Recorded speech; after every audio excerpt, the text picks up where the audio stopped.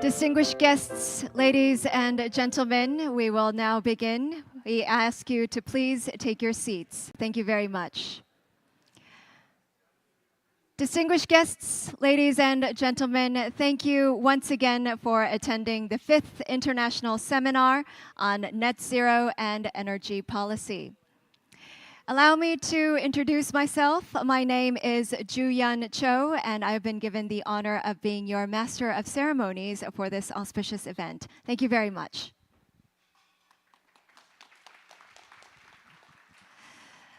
Thank you. We will be proceeding in English from now on, ladies and gentlemen. For those of you who require interpretation, please use the receivers placed on your tables. Turn to channel 1 for Korean and channel 2 for English. 네, 지금부터는 영어로 진행하도록 하겠습니다. 영어 통역이 필요하신 분들께서는 테이블 위에 놓여 있는 수신기를 활용해 주시고요. 1번 채널은 한국어, 2번 채널은 영어입니다. So now let us begin. The International Seminar on Net Zero and Energy Policy has started last year, the first seminar in April, and it is hosted or co-hosted this time by the KCCI and CAPS to promote international cooperation, especially cooperation in the Asian region. And the 5th International Seminar is expected to conclude this year-long journey that we've taken with previous seminars.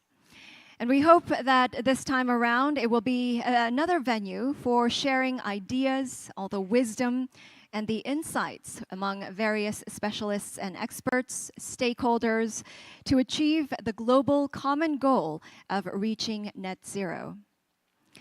So with that, let me introduce our first beginning session on day 2 of the International Seminar on Net Zero and Energy Policy. The theme for the first session will be South Korea and Global Net Zero. And I'd like to introduce our presenter for the first session, and it will be Director General An Se-chang of the Ministry of Environment of the Republic of Korea. And Director General An will be delivering a presentation on policies and strategies for net zero in Korea. Ladies and gentlemen, please welcome him with a big round of applause. 반갑습니다. 행사를 영어로 한다고 했는데 저는 한국말로 시작하게 된 거죠. 양해 부탁드리겠습니다. 저는 오늘 탄소 중립 녹색성장 국가전략 및 기본계획의 주요 내용과 또 환경부에서 하고 있는 탄소 중립과 관련된 내용들을 좀 소개하고자 합니다. 이 자리에 초청해 주신 여러분들께 관계자 여러분께 감사의 말씀드립니다. 저희 어제 IPCC 이혜성 의장님께서도 언급하신 것처럼 1.5도 상승 시점이 다가오고 있고 더 앞당겨지고 있고 또 산업화 이전 대비 지구 평균 기온이 1.09도가 상승해 있는 상황입니다. 또 우리나라에서도 대한민국에서도 작년에는 거대한 태풍으로 인해서 큰 피해가 있었고요. 그리고 올해에는 남부지방에서 가뭄 때문에 많은 분들이 고통을 겪고 있습니다. 이런 것들이 단순한 기상이변이 아니라 기후이기 때문이다라고 하는 것들을 인식하고 있습니다. 또한 산업계에서는 RE100, 탄소국경 조정제도, 미국의 IRA 법 등과 같은 전략들이 발표되면서 이 탄소 중립이라고 하는 것이 단순히 환경 문제를 넘어서서 신경제 지수로 바뀌고 있는 상황입니다. 그런 상황에서 대한민국은 탄소 중립과 관련된 정책들을 차근차근 해오고 있습니다. 이 탄소 중립과 관련된 정책의 태동이라고 할 수 있는 것이 2009년도에 녹색성장 국가전략이라는 부분이 있습니다. 2008년도에 녹색성장을 이전을 선언한 이후에 녹색성장 국가전략 및 기본계획을 수립을 했고 그의 연장선에서 14년도에는 2020년 국가온실가스 감축 목표를 최초로 수립한 바가 있습니다. 그리고 2030년 국가온실가스 감축 목표도 10년부터 수립해왔고 또 이를 달성하기 위한 기후변화 대응 기본계획이 16년과 19년도에 수립된 바가 있습니다. 이런 기후변화에 대한 대응에 있어서 하나의 새로운 전개점이 되는 것이 2020년에 2050 탄소중립 선언입니다. 세계적으로 IPCC와 유엔에서 요구한 바에 따라서 국내에서 이해관계자들이 다양한 의견을 수렴한 결과 2050년 탄소중립을 대한민국도 선언을 했고, 이 탄소중립을 이행하기 위해서 법적 기반을 만들었습니다. 그것이 기후위기 대응을 위한 탄소중립 녹색성장 기본법입니다. 이런 탄소중립 선언에 따라서 이걸 구체적으로 달성하기 위한 시나리오를 2021년도에 마련한 바가 있습니다. 두 개의 시나리오를 만들었는데, 하나는 화석연료 기반을 완전히 없앤 상태, 전면 중단한 상태에서의 탄소 중립과, 시나리오 B는 CCUS, DAC 등 탄소 제거 기술을 최대한 활용하는 방안으로 만들었고, 이런 탄소 중립이라고 하는 2050 탄소 중립이라는 연장선에서 기존의 2030년 NDC 목표를 26.3%가 아닌 40%로 대폭 상향한 바가 있습니다. 이런 탄소 중립을 이행하기 위해서 탄소 중립 기본법이 마련되어 있는데, 지금 보시는 것이 탄소 중립 기본법의 주요 골자입니다. 국가 비전은 2050년에 탄소 중립을 달성하겠다 하는 것이고, 또 환경과 경제가 조화롭게 발전하겠다는 것을 국가 비전으로 설정하고 있습니다. 이를 달성하기 위한 국가 전략과 2030년 중장기 온실가스 감축 목표를 설정하도록 규정되어 있고, 또한 이런 걸 실행하기 위해서 정부, 그러니까 국가와 지방자치단체가 모두 탄소중립 녹색성장 기본계획을 수립 이행하도록 하고 있습니다. 부문별 대책들도 이 기본법에 반영되어 있습니다. 감축, 적응, 정의로운 전환, 녹색 성장 등 4대 분야에 걸쳐서 다양한 시책들이 마련되어 있는데, 여기 감축 분야에서 보시면 기후 영향 평가, 온실가스 감축 인지 예산 제도라고 하는 것이 이 기본법을 통해서 최초로 시행되게 되었습니다. 기후변화 영향 평가는 국가나 사업자들이 일정 규모 이상의 개발 사업을 하는 경우에 그 개발 사업으로 인한 온실가스의 배출량을 평가하고 감축할 수 있는 방법, 또 적응력을 제고할 수 있는 방법들을 평가하도록 하는 제도입니다. 또한 국가 예산을 투입하는 데 있어서 국가 예산이 온실가스 감축에 얼마나 기여하는지를 평가할 수 있도록 온실가스 감축 인지 예산 제도라는 것이 도입되었습니다. 또 이 감축과 관련해서 배출권 거래 제도의 근거 법률이 여기에 들어 있습니다. 그리고 CCUS 국제 감축 사업 등 감축과 관련된 다양한 시책들이 포함되어 있습니다. 또한 적응과 관련해서도 모니터링 예측, 적응 대책의 수립 등에 규정되어 있습니다. 또 정의로운 전환과 관련된 규정들도 들어 있습니다. 사회 안전망 구축과 정의로운 전환 특별지구의 설정 등과 관련된 내용이 있고요. 또한 이 탄소 중립을 또 환경과 경제의 조화로운 발전을 활용하기 위한 녹색 성장의 개념도 반영되어 있습니다. 녹색 경제, 녹색 산업, 녹색 경영, 녹색 기술 등 다양한 분야에서의 발전을 위한 시책들이 마련되어 있습니다. 이런 것들을 구체적으로 이행하기 위해서 지자체 차원에서 역량 강화를 위한 탄소중립 지원센터 같은 기반 제도도 있고, 또한 앞에서 말씀드렸던 다양한 시책들을 추진하기 위한 재원을 구성하는 기후 대응 기금이라는 것도 마련되어 있습니다. 이 탄소중립 기본법에 따라서 앞에 말씀드린 국가 비전 전략 등을 수립하도록 되어 있습니다. 그것이 지난달, 그러니까 원래 3월 말까지 그걸 수립하도록 되어 있습니다. 거기에 수립하도록 한 내용들이 국가 전략, 중장기 감축 목표, 기본 계획입니다. 국가 전략, 기본 계획은 보시는 것처럼 20년을 계획 기간으로 하는 것입니다. 23년부터 42년까지 계획 기간으로 해서 5년마다 수립 시행하도록 하고 있습니다.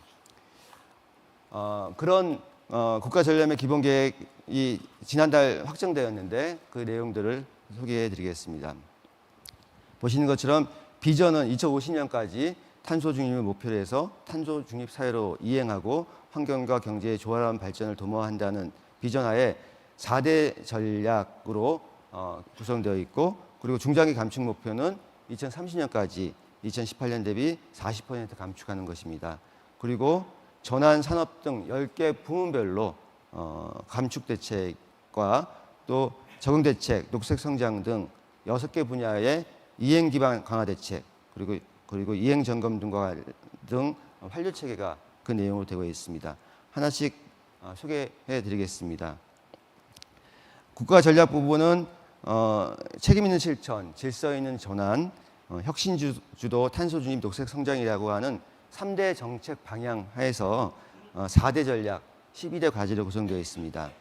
책임감 있는 탄소 중립, 혁신적인 탄소 중립 녹색 성장, 함께하는 탄소 중립, 능동적인 탄소 중립이라고 하는 4대 전략 하에 원전 신재생 에너지 등 무탄소전을 최대한 활용하여 온실가스 감축하는 등의 대책 등 12개 과제로 이루어져 있습니다. 지난달 발표했을 때 가장 국내외에서 관심을 표명한 부분이 중장기 감축 목표입니다. 모두에 설명드린 것처럼 2021년도에 2030년까지 40% 감축 목표를 이미 선언했는데 이 새로운 법에 따라서 연도별 2030년까지 연도별 부문별 감축 목표를 설정해야 하는 상황이었습니다. 아마도 연도별 부문별로 감축 목표를 구체적으로 이렇게 제시하는 국가들은 사례가 많지 않은 것으로 알고 있습니다. 가운데 부분이 2021년 10월 달에 했던 2030 NDC 목표인데 이 부분에서 전환, 산업, 수소, CCUS, 국제 감축 등 부분에서 일부 조정이 있었습니다. 보시는 것처럼 전환 부분은 44.4% 감축 목표를 45.9%로 상향하였고 산업 부분은 일부 현실적인 여건을 고려해서 14.5%의 감축 목표를 11.4%로 조정하였습니다. 그리고 국제 감축 부분을 일부 상향하였습니다. 이런 감축 목표 조정에 따라서 연도별 그리고 부문별로 감축 목표를 설정하였습니다. 지금 보시는 것처럼 전환, 산업, 건물, 수송 등 10개 부문별로 연도별 감축 목표를 제시했고 이 감축 목표는 매년 뒤에도 말씀드리겠지만 매년 이행평가라는 과정을 통해서 이 달성 여부를 평가하게 되는 것이고 이 특별히 전환과 산업 부분은 우리나라 대한민국이 배출권 거래 제도를 운영하고 있습니다. 배출권 거래 제도에서 연도별 할당하는 그 근거가 되는 그런 배출 목표가 되겠습니다. 이런 감축 목표를 달성하기 위해서 국가 기본 계획이 달성 수단들을 기술하고 있습니다. 분별 감축 목표 달성을 위해서 전환, 산업, 건물 등 10개 부분에 대한 구체적인 계획들을 담고 있습니다. 전환 부분에서는 기발표했던 석탄 발전의 감축 로드맵을 그대로 이행하고 원전과 재생에너지를 조화롭게 활용함과 동시에 수요 효율화 방안 등을 담고 있습니다. 산업 부분에서는 배출권 거래 제도를 고도화해서 기업들이 온실가스 감축할 경우에 더 많은 인센티브를 얻을 수 있도록 하는 제도가 반영되어 있고 건물 부분에서는 신규 건축물에 대해서는 제로 에너지 건축물을 확대하고 기축 건물에 대해서는 그린 리모델링을 활성화하는 내용입니다. 수송 분야에서는 무공해차 보급이 가장 큰 수단인데 2030년까지 450만 대의 무공해차 보급 계획을 가지고 있습니다. 이 계획이 실현되면 2030년도에 판매되는 신차의 45% 이상이 무공해차가 되는 그런 로드맵이 되겠습니다. 그리고 농축산 쪽에서도 저탄소 농업 구조의 전환, 어선 시설 등의 저탄소화 등의 대책, 그리고 폐기물 분야, 수소 분야 등이 반영되어 있습니다. 또한 이 감축만 저희가 관련되어 있는 것이 아니라 기후 적응, 녹색 성장, 정의로운 전환, 그리고 국제 협력 등과 관련된 이행 기반, 이런 감축과 적응과 관련된 이행 기반들도 마련되어 있습니다. 녹색 성장과 관련돼서 보시면 한국형 100대 핵심 기술을 선정해서 중점적으로 육성할 계획입니다. 또 기후 대응 기금과 정책금의 역할을 활용해서 녹색 성장에 기여할 수 있는 방향으로 우리 국가 기본 계획을 운영할 예정으로 있습니다. 그리고 이런 산업의 전환과 관련해서 불가피하게 발생할 수 있는 고용 안전 등을 위해서 고용 안정 지원 등에 관한 법률을 지금 제정하고 있습니다. 또한 정의로운 전환 특별지구를 지정해서 그런 산업 전환에 따라서 영향을 받는 기업이나 노동자에 대한 교육이나 교육 훈련 그리고 산업 전환 등을 지원하고 있습니다. 또한 이런 대한민국이 하고 있는 탄소중립 녹색성장 기본 계획의 가장 중요한 파트너가 지역입니다. 그래서 지자체가 스스로 국가 기본 계획을 참고해서 지자체 단위에서 기본 계획을 수립하도록 하고 있습니다. 지역 단위에서 지자체 계획이 원활히 지원될 수 있도록 탄소중립 지원센터라고 하는 별도의 지원 기구를 만들었습니다. 2027년까지 100개소를 만들어서 지역이 주도해서 온실가스 감축과 또 적응 대책이 이루어질 수 있도록 할 예정입니다. 그리고 이러한 계획들이 단순히 계획으로 끝나는 것이 아니라 제대로 이행되는지를 평가할 수 있도록 탄소중립 녹색성장위원회를 중심으로 해서 중앙 지자체의 간 상설협의체가 출범되어 있습니다. 그래서 정례적인 회의를 통해서 이 정책 시행 과정에서의 애로사항을 발굴하고 애로사항을 조속히 해결하는 등의 형태로 해서 이 기본 계획이 제대로 작동할 수 있도록 노력하고 있습니다. 또한 우리 탄소중립 녹색성장 기본법에서 아주 중요하게 반영되고 있는 것이 평가입니다. 이행 점검과 관련된 것인데 기본 계획에 따른 각 부처별 지자체의 활동 사항 등을 실제 온실가스 감축 목표 이행 여부와 결부시켜서 평가하도록 하고 있습니다. 이 평가 결과는 녹색성장위원회 심의를 거쳐서 국회에 보고하고 국민에게 보고하도록 그렇게 되어 있습니다. 저희는 이 이행 점검 과정에서 이해관계자의 참여를 최대한 높이겠다는 약속을 한 바가 있습니다. 이행 점검을 토대로 해서 기존 목표들을 또 보완 발전시킬 수 있는 그래서 계속해서 이 이행 계획이 수정 보완될 수 있도록 하는 그런 체계를 만들었습니다. 이런 계획을 이행하기 위해서 27년까지 89조 9조 원 정도의 예산을 투입할 예정입니다.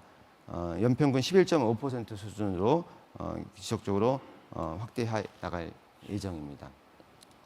지금까지는 탄소중립 녹색성장 기본계획의 주요 골자를 말씀드렸고 이런 계획을 구체적으로 이행 80여 개가 되는 과제가 있는데 이 과제들을 다 모두 관계 부처에서 세부 이행 계획을 수립하고 있습니다. 그중에서 환경부가 맡고 있는 정책들 일부를 소개하고자 합니다. 배출권 거래 제도가 우리나라 온실가스 배출량의 75% 이상을 차지하는 주요한 감축 수단입니다. 이 배출권 거래 제도를 통해서 시장에서 비용 효과적으로 온실가스가 감축될 수 있도록 배출권 거래 제도를 설계해 나갈 예정입니다.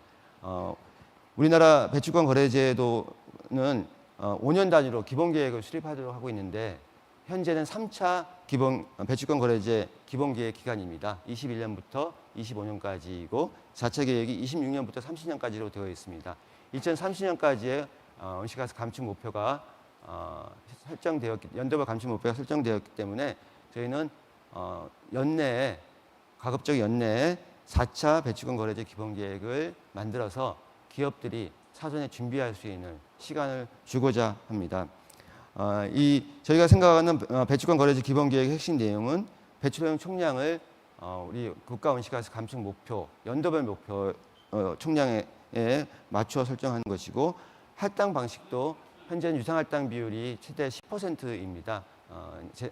발전 부분이 10%인데 이 유상 할당 비율을 단계적으로 확대해 나갈 것입니다. 4차 계획 기간 내뿐만 아니라 5차 계획 기간까지 좀 장기적인 유상할당 비율의 상향 로드맵도 발표해서 기업들이 사전에 준비할 수 있도록 할 예정입니다. 또한 벤치마크 할당 비중을 현재 수준보다 높은 75% 이상으로 확대해서 온실가스 감축 효율이 높은 기업이 더 유리한 방향으로 개선해 나가고자 합니다. 또한 유연성을 제고하는 부분, 또 시장 기능을 활성화하는 부분도 준비하고 있습니다.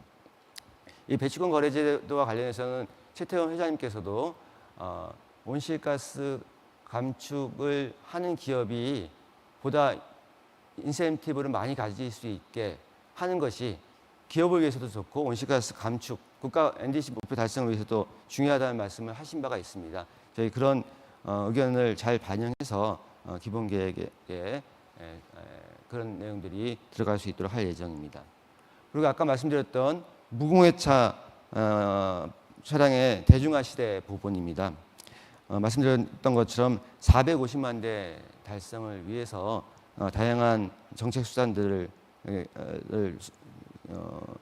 보다 가속화할 예정입니다. 보조금 지원 체계를 개편하고 또 지원 물량도 계속해서 확대해 나갈 예정이고, 또한 그 수소차, 전기차의 충전 인프라 구축도 적극적으로 해 나갈 예정입니다. 그리고 내연기관차의 질서 있는 퇴장을 위해서 연내에 내연차 그 감축과 관련된 로드맵도 수립해 나갈 예정입니다. 자원순환 사회로의 전환, 이 부분도 우리 정부가 적극적으로 추진하고 있는 상황입니다. 순환경제법이라고 하는 것이 환경부에 있는데, 이 순환경제법을 통해서 일회용품을 원천적으로 감량하고 또 폐자원을 재사용할 수 있는 그런 체제를 구축해 나가고자 합니다. 또한 저탄소 녹색 경제의 전환을 위한 기반도 구축해 나갑니다. ESG 경영 차원에서 많은 기업들이 기존에 하던 것보다 더 적극적으로 온실가스 감축을 하고 있습니다. 그런 기업들이 하는 과정에서 어려움을 해소할 수 있도록 정부가 컨설팅 등 적극적 지원을 할 예정입니다. 또한 이런 것들이 민간에서 금융을 통해서 이루어질 수 있도록 녹색 금융도 활성화하고자 합니다. 또한 이 과정에서 발전된 녹색 산업들을 해외에 수출하는 그런 역할도 계속해서 할 예정입니다. 대한민국은 온실가스 감축과 관련해서 약속한 부분들을 보다 과학적이고 실용적인 방식으로 설계해서 실제 감축이 제대로 이루어질 수 있도록, 그래서 국제사회에 약속한 부분들이 이행될 수 있도록 항상 노력한다는 것을 대사님들도 나와 계셨기 때문에 다시 한번 강조해서 말씀드리고, 저희는 그런 과정에서 축적한 경험, 기술들은 개도국에 저희가 유무형의 원조 방식으로 해서 잘 지원해 나갈 수 있도록 할 예정입니다. 이를 통해서 국제적인 온실가스 감축에도 기여하고자 합니다. 예, 이상으로 발표를 마치겠습니다. 감사합니다. Director General An, we kindly ask you to please, okay, thank you very much. Thank you. Now, ladies and gentlemen, please give him another big round of applause. Thank you. I believe that was a great opportunity for us to hear about how the Korean government is going towards our reduction targets and ultimately on how to achieve net zero. And now let's move on to our panel discussion, ladies and gentlemen. Our theme will be South Korea and global net zero. With that, I would like to introduce our panel discussants. First of all, Her Excellency Maria Castillo Fernandez, the EU Ambassador to the Republic of Korea. Thank you very much. And thank you. And Her Excellency Catherine Jane Raper, Australian Ambassador to the Republic of Korea, will also be joining. Thank you very much. And as they make their way up onto the stage, please welcome them with a big round of applause. Thank you very much. His Excellency Alfredo Carlos Basco, the Argentine Ambassador to the Republic of Korea. Thank you very much for joining us. Honorable Mr. Shin Kyung-nam, the Assistant Director General of the GGGI, will join us. Thank you very much. And And our discussion will be moderated by Professor Jung So-yong of Korea University. Thank you very much, our moderator. And of course, our presentation speaker, Director General An Se-chang of the Ministry of Environment, will join us for the discussion. Thank you. It seems that our panelists are all ready. Please use the microphones that are placed right next to you. And if you're ready, Mr. Moderator, I will now hand over the microphone to our moderator. The floor is yours. Good morning. As introduced, my name is Jung So-yong from Korea University here in Seoul, Korea. Welcome to this wonderful seminar. I was here yesterday as well, and then I met a lot of people coming to see the wonderful speeches by the distinguished speakers. And I thought that maybe partly because there were so much high-level people. Of course, we do have many high-level people here today, but yesterday we had Prime Minister and others. Maybe that was why. But actually, I just found that actually the theme and the topic that we are discussing today is very important. That's why all of us are here, even from the very early morning in this place. So net zero has become net zero, and then carbon neutrality has become keywords at this time. Not only in terms of the regulating the people's behaviors. This theme of the net zero and the carbon neutrality has become a foundation for us to explore the better life for us. So this is something that I usually ask the people whenever I meet inside and outside Korea. So is there anybody who doesn't like to grow your economy by 10% a year? Anybody doesn't like it? Raise your hands. Do you like it? Of course, right? 10% growth, right? All the ambassadors will like it, right? However, have you thought about it? In order to do that, as Korea did before, you cannot sleep. It's a painful process, actually. Have you thought about it? Yeah, but still, big achievement. Big, achievements can actually, give us better benefits. That's why we are ready to do so.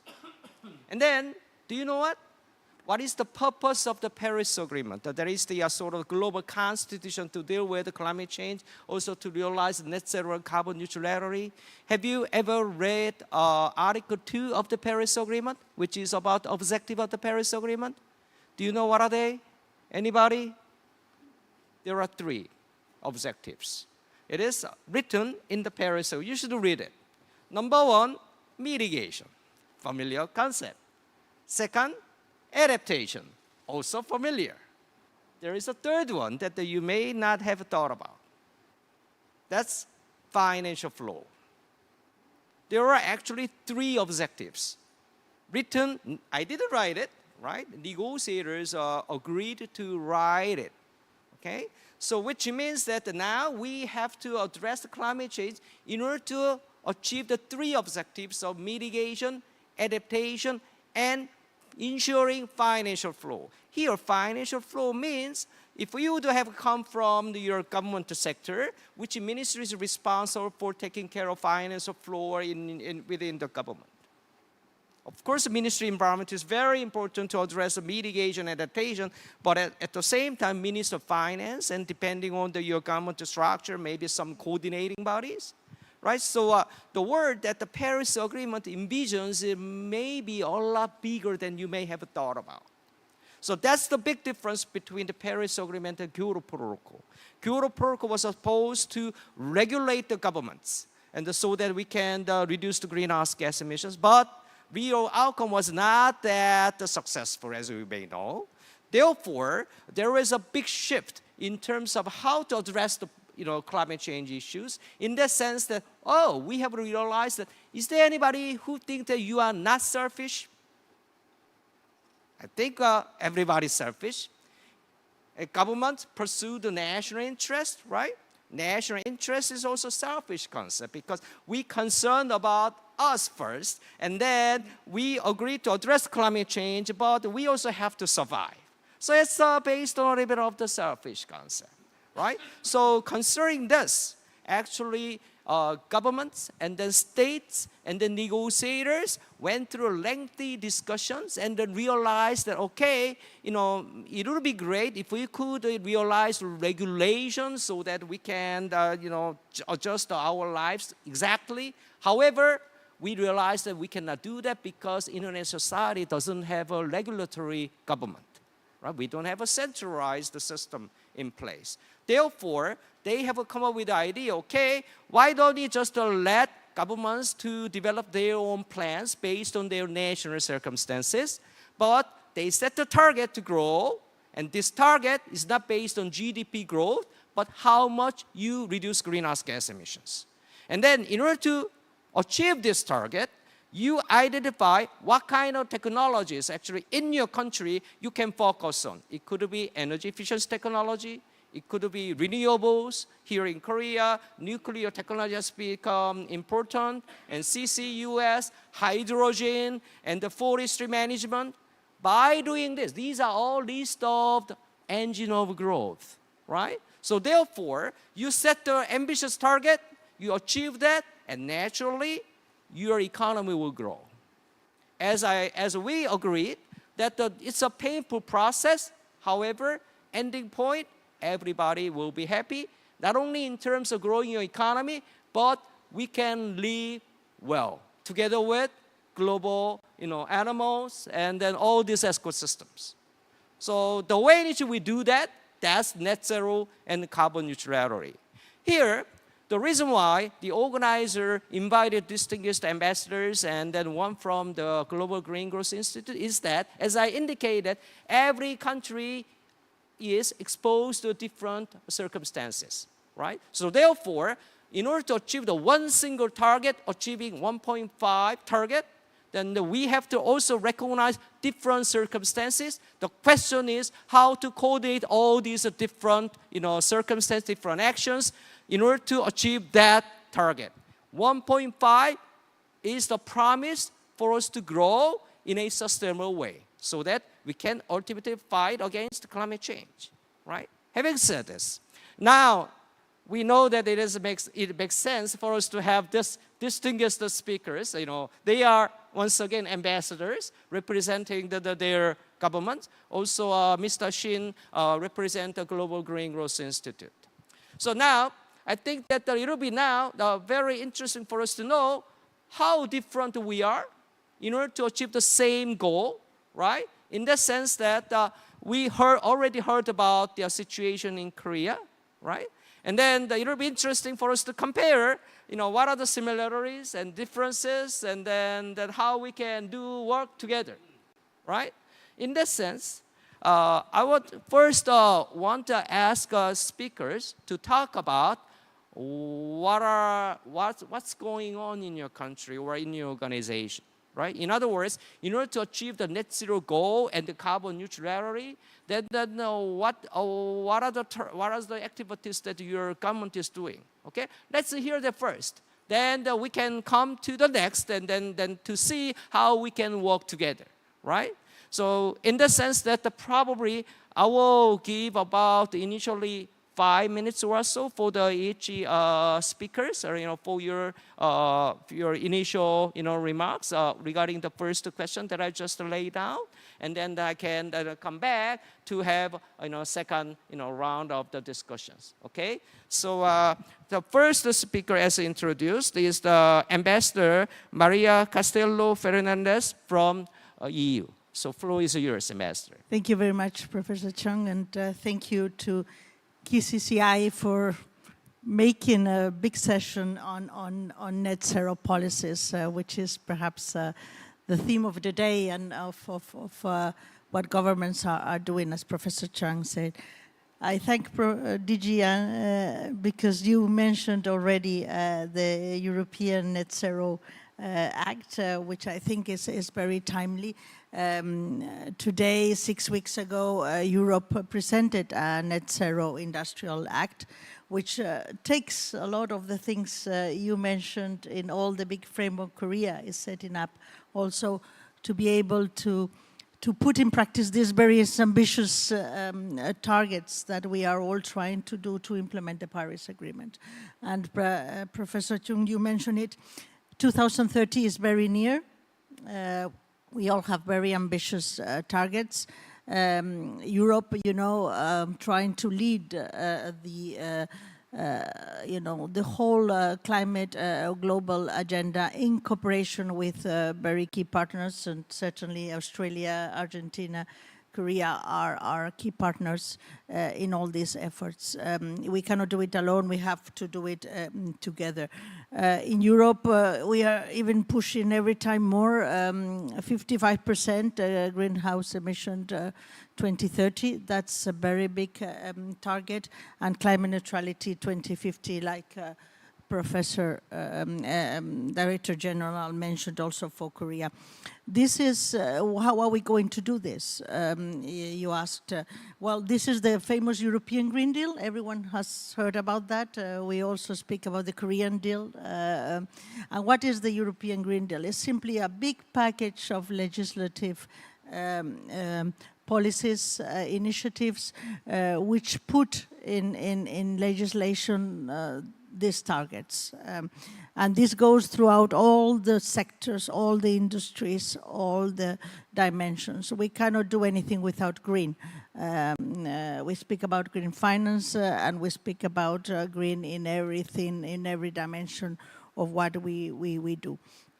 Very important is that we cannot do this alone. We have to rely on industry. And I think that industry, and that's why I imagine KCCI is leading this discussion here today. You are the accelerator, the enabler for change and for innovation and growth. And with industry, we also have to take care of SMEs. Don't forget SMEs, they really play an enormous role in this green transition. Dear friends, we had the COVID-19 pandemic. In Europe, we had a big energy crisis that was driven by Russia's illegal invasion of Ukraine. And that has accelerated a very important element, the dependencies on imports. And I think that are very clearly linked to net zero technologies.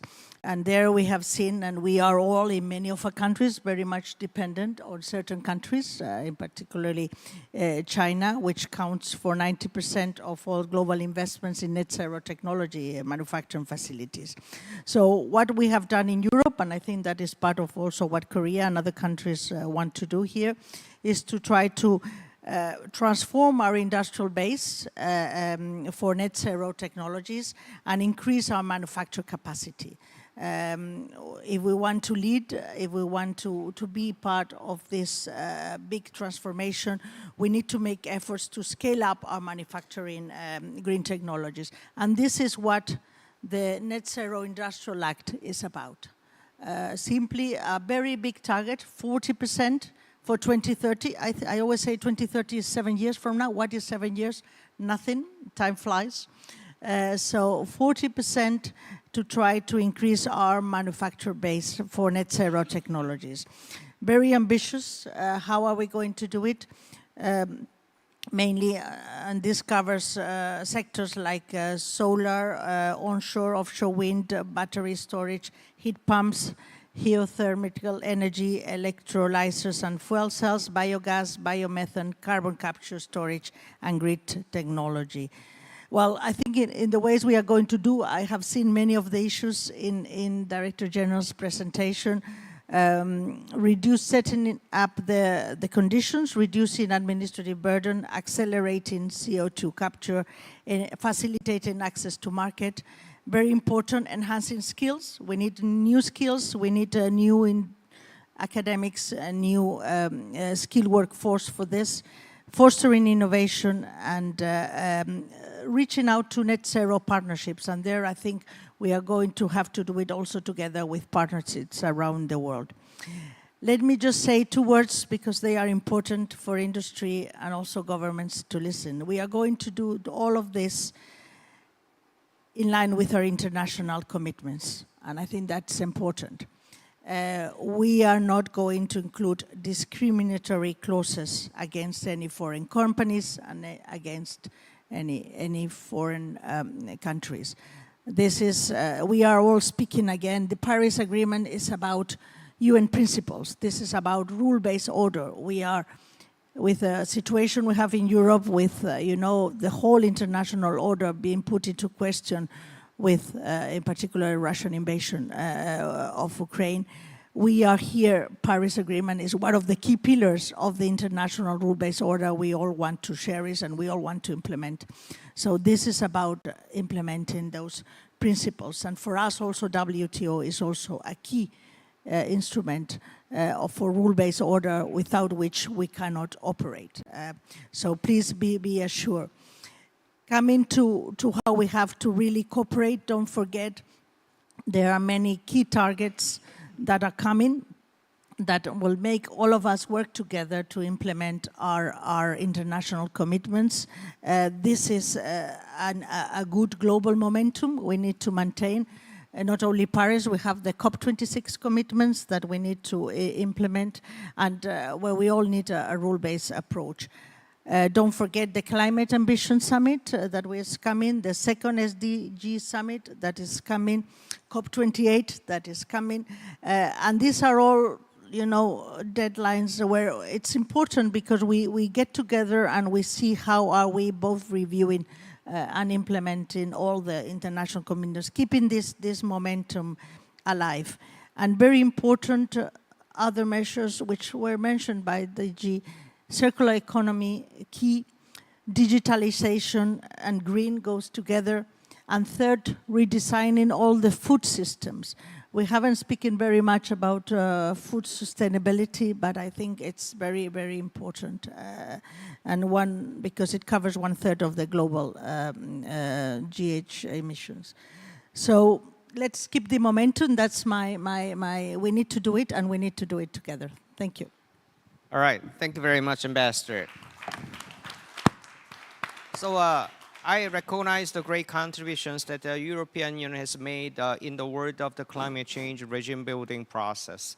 European Union, as she said, that as a global leader, what they are supposed to do is not only for themselves, also they always think about how they can actually work together with other countries, other stakeholders at the international level.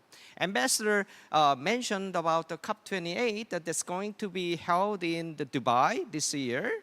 You'd better book your flights right now because it's going to be the first global stock-taking meeting called, which means that this is the first official reviewing process by the member countries of the UNFCCC. So different, achievements can be assessed at the international level together so that we will know whether or not how much we can further accelerate our efforts. So rule-based, and then the European Union's feature is that they used to introduce the various legislation at the European level that immediately create a sort of legal impact with the member countries because of the unique characteristics of the European Union. And then not only climate, because climate regime has become so much wide and big, and so we need to also include some other related issues. She mentioned about the trade and also circular economy.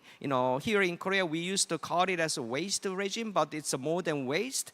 And then biodiversity regime is actually booming up these days as well. And the food system, also very important. Whether or not we need to become the vegetarian in order to protect the climate, or is it all right for us to enjoy the beef? That can be one of the very challenging questions upcoming future. So anyway, Ambassador, thank you very much. Now, I'd like to visit different world in Latin America. Ambassador Alfredo Carlos Pasco from Argentina. Floor is yours. Hello. Thank you, moderator, Professor Sun Young-chun. Thank you very much for the organizers to give us the opportunity to be here, the KCCI. Really, it's very important, this event. And I will start with something that everybody knows. climate change is really one of the big and important problems of the universe. And to be honest, I think we are not performing very well to achieve solutions. And I hope COP28 will bring, as the moderator said, one of the third objective of the Paris Agreement, the financing, which will be important to really solve and achieve our targets. I will briefly explain what Argentina is trying to do in order to achieve the net zero policy. The Ministry of Environment and Sustainable Development is the enforced authority to take charge of this matter. In December 2019, Argentina passed a national law on adaptation and mitigation on climate change. This law set up the National Climate Change Cabinet as the governance body to design adaptation and mitigation policies. Through this national cabinet that built and shared the vision for the target of the country by 2030, we set an ambition achievement a target to achieve to reduce emissions on the 27.7% and not exceed of net emissions of 349 million tons of carbon dioxide equivalent in 2030. All this is within and aligned with the Paris Agreement, keeping the global average temperature increase well below 2 degrees. We have, in order to achieve these goals, we have designed some strategies. Among them, transforming the energy sector and get more balanced and clean energy matrix through the supply system and the uses of the energy. Transforming the forest and the food sustainability systems. Transforming the transport system. The industry production system also has to be transformed. And the urban planification also have to be transformed. So I believe that Argentina is working hard in getting these achievements and get the target by 2030, which is, as Maria says, is very, very close. 7 years is nothing. And also I agree that this is something that no country can do this alone. We have to have a universal policy to achieve our targets. So this is briefly what I have to say. Thank you. Thank you, Ambassador.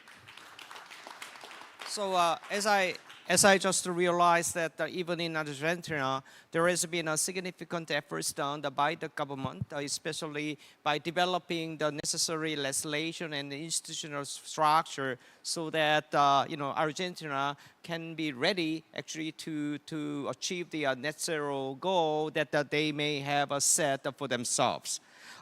So it's always important for us to set up good regulatory systems. But here, the term regulatory system doesn't necessarily mean that penalizing legally binding rule, right?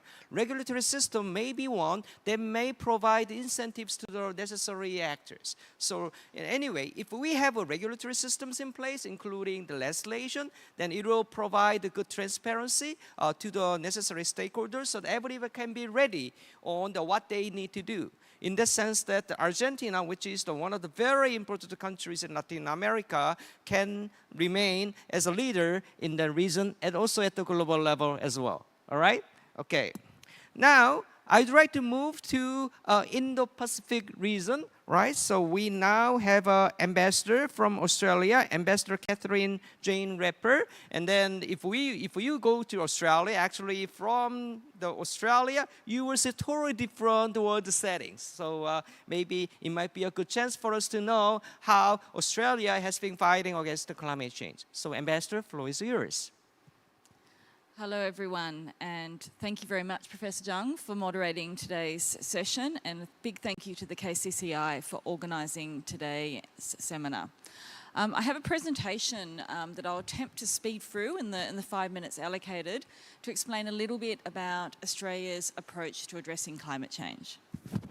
So to set the scene, Australia, like the rest of the world, is feeling the effects of climate change. So our climate has warmed by an average of 1.47 degrees. There's been an increased frequency of extreme heat and wildfires, or as we call them in Australia, bushfires. Rainfall has decreased by 10% in southeastern Australia and by 15% in southwestern Australia since the 1970s in the colder winter months. And we've also unfortunately seen mass coral bleaching events that are occurring more frequently. So Australia recognises very much the urgency of the climate crisis, and we're taking strong action to decarbonise our economy and working with other countries to scale up global action. So recognising the importance of the need for everyone to take ambitious action, the Australian government submitted an updated NDC in June 2022, and this was one of the first actions of our government that took office last May. This NDC strengthens our 2030 target to 43% below 2005 levels and reaffirms our net zero emissions by 2050 target. And in September 2022, the Australian government passed the Climate Change Act, which enshrined these targets in legislation in Australia and thus provided policy and investment certainty. Australia has thus joined many others who have increased their 2030 targets, but the science is clear that we need more ambition and that rapid implementation is needed. So in Australia, we are implementing a comprehensive suite of new policies to drive the transition to net zero, and these cover every sector of the Australian economy. I will talk through the three main aspects of this in a moment, but in short, first, it's about converting our electricity from coal and gas to renewables. Secondly, electrifying our electric fleet. And thirdly, reducing emissions from our largest emitters via what we call the safeguard mechanism. So just to look at Australia's electricity generation fuel mix, as you can see from the chart, renewable sources now contribute around 30% of Australia's total electricity generation. This is the highest share of total generation on record and compares to less than 8% in 2000 to 2001. As you can see in the chart, the share of electricity generation coming from coal has fallen from greater than 80% at the beginning of this century to just over 50% in 2021. So we are transforming Australia's electricity supply to run mainly on renewables. And our plan will see the portion of renewable energy in our national electricity market increase to 82% by 2030.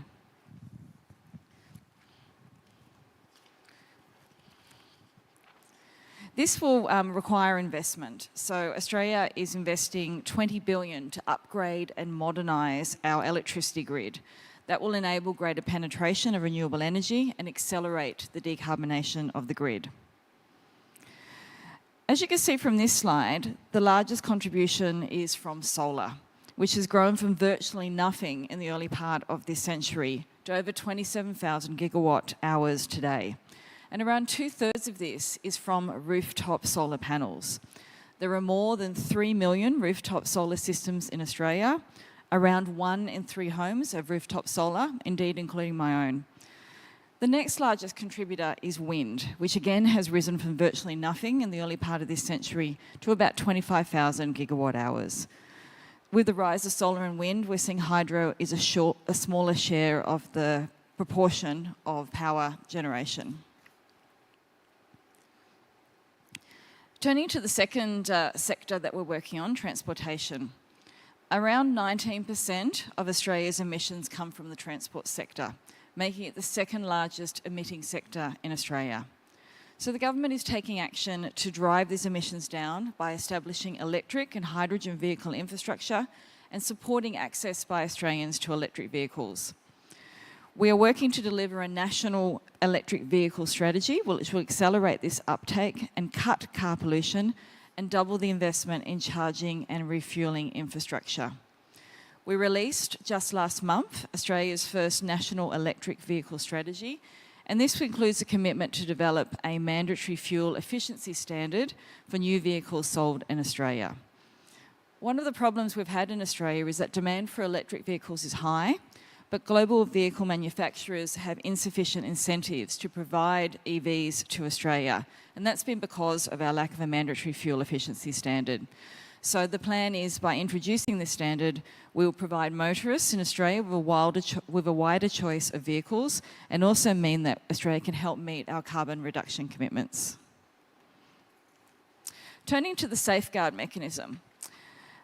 This is a commitment by the Australian government to support the development of new zero and low emissions industries and the decarbonisation of our traditional industries. So we've reformed the safeguard mechanism to reduce emissions from Australia's largest industrial emitters and strengthen their competitiveness in a decarbonising global economy. As you'll see on the slide, the safeguard mechanism covers 215 facilities in Australia with more than 100,000 tonnes of emissions. And these facilities contributed around 28% of Australia's emissions in 2021-22. So we expect the safeguard mechanism to play a really important part in helping to drive Australia's industrial sector towards net zero. It's true, nonetheless, that Australia and the world still have a long way to go. The chart on the left shows the global energy consumption by fuel type since the release of Al Gore's famous movie about climate change, An Inconvenient Truth. So in 16 years, the share of the world's energy coming from fossil fuels has barely changed and remains above 80%. So it's no surprise that, as shown in the chart on the right, the world's emissions have increased since 2006. Of course, not every country in the world has the same renewable energy potential as countries like Australia. Many countries, like the Republic of Korea, lack the sun, wind and land needed for large-scale domestic production of renewable energy that's needed to displace a significant amount of fossil energy. That's why Australia recognises that we have a role in being part of the global solution. The main work needs to be done by shifting our sources of energy from fossil fuels to non-fossil sources. In Australia, we also have an excess of sun and wind and the potential for large-scale CCS. So we have the potential to generate low emissions energy far in excess of our needs. And that means that some other countries, such as Korea, have the potential to work with us as a partner to receive some of that excess energy. And that's where elements such as hydrogen come in. It's a way of getting low emissions energy from one place to another. So from a place that has an excess like Australia to a country that needs to import it like Korea. And because Australia is fortunate to have several competitive advantages, that explains why we're leading the way to produce green hydrogen on a global scale. So as you can see in the chart, we have a huge area that's highly prospective for renewable hydrogen production. We also have a very reliable reputation as a global energy exporter with high quality export infrastructure. So we're confident that with these strong natural attributes and our infrastructure and reputation, we'll be able to make a very genuine contribution to working with countries like the Republic of Korea to meet the climate change challenge. And I think that brings me to the end of my presentation. So I will say thank you for listening and hand back to our moderator. Thank you. Thank you, Ambassador. So before moving to an intergovernmental organization that is a GGGI, did you find some similarities and differences among the four actually different countries? Korea, EU is not a country, but composed of the 27 countries, but EU plays as like an important actor in the United Nations, and Argentina and Australia. Did you see some similarities? Where do those similarities come from? Have you ever thought about it? There are people who are working on the business in the business area, and then you are looking at the global market. So where can you find the similarities? The question lies in the Paris Agreement.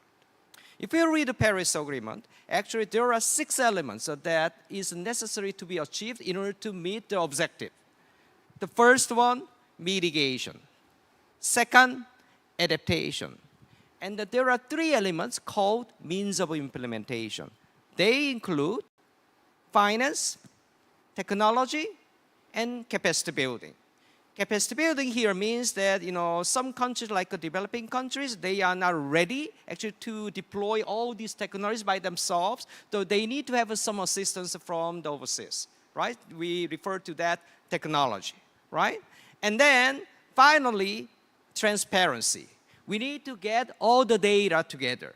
And then we need to share that and assess that whether or not we can know that whether or not we have been achieved the objectives or not. And to do so, we need to meet together. That's global stock taking. So in addition to global stock taking, there are 6 elements. All the presentations are about how different countries have developed their national plans considering these 6 elements. Why they consider these 6 elements? Because they need to submit their BTO, that is the name of the report that every country needs to submit in every 2 years to the UN. Okay? There is a very, one single formula that every country needs to follow. So if you are in the business, if you are in a country to do something on climate, take a look at NDCs of all the countries. Everything is available in the UNFCCC, and the rules are available, as I briefly introduced. To do so, not only countries are necessary or sufficient actually to achieve all these objectives. We need to have other stakeholders as well.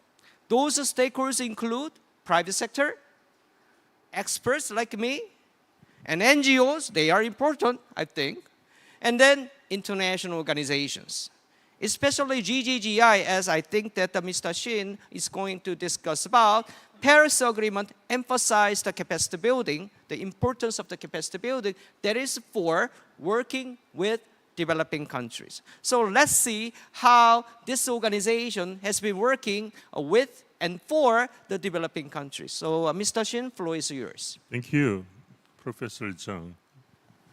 Great to see all of you, especially President Woo Tae-hee, and then also other colleagues from KCCI. This is a great time for us to make a presentation for all of us. Also, I'm very happy to see my friends, also ambassador here. So, some people know, GGI, what is this? Maybe we can say that we are sister of GCF, Green Climate Fund. Was established 12 years ago, and then we are working very closely. And this is like an intergovernment international organization. If you see here, a treaty-based international organization. Our headquarters in Seoul, Korea, and currently we are working with 65 countries. And then we have now 45, going to 46 member countries. Other 20 countries stand by to be our member. And then currently we have 660 people working expert group, different sector specialists. Our vision is very simple: help our international global community achieve net zero. How? Using our resources and then funded by our donor country. Many EU country, and Australia is also very important, our donor country, and Korea. A lot of New Zealand, their fund will use to support our partner countries. And then how? Our team, our overseas offices currently embedded in very important government ministries, Ministry of Environment of Philippines, Ministry of Energy in Colombia, and all our office is currently embedded in our important key stakeholders. And then we are working as an honest broker and project developer. So one of the questions is our effort to support global community for achieving net zero. I can explain only one slide, fair enough.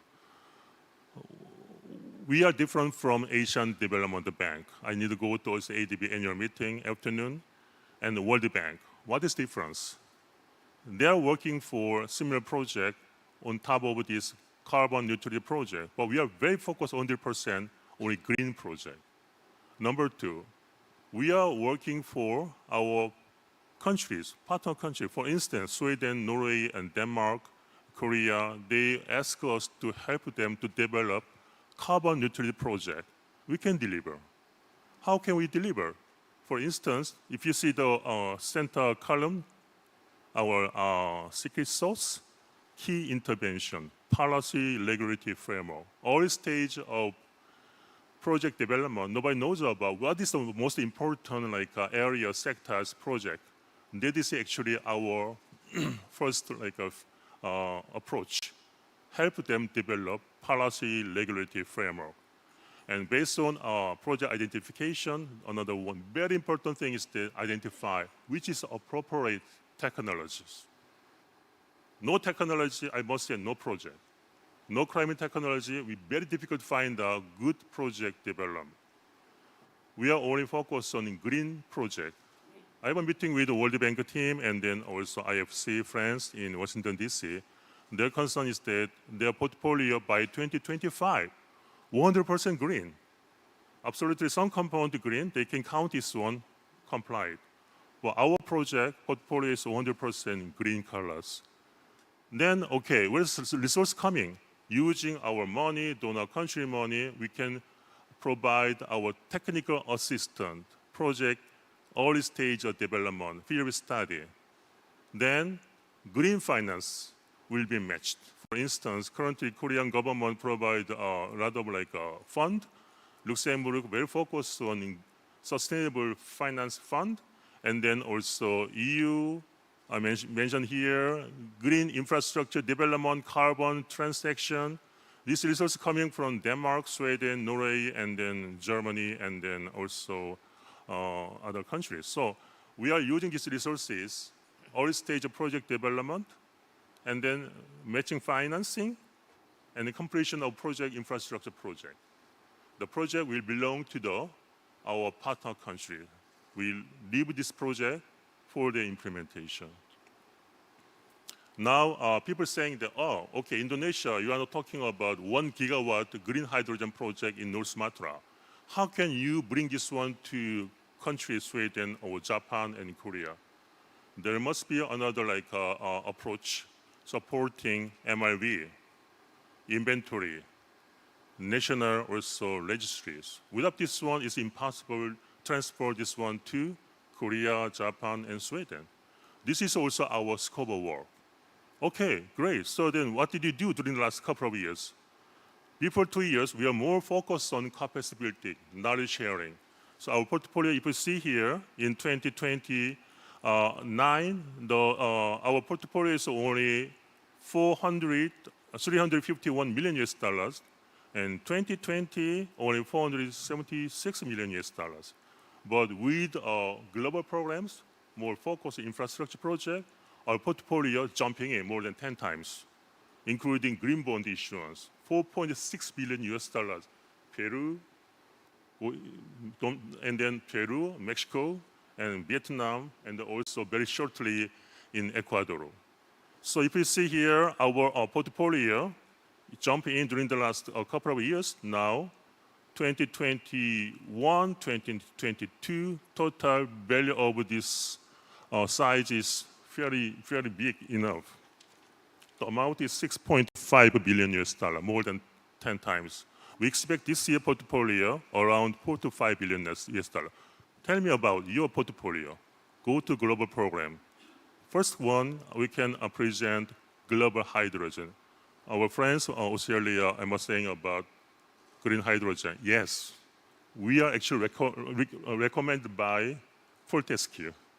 The CEO came to our office, asked for our support. This is first why I started working on green hydrogen project, green ammonia project, North Sumatra, 2 years ago. Now the size is 1 gigawatt, 10 megawatt pilot project we'll expect next year, funded by Multi-Ministry of Energy of Korean government. And 1 gigawatt the year after next, we expect more investor. A lot of core, they really want to join us. But this is only first project, very solid project, followed by India, green hydrogen, Nepal, Morocco, and going to be now Vietnam.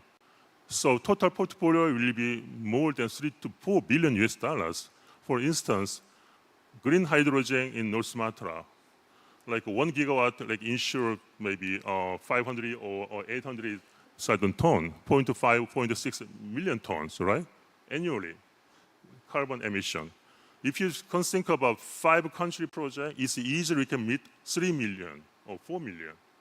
What does 4 million means? For instance, Korea government want to reduce like ITMO, overseas carbon reduction, 35.5 million ton annual basis by 2030. It's more than 10%, even one program, global program, green hydrogen. If we talk about methane flaring initiative, I think you know methane flaring initiative, COP26, led by EU, led by US government, saying that methane is one of the serious issues, and more than 1% of total methane, so 45% like total methane reduction emission coming from the participating country, 111 countries.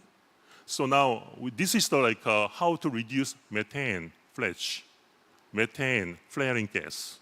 So with this initiative, Nigeria joining us, our new member, and Kazakhstan joining us, our new member. Ecuador expressed huge interest. My friends, also Ecuador ambassador, we are now working on this one very shortly. And also Angola, Turkmenistan, and Indonesia expressed huge interest. One project, $30 million. If you Ecuador needs 3 projects easily, $100 million. 6 countries means easily $1 billion project. So this is another huge potential areas for methane reduction project. If you say flaring solar, India, Madhya Pradesh, 600 megawatt, bidding out, finish. This is first our flagship project, India, now followed by other country. Colombia, 1 gigawatt, Colombia. This is also a very close bidding process. Dominican Republic, 1 to similar project, plus. Low carbon, thank you very much for EU country, German government. EK program, we are now expect to use 1.18 million euro to support low carbon project India, Thailand, Indonesia, Vietnam, and Cambodia. And then also another low carbon transport. Mexico is one of our target countries, Zebra project in Mexico City. And then they actually 160 green electric car will be procured by early next year. And Ecuador again, we are also working on transport project in Ecuador. 6,000 buses will be replaced by electric. This is as we are working on this project. And Rwanda, we just starting now with the Korean government money, KSP, knowledge sharing program. And then they're very keen transfer also ITMO project to Korea. Great. Sri Lanka, GEF8, we already started. Vietnam, marine transport project. If you see the bio-CND, thank you very much, Danish government. They are funded by Danish government. We are developed very solid project India, Indonesia, Thailand. What about green bond? I mentioned already. Peru is the first one, followed by Mexico, Vietnam, Cambodia with the Asian Development Bank. Total amount $4.6 billion. And then last week we saw we achieved amazing thing, flagship. FIRA, F-I-R-L. This agriculture related trust fund, $165 million, the first residence bond in the world in Mexico. We expect another one, a similar project in Ecuador again, $200 million green bond, plus. So this is what we are doing for. And on top of this policy regulatory framework, we are really taking the real action. If you see all the global program, total portfolio will be reach almost $10 billion. Then, how about Korea? How can support Korea? Yes, I can be short. That's for the next, all right? Next, sorry, Right. yeah, okay. Right, thank you. You can come back to this issue later. So we just heard what GGI has been doing. Actually, it's a young organization having the history of just slightly more than 10 years. But as you may have found that it has expanded its activities with many countries, and that they are maintaining many offices in many countries as well, hiring international staffs. And that how come it is possible simply because they well understand the Paris Agreement regime. And then if you once again, if you understand the Paris Agreement, set the ambitious target, and you will only create opportunities. Do you agree with me? Do you think that, oh, working on climate will give us a sort of benefits instead of the costs? Is that something that we are sharing here in this floor? So here, we see that different approaches by the different countries, and then international organizations are available actually to support necessary assistances to the necessary countries, right? And then next question is that, is it all? It's enough?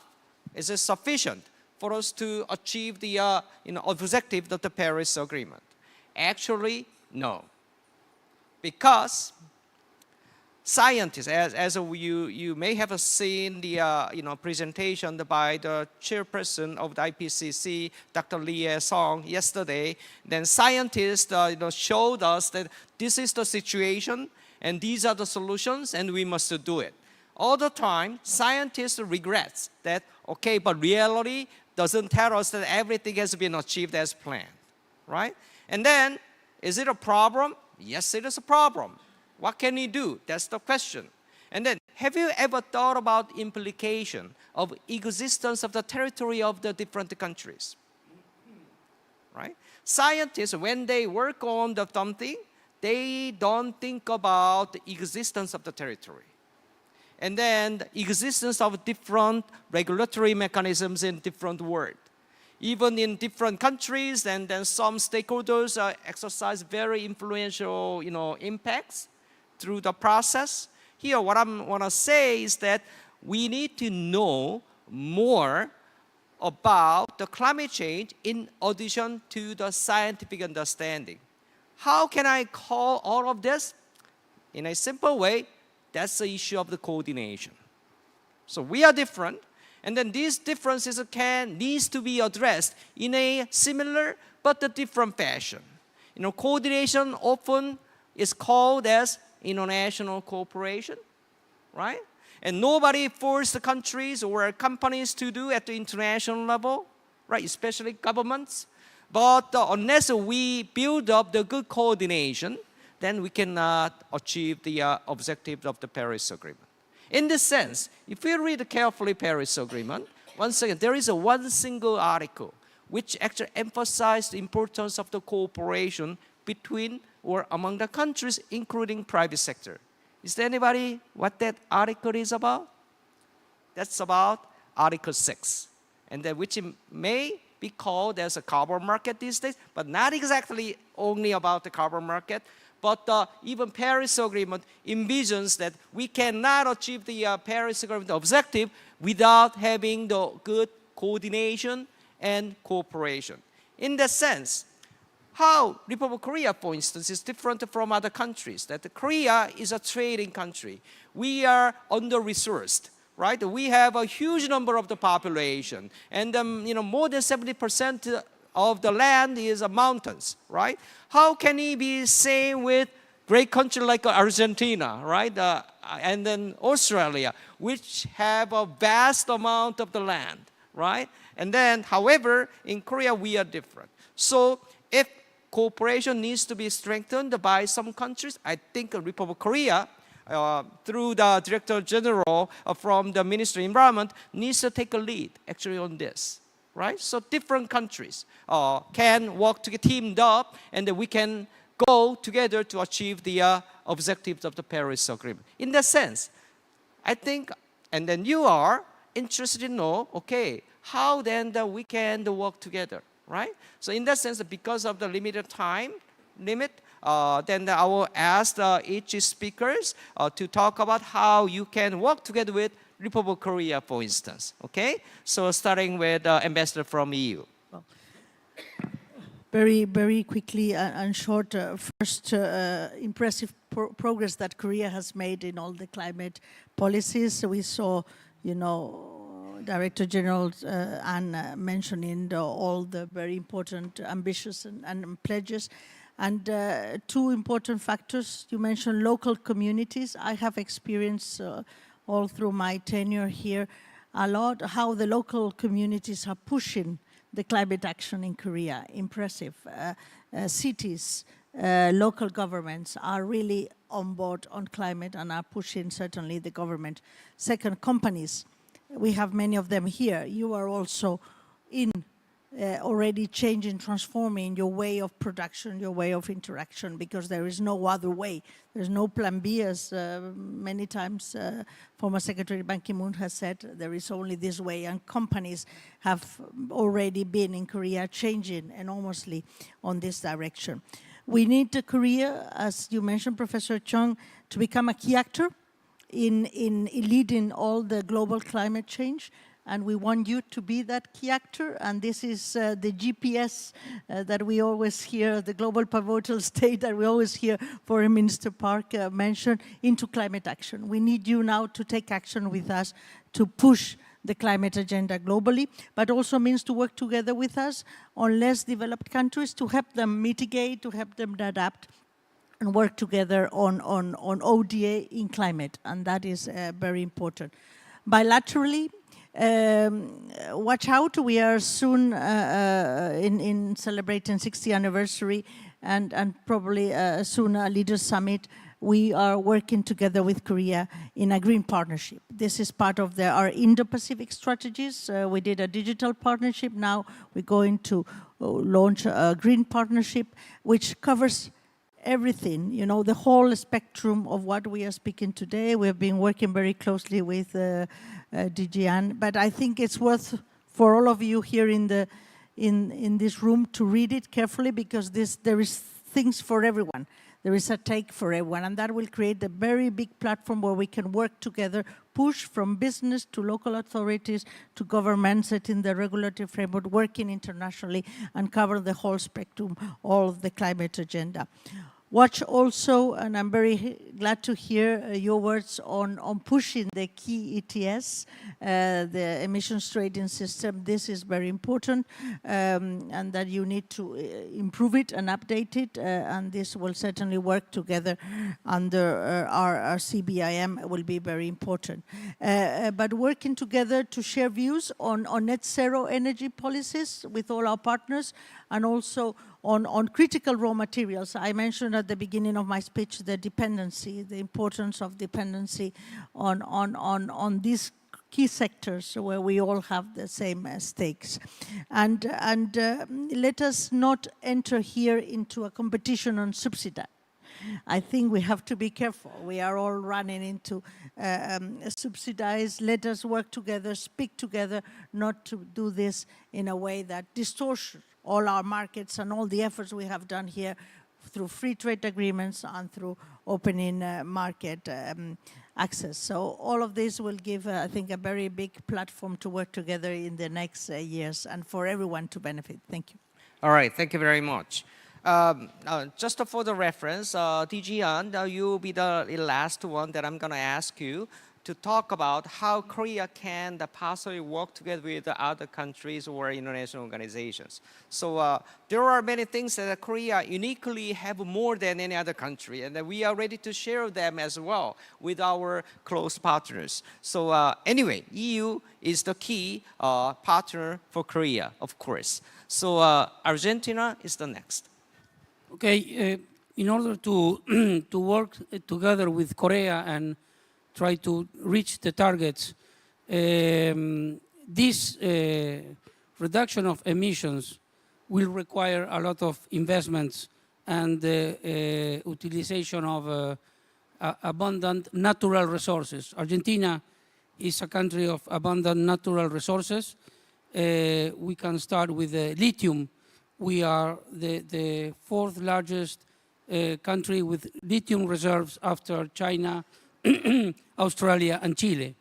Today, there is already one important Korean company developing a project. There are one Australian company also on the way of developing a project, and a big French company trying to develop projects in lithium and clean energy to reach from the lithium the batteries for the electric cars. No. Another important natural resource is the wind. Argentina is very strong in winds in the Patagonia in order to develop the wind energy. We currently have the 8% of our energy in wind, through wind energy. And you know, wind energy is important to produce the green hydrogen. Another abundant natural resource is gas. We have a big resource of gas in the south of the country, Vaca Muerta, that can provide well, millions of metric tons of gas. In order also the gas could be to transform into blue hydrogen. So Argentina could become in the near future, in the very near future, an important supplier of blue and green hydrogen. These I believe are two important elements for reaching the net zero. And one more is the sun. We have a very important sun radiation in the north of the country, which allows us to develop solar farms. We have currently one of the biggest solar farms in South America, in the very north part of Argentina, in the province of Jujuy, which also can be used to the production of the green hydrogen. So these are areas, hydrogen, renewable energies, lithium and other minerals that can be used in order to reach our targets for the net zero. All right, thank you very much. So now I'd like to visit Australia again. And then Ambassador, I'm sure you will do that. I want to add your conversation about Indo-Pacific issue as well, right? If possible, in addition to what you plan to speak. All right, is it possible? All right, thank you. So I think as we have all mentioned in our various presentations today, international cooperation is absolutely at the heart of addressing climate change and achieving net zero. And I'm very excited by the partnership that Australia and the Republic of Korea are working on together to find ways to develop the low emissions technologies that we really need to achieve that. At the heart of this is our low and zero emissions technology partnership, which was established in December 2021 and is designed to enable us to pool together our research and work together on the deployment and development of commercial scale low emissions technologies. And this low and emissions zero technology partnership between Australia and Korea sits alongside similar partnerships that Australia has with Germany, Singapore and the United Kingdom. So we have a couple of elements that we're taking forward. I've mentioned hydrogen already. So one element is developing supply chains in clean hydrogen. Another is looking at low emissions iron and steel technology. And this recognises that a priority for Korea is the Korean steel industry, which is a major emitter and has a target of net zero by 2050.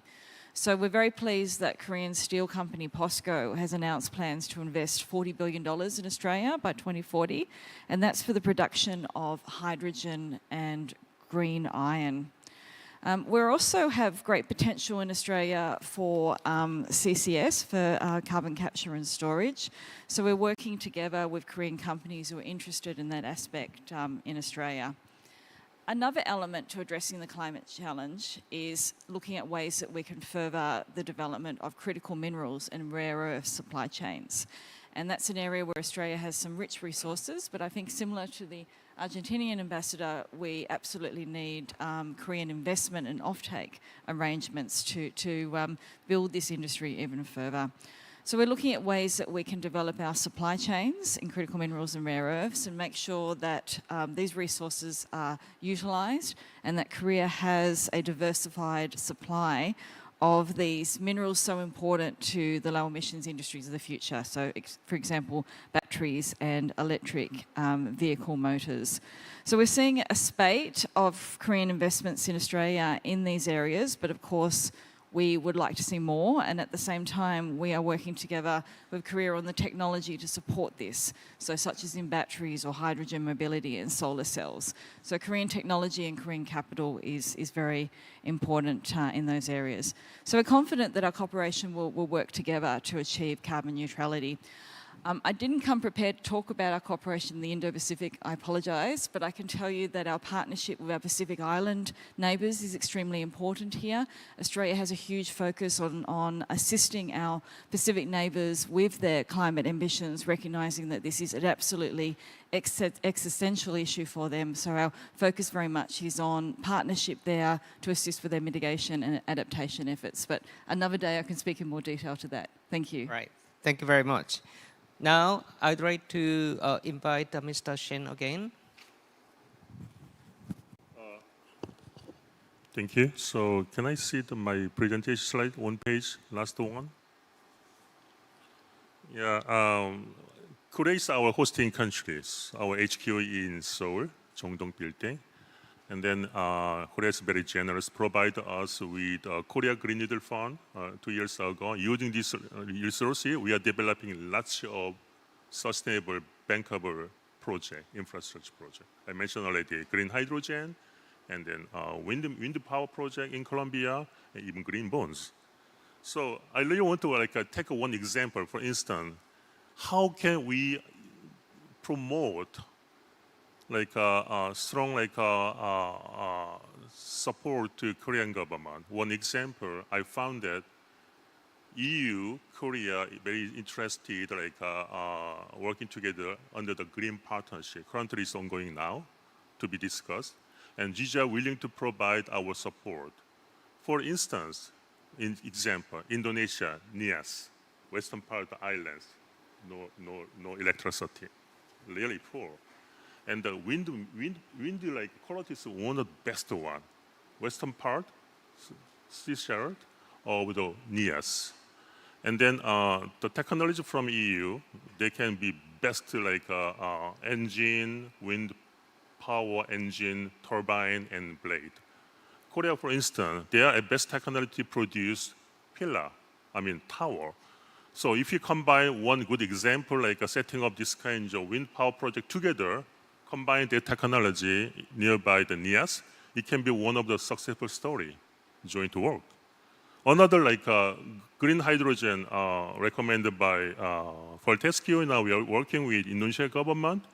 Electrolyzer technology, the best one is coming from European countries, Sweden, Norway, and then also Germany. And then other compound can be also provided by Korea company. For instance, we are now working with a Korean company. So this can be another good example how to combine together with our partner country.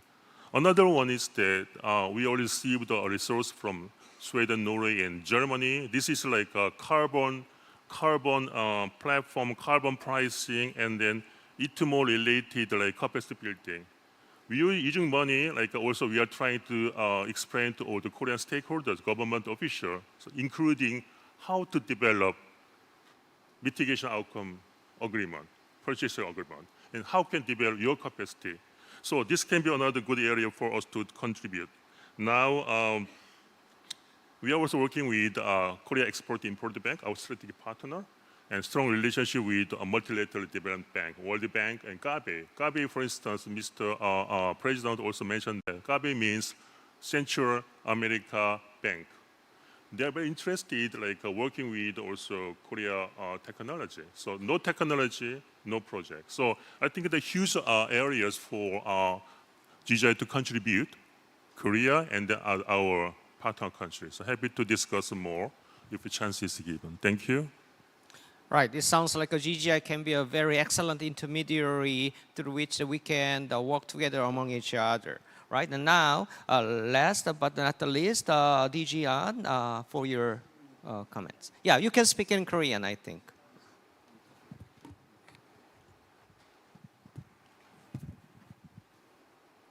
네, 발언할 기회 주셔서 감사합니다.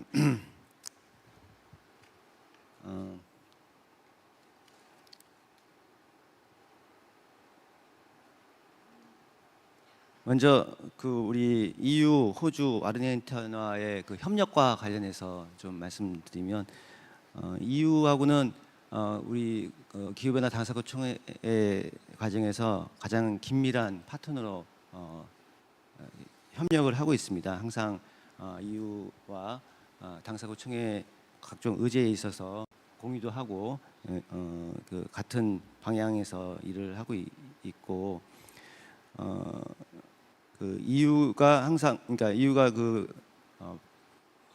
우리 당사국 총회 파리 협정 내에서 가장 선도적인 그런 위치에서 리더십을 발휘하고 있다는 부분을 굉장히 높게 평가하고 그런 노력들 때문에 파리 협정이 잘 이행되고 있다라는 생각을 하게 됩니다. 호주 대사님께서 언급하신 부분들 말씀드리면 저희 NDC 계획에서도 호주에서의 수소, 그린 수소와 CCS 기술을 활용하는 부분이 포함되어 있습니다. 호주하고는 민간 기업들이 진출해서 지금 그린 수소를 한국으로 이렇게 가져오는 문제들이 구체적으로 논의가 되고 있는 것으로 알고 있고 또 그 와중에서 CCUS 활용 기술들도 적용되고 있습니다. 아마도 이런 그린 수소하고 CCUS에 대한 구체적인 그런 협력이 이루어지고 있는 몇 안 되는 사례 중에 하나라고 생각하는데 이게 좋은 성과를 거두어서 아까 GGGI에서도 언급하셨지만 다른 나라에 많은 그런 모범 사례로 전파될 수 있으면 좋겠다 그런 말씀 드립니다. 말씀하신 아르헨티나에서 말씀하신 것처럼 천연자원, 리튬과 관련된 전기차 협력 같은 부분들이 충분히 앞으로 할 수 있을 거라 그런 생각이 듭니다. EU, 호주, 아르헨티나 등 외국과의 협력 관계 계속 유지하기를 바라면서 제가 우리 정 교수님께서 컵28의 성공과 관련된 말씀도 하셔서 거기에 좀 보태해서 말씀드리면 말씀하신 것처럼 글로벌 스타테이킹이 올해 처음으로 이루어지는데 저는 그 GST 과정이 결과적으로 우리가 1.5도씨 목표를 달성하기 위해 어려움이 있었다 정도로 끝나는 것이 아니라 실제로 그리고 또한 다시 한번 또 정치적 의지를 모으는 그런 수준에서 그냥 끝나서는 안 될 것 같고 여기서 뭔가 새로운 교훈 같은 것들이 나왔으면 좋겠다는 생각이 듭니다. 그래서 한계점만 나올 것이 아니고 베스트 프랙티스를 각 분야별로 좀 모아서 그걸 공유할 수 있는 그런 부분이 필요하겠다라는 생각이 듭니다. 근데 지금 최근에 우리 온실가스 감축과 관련해서 다양한 이제 정책들이 펼쳐지면서 일종의 이제 무역 장벽화하는 부분들도 있습니다. CBAM 같은 경우도 나름대로의 이유가 당연히 있지만 또 저희 기업들과 논의를 하다 보면 CBAM 도입과 관련된 구체적인 내용들이 좀 모호한 부분들이 많아서 기업들 어떻게 대응해야 될지 모르겠다라는 말을 많이 합니다. 그래서 오늘 대사님 얼굴 뵌 김에 이런 CBAM 등 새로운 제도가 도입될 당시에 기업들의 의견이 좀 잘 전달될 수 있는 통로를 만들어 주셨으면 지금도 하고 계시지만 그게 필요하겠다는 말씀 좀 드리고 싶습니다. 정 교수님께서도 언급하신 것처럼 온실가스 감축과 저장을 위해서 중요한 것이 프라이빗 섹터인데 이 프라이빗 섹터가 제대로 이렇게 작동할 수 있게 해주는 것이 중요한 것 같습니다. 실제로 현장에서 온실가스 감축하는 기능을 하는 곳이 저는 이제 기업과 지자체라고 생각하는데요. EU 대사님도 말씀하신 것처럼 지자체 지역 단위에서 기업들이 구체적인 기술을 현장에 적용하는 그런 것들을 좀 잘했으면 좋겠다는 생각이 들고 저는 또 GGGI도 잠깐 언급드리면 사실 온실가스 감축에 아까 호주 대사님께서 그림을 보여주셨는데 국제적인 온실가스 배출량이 2008년과 2020년을 제외하고는 계속 증가만 해왔습니다. 그만큼 온실가스 감축이 어려운데 실제로 감축하려면 오늘의 주제이기도 한 에너지 전환이 굉장히 이게 속도감 있게 강력하게 이루어져야 되고 또 수정체계 전환도 필요합니다. 트랜스포메이션, 국가 차원에서의 트랜스포메이션이 필요한데 좀 더 이게 온실가스 감축이 될 수 있는 가장 큰 분야에 GGI 등의 국제기구 파이낸스가 집중됐으면 좋겠다. 그래서 지금 우리 캅에서 논의 과정에서도 온실가스 감축을 보다는 손실과 피해 쪽에 관심이 더 많아지는 부분이 있는데 손실과 피해도 당연히 중요하지만 기본적으로 온실가스 감축할 수 있는 부분에 투자가 잘 될 수 있고 역량이 강화될 수 있기를 바랍니다. 예, 이상입니다. Thank you. So that brings us to the end of this session. Actually, do you know what? This is the third of implementation of the Paris Agreement. So Paris Agreement is new to everybody. I don't believe anybody was born before the 3 years ago, right? You are the history of the Paris Agreement. So it still has issues to be addressed, and then as long as we are united, we can achieve the target, also objective of the Paris Agreement, and then through that journey, that there are a lot of opportunities. To achieve that opportunities, we need to be united, meaning that all different stakeholders needs to be guaranteed to participate together to take this journey to the end. All right? So I hope that this session made a little bit of contributions to you in order to understand the issues on net zero and the carbon neutrality and energy policy, especially leaving the sort of the great room for the private sector to come. And then having said that, thank you very much for the speakers and all the audience in this room. Thank you very much. Ladies and gentlemen, please give them another big round of applause as they go back and return to their seats. Thank you. Thank you very much. Well, thank you once again to all of our speakers and our moderator for such a productive first discussion session as well. So in our first panel session, we discussed various ways of achieving net zero. We first had a presentation on the Korean perspective with the Korean government and how we are striving to get towards net zero, not only the reduction targets, but also net zero. And then we moved on to how we are going to collaborate and cooperate with the EU, Argentina, and also Australia to showcase how we can work together to achieve our common goals of net zero. And now, ladies and gentlemen, before we move on to our next session, which will also be a panel discussion, we will set the stage and then move on to our second session, which will be about opportunities. And now, our first one was more about the government perspective. The government on how it is pursuing strategies and how it is working with the public and private sectors. And now next, we'll also move on to how we are employing different opportunities from the private sector as well. So ladies and gentlemen, if you will allow us a little bit of time for us to set the stage, we will move on swiftly and then introduce our panelists. I believe we are all ready to introduce our panelists. So then the panel discussion for the second session, the theme will be opportunities.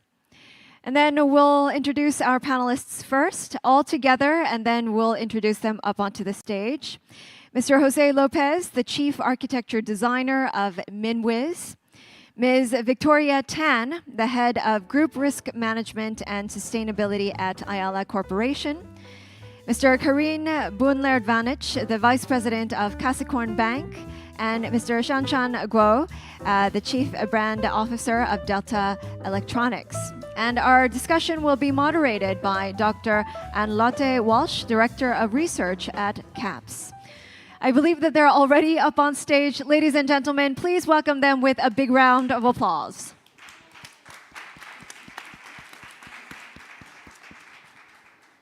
Good morning. It's an absolute pleasure and honor to be here today, and thank you for joining this session.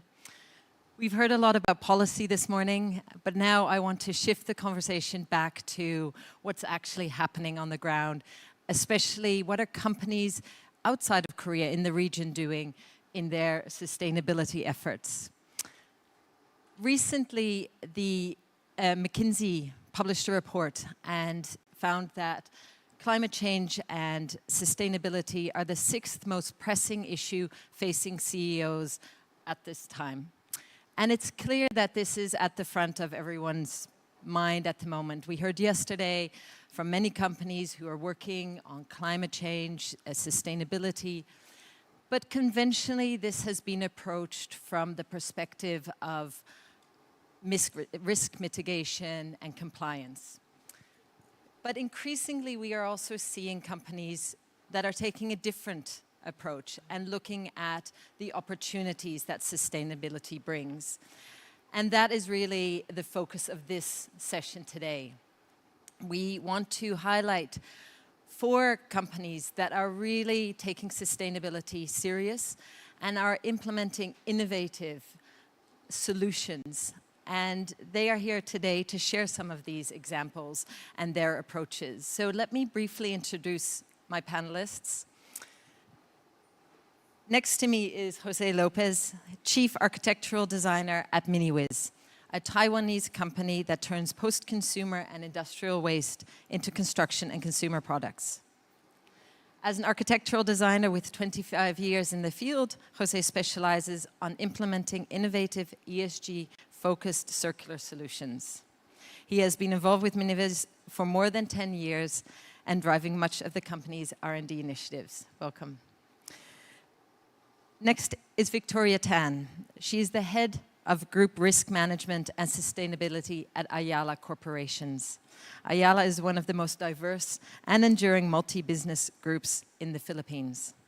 Victoria is credited as the driving force behind integrating sustainability across Ayala, aligning the company with the SDGs, and her leadership has seen Ayala win numerous CSR awards.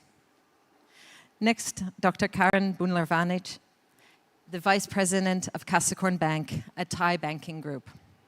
Karen has been with the bank for more than a decade and is responsible for strategic financial planning, balance sheet management, investment portfolio decisions, liquidity management, and financial data analytics. In addition, Dr. Bunlarvanich is also Assistant Professor in the Faculty of Commerce and Accountancy at Chulalongkorn University. I hope I said that right. And last but not least is Shan Guo, Chief Brand Officer for Delta Electronics, a Taiwanese electronic manufacturing company. She is also Vice Chairman of Delta Electronics Foundation.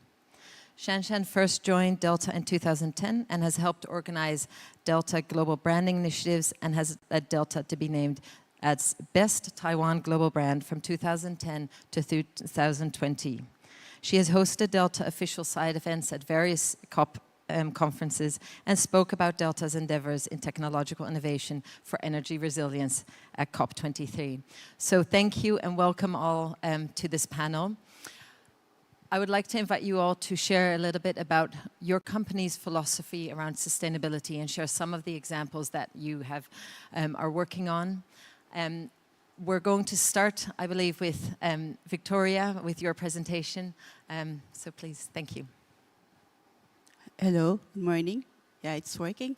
So good morning, everyone. I hope the slide will be up in the screen in a few minutes or in a few seconds. But I would like to take this opportunity to thank KCCI and the COPS organization for inviting me and literally for bringing me here to share our sustainability journey at Ayala Corporation. It's there. So first, just an introduction of who we are. Founded in 1834, Ayala Corporation is one of the largest conglomerates in the Philippines with business interests in real estate, financing, telecommunications, power, healthcare, logistics, industrial technologies, technology ventures, education, and water infrastructure. For the last 189 years, our portfolio of businesses provide various engines for growth and value creation with the objectives of improving lives and supporting the national development agenda through focused execution, transformation, and leadership in sustainability. Let me move to the next slide. This slide is our sustainability philosophy that actually supports the value creation process of the group. It is composed of ESG impact management and creating shared value model. ESG are hygiene factors that are increasingly becoming critical or important to our stakeholders. It is a set of broad topics and usually far-reaching, but in Ayala, we decided to focus on 3 global issues. Those are the climate change issues, biodiversity loss, and inequality. On the other hand, the creating shared value concept actually allows us to address societal challenges by bringing an innovative model up to a scale and through a viable business financial proposition. So taken together, the philosophy ensures that we remain a responsible organization while positively contributing to the social development goals. Okay. The next few slides, I will talk about our climate ambition. So we announced in October 2021 that we are committing to achieve net zero greenhouse gas by 2050.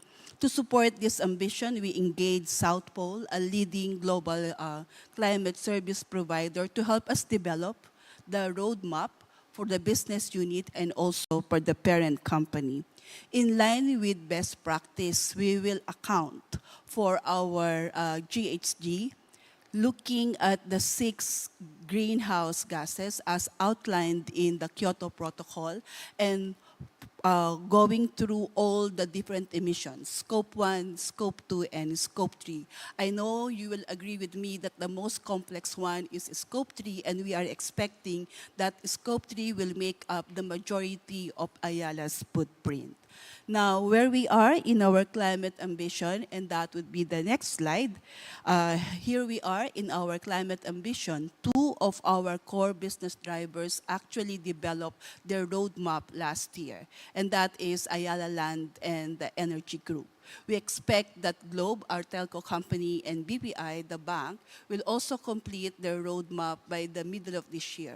And the rest of the portfolio that I mentioned a while ago will also embark on the same work stream so that we can have a complete roadmap for the parent company. So while we are developing that roadmap, we already have made some strategic decisions in relation to climate.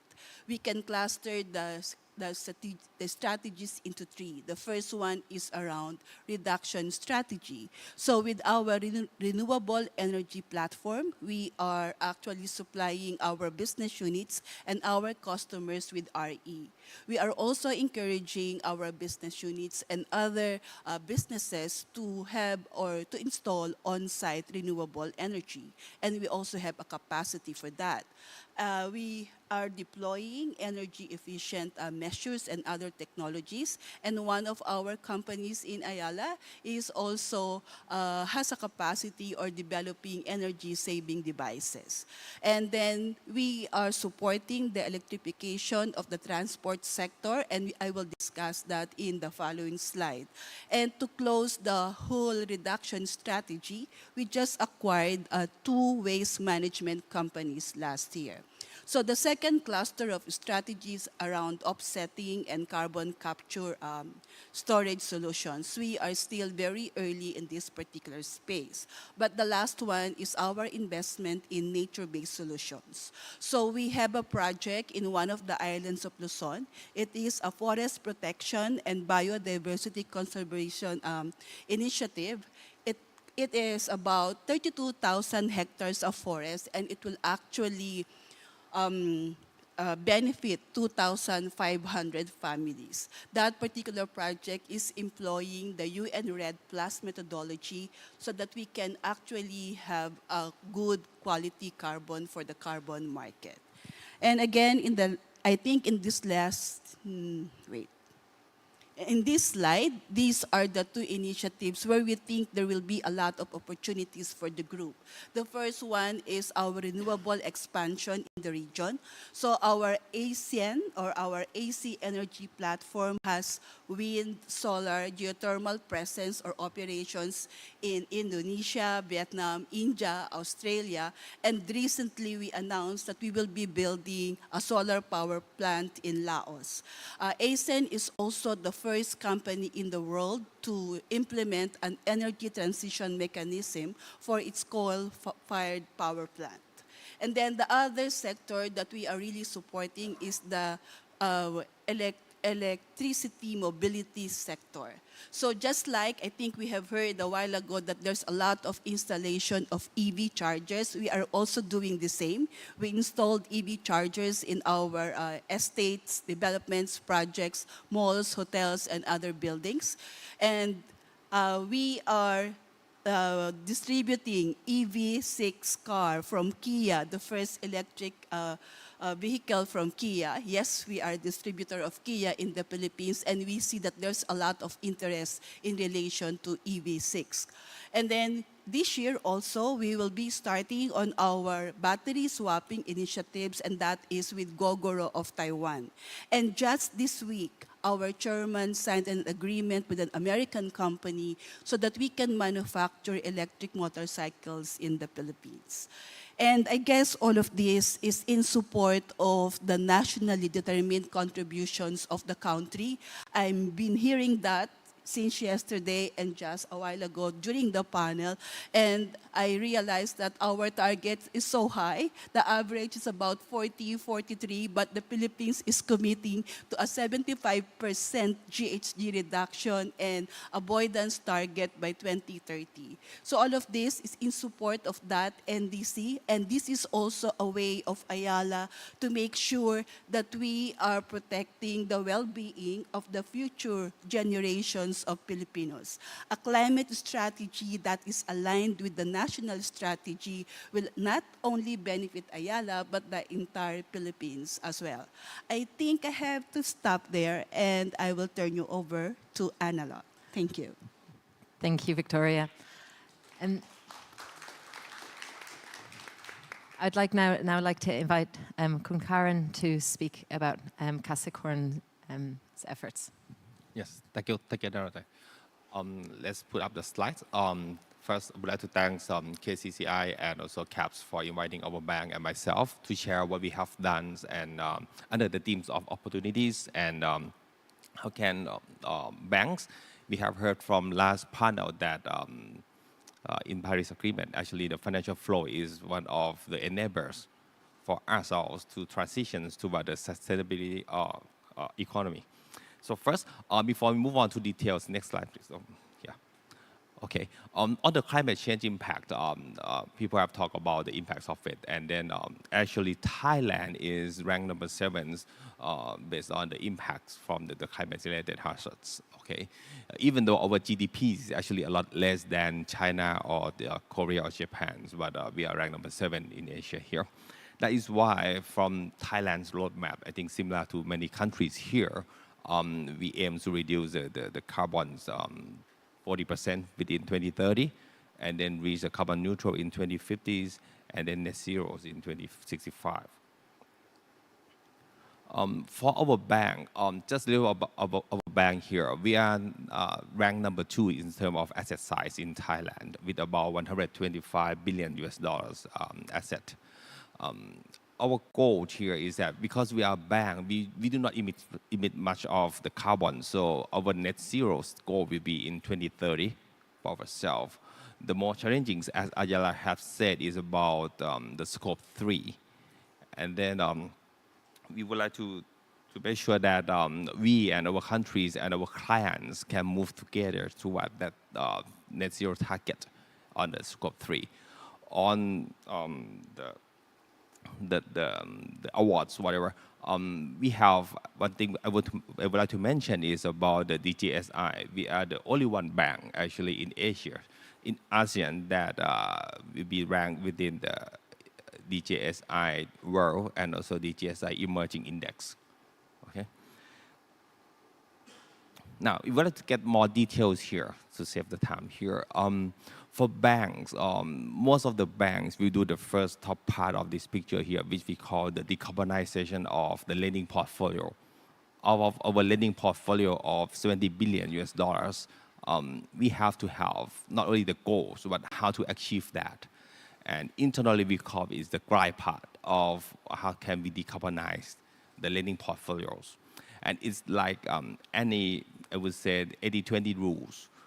Here, the first top 3 sectors, which are power generation, oil and gas, and coal, for example, even though the lending outstanding is small, but it emits a lot of carbon. So these are the 3 sectors that we targeted, and then we try to decarbonize. It means that we try to lend in terms of green lendings with them, help them transition toward the green economy. And then that has been done for the past 2 years. And then for the next few years, we're talking about the next 5 sectors, which are aluminum, steel, transportation, real estate, and agriculture. Even though the lending size is about just a third, but actually it's emit about 2/3 or 61% of the carbon. So we try to decarbonize those lending portfolios seconds in the next few years. And then we try to reach the 100% later. So these are what I think all the banks are doing. Okay, here, because of this panel, we talk about opportunities. I would like to emphasize on this page a little bit more. On opportunities, people have said about the target goals and what should we do, but there are some obstacles that all of us will face. The first obstacle is about funding. Okay. Besides typical lending portfolio on the top, our bank set aside another 200 billion bahts, which is about like 6 or 7 billion US dollars there, to fund the green loans or new green initiative for the industries. We try to make also the green bonds. Our bank ourselves issued the green bonds many years back to learn about that. And then now we help our customers, our clients, to issue green bonds. And we also invest in green bonds so that we can help all the fund or the financial flows quite for freely. And also on the third dot of the first one is about we call the impact funds. We have seen a lot of startups need fundings. So we set up an impact fund or green funds to finance. It's like a VC fund focusing on the green initiatives or green technologies to finance those. So the first obstacle is funding. The second is what we call the micro market structures. We have seen this kind of problem everywhere that is like chicken and egg kind of problems. For example, like motorcycle, EV motorcycle in Thailand. The customers want cheaper motorcycle price and also a lot of battery swap stations. The manufacturer would like to see the demand to pick up first before they invest into the swap stations. We see this as opportunities. We have a platform called WhatsApp. And WhatsApp is like the other countries is a battery swap station for the motorcycles. Because in Thailand, actually 2025, all the new motorcycles have to be EVs. We have seen that, and then it's a chicken and egg problems. And then we as a bank, which has lower cost of funding, we can finance those ecosystems by ourselves. And the third obstacle that we face is knowledge.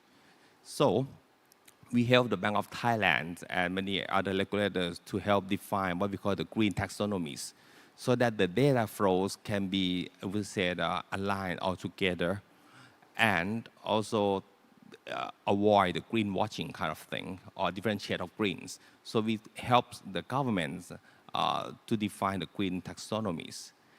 And also on knowledge, we have seen that we would like our customers to transition, to get the cheaper and greener energies, which is the solar energies. But we don't want them to be in debt more. Because of that, we actually create a platform called the Solar Plus platform, which means that the bank will own the solar panel ourselves, and then we put it on the roof of the customers so that they can enjoy the cheaper energy costs and then the greener energy, but they will not be in debt. So that kind of things is what we have done. And then beside the greens and the technologies and the platforms, actually is, we cannot neglect what we call the social aspect of that. So we try to lend to the small pocket customers more so that they can transition toward the green kind of lifestyle behaviors, those kind of things. And then lastly, we talk about the G, or the governance. That no one has talked much about that. We make sure that 100% of our lending to the medium-sized enterprise and all the project finance, we have to go through what we call the ESG credit assessment internally, so that we make sure that all of our lending or the futures of our scope 3s will be in line with what we aim for. And in the summary here, for us all, I think we have to balance the balance between the technologies and the costs, and also the balance between the short-term shareholders' profitabilities and the long-term sustainable economies, those kind of things. We think that it's just the way that the bank can help also the real sectors and the public sectors to transition and to balance these kind of things. Yeah, thank you. Thank you, Karen. It's great to see how the bank is going above and beyond what we often see, but also that the need of balancing some of these costs and opportunities, something that we'll talk a little bit more about in the discussion later. Thank you. Next, I would like to invite Shan to speak a bit about Delta Electronics. Thank you. And first, I would like to thank CAPS and KCCI for inviting Delta to have this opportunity to share how Delta focuses on sustainability and turn it into a business opportunity. And first, I would like to introduce Delta a little bit. Delta was founded in year 1971 in Taiwan. And that time was a world oil crisis and energy crisis similar to what we're facing today.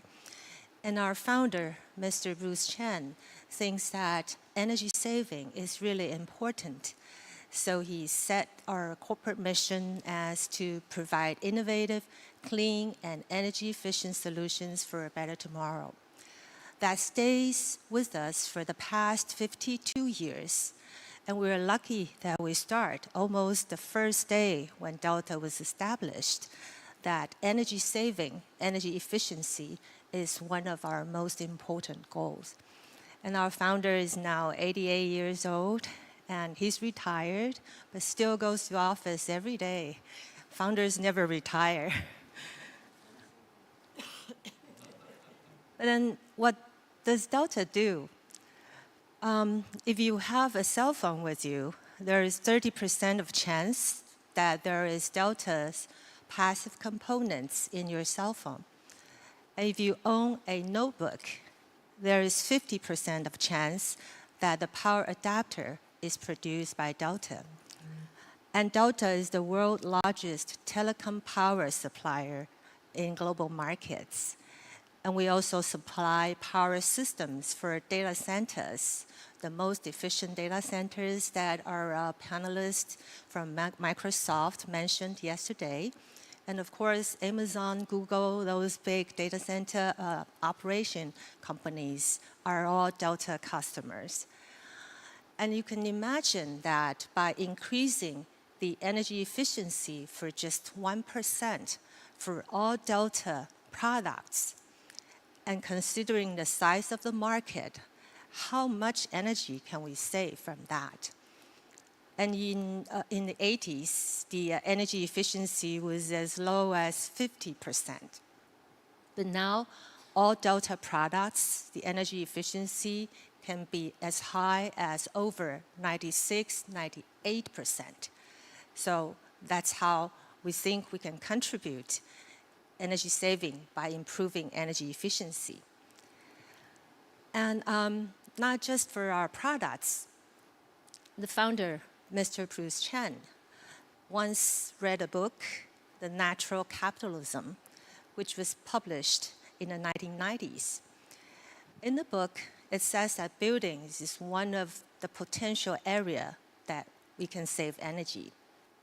So he led the Delta team to Europe and to Thailand to learn the new green building techniques And from year 2006, for all the new buildings of Delta across nations globally, we all built green buildings for ourselves and also for our sponsored projects.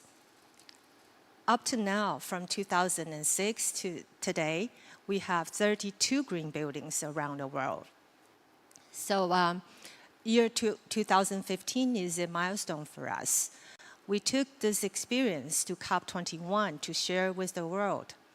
And the world has huge response, and they all look forward to have green buildings. And then we examine and see this is indeed a good business opportunity.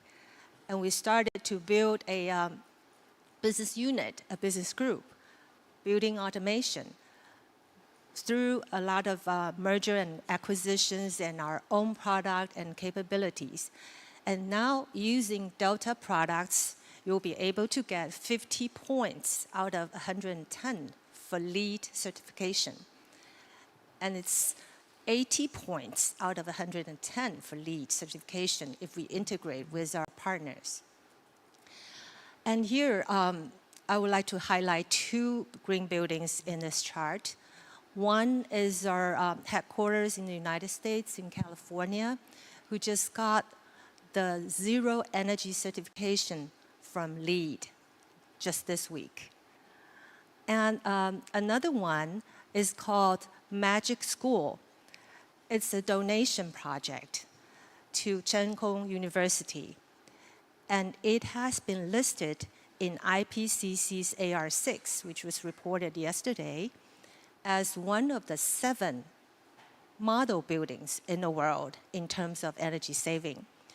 So this is a perfect example to illustrate how it can start from, it started with a goodwill, a good intention to save energy, to protect the environment, but then later on became a very important business opportunity for Delta. In addition to building, we heard earlier the ambassador from Australia mention that transportation is the second largest emitter in terms of carbon. And Delta is committed into that area. And we started early from year 2008.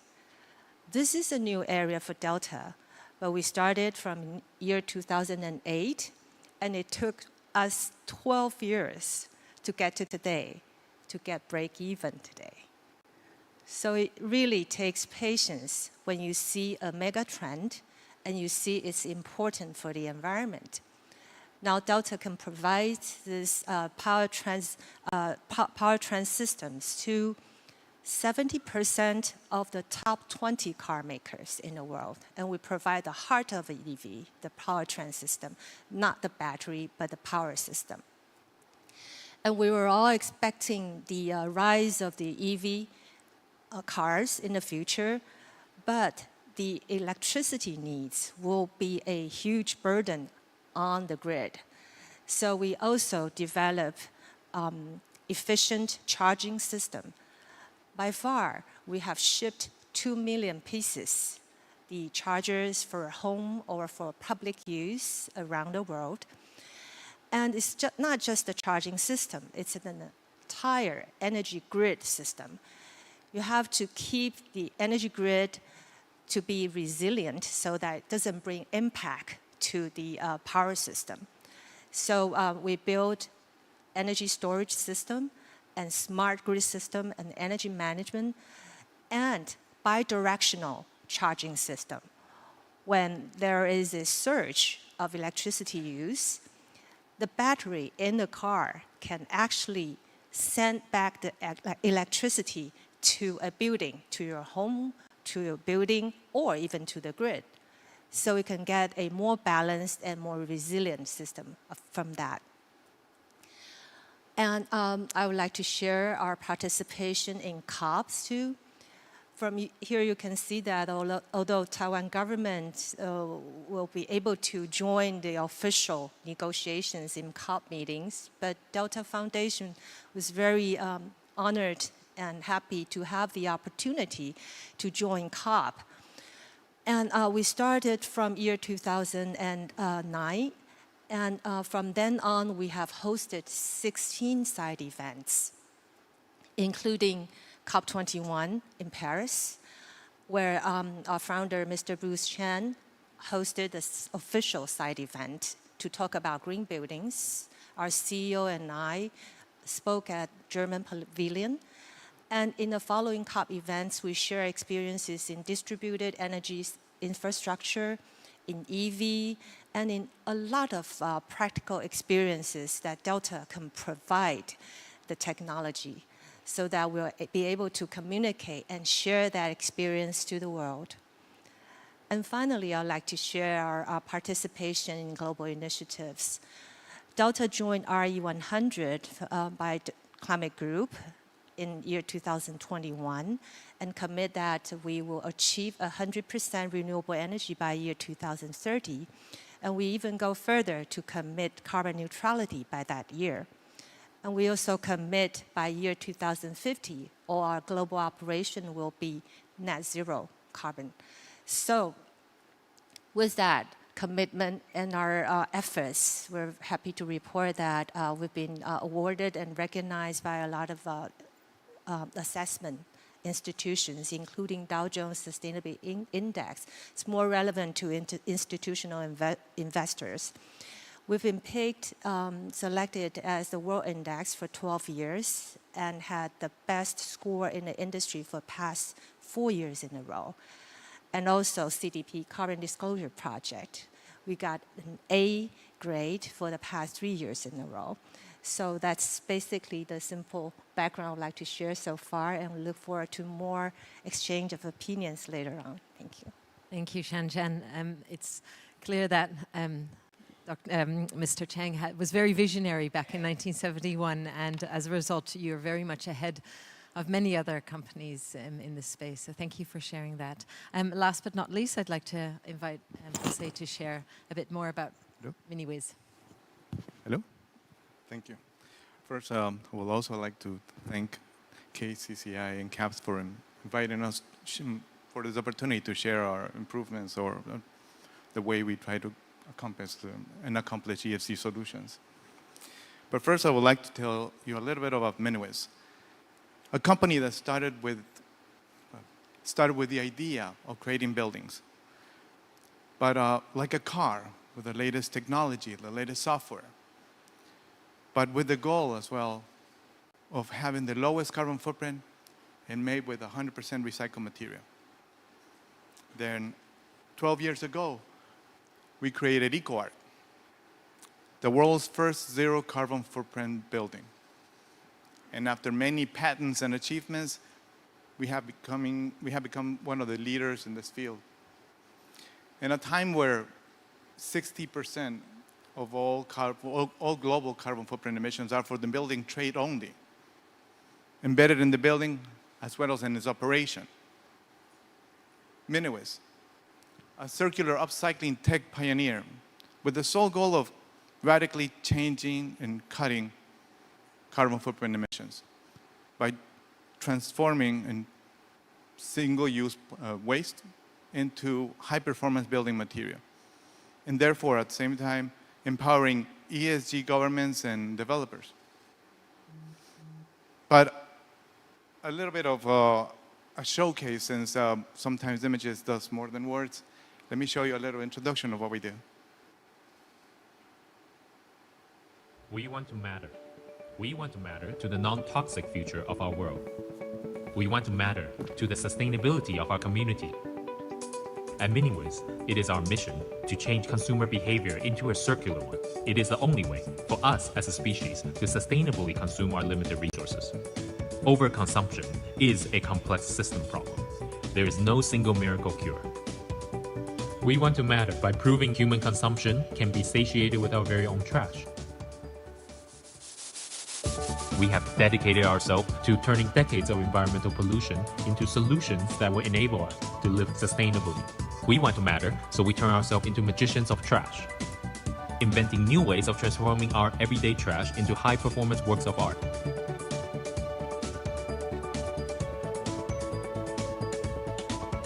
We turn milk packaging into the hottest sportswear fashion. Plastic bottles into luxurious textile. Cigarette butts into furnitures and glasses. Using fashion and apparel waste into luxurious home furnishings. Masks, PPE into cell phone chargers. Single-use medical waste material into hospitals. Using smart AI technology to make decentralized recycling, upcycling possible today. We head to Taiwan for this report, a company designing solutions to overcome a mounting problem of a mountain of trash. From furniture to hospital wards, all built from waste, one CEO is on a mission to revolutionize recycling. His team has used waste to develop over 1,200 different materials for use in construction, a company turning different kinds of waste, like plastic bottles, into materials for buildings and products across the world. We want to matter, but unfortunately we are out of time.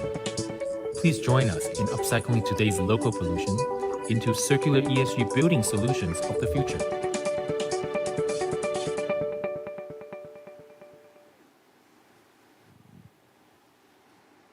Thank you. So, but how do we do this? How does Miniwaste does? Well, we mainly try to focus on three main areas, and solely on these three main areas. A, we design with modularity and scalability in mind. So then we consider environmental, carbon footprint, life cycle impacts. B, we specify targeting on local building codes and fire and safety regulations, therefore ensuring the use and applicability of everything we do. And C, well, sometimes the technology in manufacturing is not there yet. So then sometimes we need to modify existing systems or even create our own machinery. But we focus on all these three, and solely on these three, because they're all scalable. Machines, data, software, they're all scalable. Therefore, if you see in the chart, we pretty much take waste from local management companies, and we turn them into this high-performance building material. And then what we do is we scale it to different markets. And we also collaborate with different creatives in companies like Starbucks or Nike.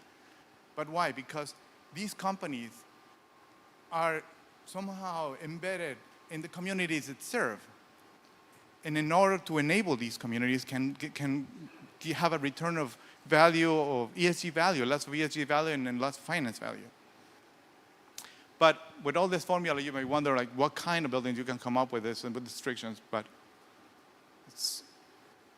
this is one of them. The Skywind Pavilion in Bangkok. This is one of the lowest carbon footprint structures there is, covering 2,000 square meters, and it's a canopy, it's a shelter canopy with it's a shelter with a pneumatic canopy. And this canopy was made with our special material, let's call it, made out with recycled polyester, which we turn into architectural fibers. And then we weave them in a special way so they can withstand local conditions. Very local conditions like typhoons or thunderstorms. But this is the result of more than 10 years of data in creating these low carbon footprint materials, and even creating new construction methods, which we have to go and prove it to many entities. We have to modularize the design, modularize the engineering, create these materials. But all in all, it's what the software does. But we have to keep in mind, to reduce carbon footprint, you need to design with the lowest carbon footprint and execute with the lowest carbon footprint. Airside shopping mall. In this case, you might wonder maybe how the scalability works in this case. Well, in a different way it does, because the material you see here is the same material as you saw before, but we downgrade it to a commercial letter for a commercial use.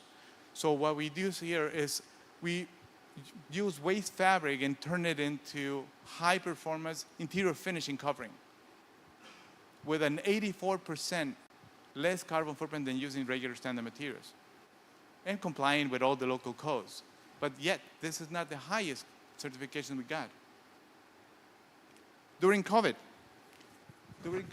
it was a special time for us, Since there was a great opportunity to apply our knowledge and know-how in collecting local material and developing this multifunctional modular system that can turn any regular ward, hospital wards, into a fully operational ICU positive or negative pressure wards and time record. And yet, the certification we got for this is we were able to achieve one of the highest ones in the market, the WHO hospital building standard. Nowadays, we are actually on phase 4 of developing these decentralized ESG recycling plants in Middle East and Southeast Asia. But what we're doing here is we are decentralizing our manufacturing locally. Therefore, we're collaborating with governments and companies, usually big companies. But why? Because they usually provide the demand, and they also provide the waste. So in a way, what we're doing is we're closing the loop, joining with governments and the existing local infrastructure there is. Like in this case, we were able to achieve 14 UN Sustainability Development Goals. And with a footprint of less than 2,000 square meters, we're able to save 1,600 tons of CO2 emissions and 250 tons of waste plastic in a year. Therefore, this is one example of how can we take our technology and make sustainability scalable forever with this method. And that was it. Okay, thank you very much. It's great to see some of these examples and how technology is really playing a role here, something that I hope to touch on a little bit more. I realize we don't have a lot of time, but I do want to ask our guests a few questions. I'd like to start with a theme that we've been hearing quite a lot in the past, or yesterday, as well as this morning, which is government. Obviously, government plays a very important role. Dr. Shapiro yesterday spoke about how companies tend to align their work with governments. The governments set the playing field, they set the policies and the regulations, but there's constantly shifting goalposts, making it difficult to keep up with everything. I'd like to ask you, what's been your experience in either working with the government or trying to keep up with things? And I'd like to start with Kun Karen. What's been your experience? Yeah, I think I would like to put this analogy here. People have talked about EV car. Think about a car. We think that the real sectors is like a motor of the car. And then the government is like the navigators of the car to set the target, set whatever. And then the banking will be the battery of the car to finance that. Okay. And then these three interact together because the government cannot create policies, the right policies, without understanding the needs from the real sector, without understanding what are the challenges from the real sectors.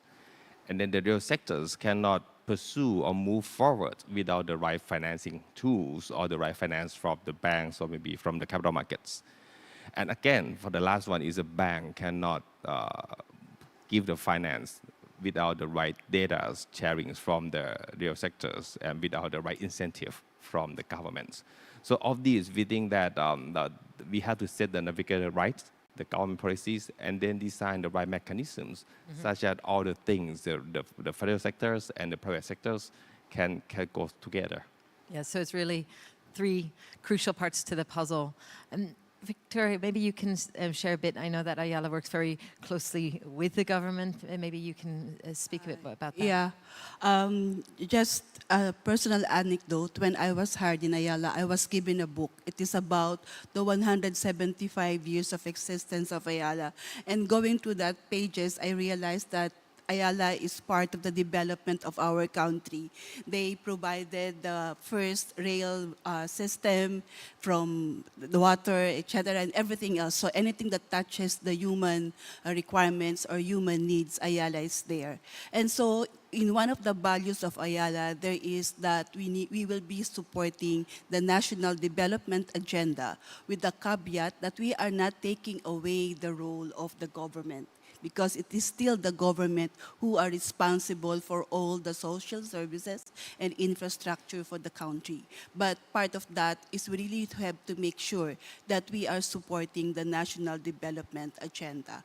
And so in all the things that we do, we have to ensure that we are aligned first with the government's agenda, and we have also to realize that the government does not have the capability or the capacity in all the things that's happening around us. So they are coming to the asking the private sector to help. So a perfect example is during COVID. So they have this interagency task force for COVID, and one of the things that they ask is for Ayala to provide advices and also to be part of that whole strategy to combat COVID in the Philippines. So it's working with the government. It's something that we have to do because they provide us the enabling environment. An example is in the EV space. That's why there's a lot of interest to get that EV6, the Kia Carnival or the Kia car, because the government is giving incentives. There will be no taxes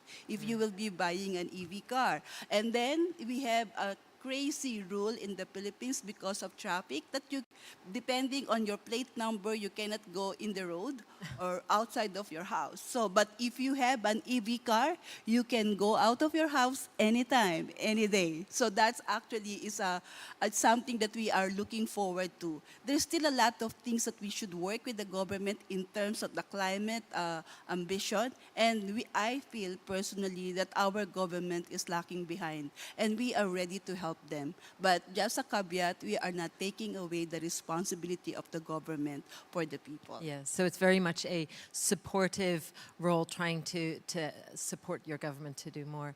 And Shanshan, Delta Electronics works across many countries and economies.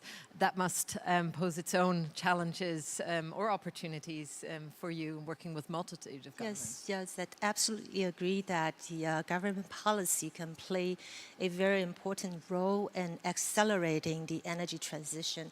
And we comply with local regulations around the world, but I would like to give a quick example from Taiwan.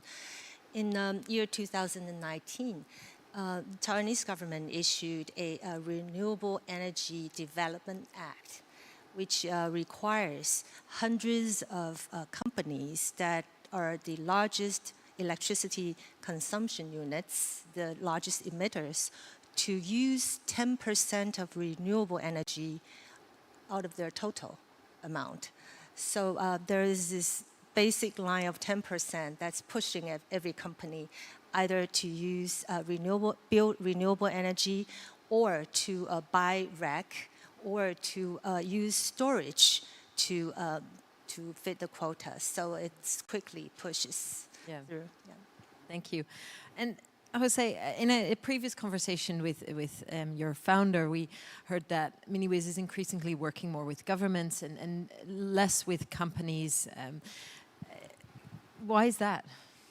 Well, it's we won't say like less with companies, but it's mostly we're working a little bit more with governments because, as mentioned by Chen and also by Victoria, they are very important in the process because they help de-risking the market. So therefore, there's more incentives for companies to incorporate recycled materials, like in our case, or even an extension of what Chen was mentioning. Like in our case, in the building industry, there was a recent update on the building code in which actually they are required in order to have a green building certification in Taiwan. You need to have at least 60% of the contents in your building have to have a percentage of recycled content, which is actually is a big move because they really de-risk the market for other entrepreneurs and other companies to actually incorporate and create more ways to recycle material, incorporate into the building industry. Mm-hmm. Okay. Yeah. Wow. That's a great example of how the government is really driving that space. One other thing that really has come up in all of the presentations here, but I think especially for both of our Taiwan guests, is technology.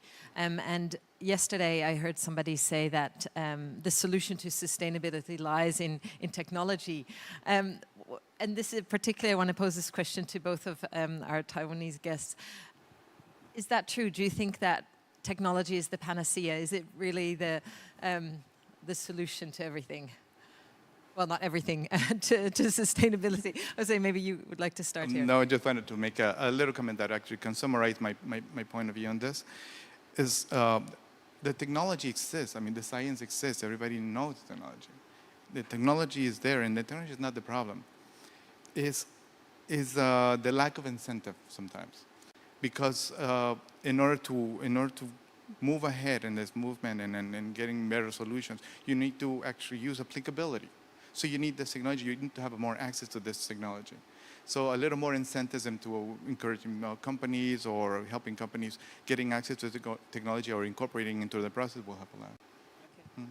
Yeah. And Shen, what about for you? I would just like to echo what the IPCC chairperson, Dr. Lee, said yesterday, that there is a very important global climate action is to bring more investment to increase energy efficiency and to build energy infrastructure. And that's where technology plays an important role. And what Delta does is that in addition to the 8% of our annual sales goes to R&D, we now have a new mechanism, this internal carbon pricing system, this ICP. And we set our internal carbon pricing at $300 per ton, which is a very high, relative high compared to other companies. And it was quite incredible to many people say, how did that happen? And the rationale behind that is we make a forecast of the energy price in year 2030, if that's our goal. And we get this internal pricing of carbon fee from our business group, and then we invest to more technology development and more technology in energy saving, so that it becomes a positive circle, that we have a stronger technology to save more energy, then they pay less in terms of the carbon fee. So I think it's quite an effective mechanism for our BGs to really move along. Yeah. So more de-risking, more investment, more technology. We need to see a lot more of that. I also want to pose a slightly different question to Victoria and Karen. You're both here representing countries that are more emerging economies, which have their own challenges. And in addition to trying to go on the sustainability and net zero, there's also a lot of other challenges that your countries still face. And Karen, you already touched upon this balance of opportunities. How do you balance these things when assessing sustainability issues? I think there are, I would say, the 4 Ps to consider for the balance. The first is productivities. It means that for any transitions, we need to make sure that all the real sectors, or even us, we know that it's not the additional cost, but actually it helps us reduce costs, for example, using the solar energy, for example. And then we also looking at it as to overcome the competitive advantage. The second piece is about prosperities. We need to make sure that there's incentive in place, and then we finance that so that those who invent the technologies get rewards, so that we can overcome that balance on technologies. And then the third is about people. We don't want, as I talked with Ruth earlier, we don't want these kind of transitions such that it create another inequalities more. We would like this, whatever initiative that we do, to have more inclusivities with peoples, the small SMEs, those retail small customers, those kind of things. I think that is the third piece that's very important. And then the last one will be the partnerships for the balance. It's not about our single company. It's not about each sectors, each countries. It means that we have to partner with the other sectors. We have to partner with the other countries so that the technology transfers, the partnership transfers, such that we can balance better. So it's the productivities, prosperities, people, and also the partnership that we think that we can help balance those kind of things. Yes. Great, the 4 Ps. I'll remember those. Probably in the case of Ayala, I will go back to our sustainability philosophy, and that is composed of the ESG impact management and the CSB, creating shared value. It is a concept that my chairman borrowed from Harvard, and this is really looking at the societal gaps, and within our capability and resources, we have to come up with a business model, bring it up to scale, and there should be a financial viability in all those initiatives. Otherwise, it will become a CSR, and it will not be sustainable in the long run. And this philosophy or thinking actually made us invest in the energy sector, because in the early 2000s, that's where the problem of the Philippines was, I think even now. But that is a conscious decision to support the country in terms of energy. And also we have investment in the education sector. Again, another societal issue in the Philippines. We have to help the government decongest the public elementary schools. And then, of course, recently and with the COVID, but we have made this decision in healthcare in 2016. Our healthcare system is so broken. And so these are the things that actually drive us in our investment decision. Part of that is really to make sure that we are improving the lives of the Filipinos wherever they are. Great, thank you. I'm aware that we are almost out of time. So I just want to say a few closing remarks and ask you to join me with a final closing remark. It's very clear from hearing the 4 of you all speak in that there are real opportunities here, and we hope that this session today will hopefully inspire others to see these issues in that way and to do more. I do hope that you will take the opportunity to also speak with our guests and maybe learn a bit more directly from them about what they are doing and opportunities that might offer your organizations and companies. But before I close, I would want to just ask a very quick question to all of you, and that is, what is your call to action to share with others that are in this space, in this journey? What is your call to action to them? And I'll just start here, Jose, with you and go down that way. Well, my call to action would be in order to find ESG solutions, you have to go back and see yourself first. So then, as I mentioned before, it's just like a simple concept of to think about reduce carbon footprint. You have to do everything, design it with a lower carbon footprint, execute with a lower carbon footprint. It's the same thing as cleaning your house. You still do it, you do it yourself first in order to portray it and actually reciprocate that. Okay, thank you. Victoria? The climate change is not just the issue of the government nor the private sector, it is the issue of every one of us. So the call to action is let's start loving our planet, helping it heal, and let's start to do the transition to the low carbon economy, one household at a time, one company at a time, and one government at a time. And I guess that's the only way for us to solve this global issue of climate change. Thank you. Karen? Yeah, for me, I think we have talked about carbon footprint. I would like to introduce the word carbon handprints, which means that how can positive things that we can do to the societies, to the environments, such that we all can create all the carbon handprints together. Yeah. I like that, the carbon handprint. Shan? I'd like to give 2 quotes from my founder. First one is, an enterprise exists in a society. It's a part of a society, so corporate social responsibility is really important. And the second one is, if you do the right thing, eventually you will make profit. And to answer the question from previous panel, that if you are happy with 10% of business growth, we're happy to report that we had achieved a double-digit growth last year. So we really like to partner with our Korean friends here. Thank you. Wonderful. Thank you all for joining me today. It was fantastic to hear all about your company's philosophies and the initiatives you're taking. So thank you very much. And I believe now it's time for lunch. I'm sure you're all excited about that too. Thank you very much to the second panel discussion panelists. Ladies and gentlemen, please give them another big round of applause. Thank you. And as they return back to their seats, ladies and gentlemen, as you've heard, we will now break for lunch. I think the resonating comments from our second panel discussion was that we need to care more for our planet, and that their call to action was to do the right thing. And now, ladies and gentlemen, we'll break for lunch until 1 p.m. And the lunch tickets, as we mentioned, is included on the back of your name tag holder.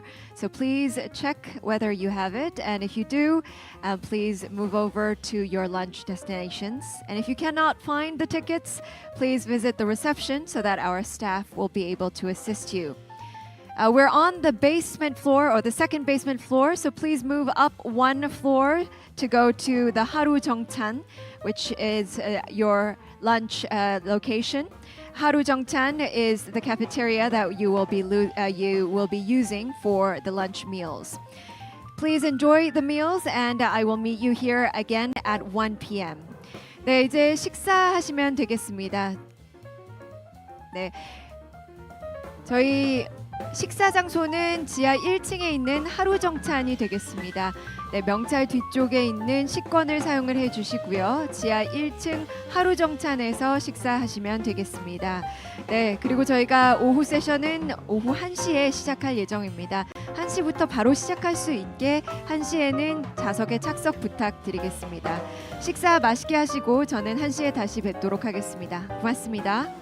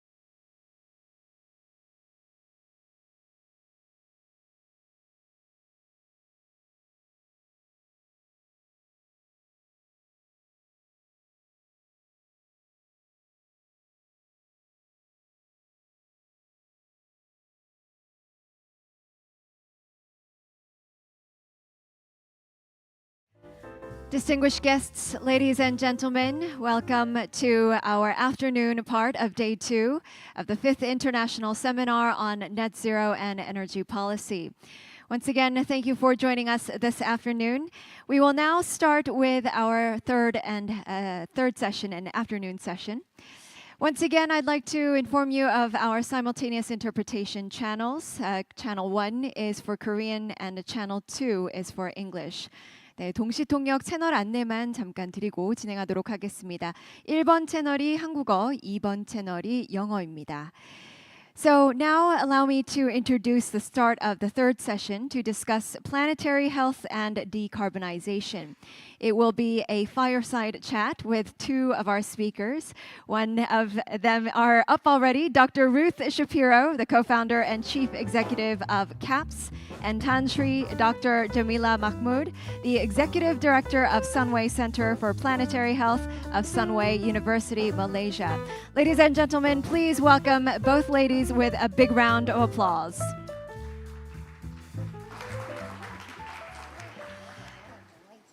So Dr. Ruth Shapiro, please lead our discussion for the fireside chat. Thank you. Thank you. Thank you very much.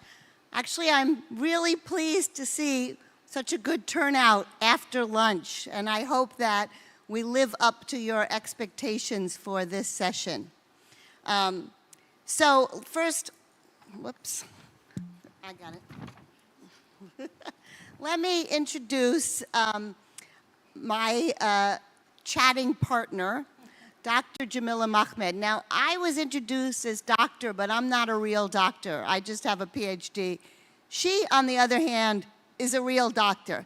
So if anyone is going to have a heart attack, I think you should do it in the next 1 hour while Dr. Jamila is still here.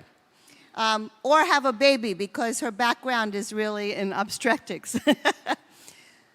So Dr. Jamila Mahmood is a medical doctor, and she was practicing when the war happened in Bosnia and Herzegovina, and she wanted to help. And it became very obvious that it was not that easy, even though she was a very accomplished medical doctor, to go and help the people in Bosnia. So she created her own organization called Mercy Malaysia, and what Mercy does now, still to this day, is go into disaster zones that are disasters either because of war or natural disasters and help, similar to Médecins Sans Frontières, if people are familiar with that organization. And she became so accomplished, and the Malaysian government was so impressed with her that they nominated her to various UN organizations as the Malaysian representative to work at the highest levels of the United Nations. So she worked on, in several UN organizations looking at population, disaster response, and humanitarian efforts.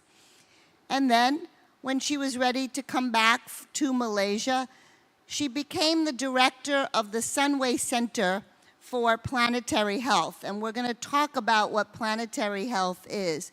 She is also an advisor to the Prime Minister in Malaysia, putting that notion of planetary health into action.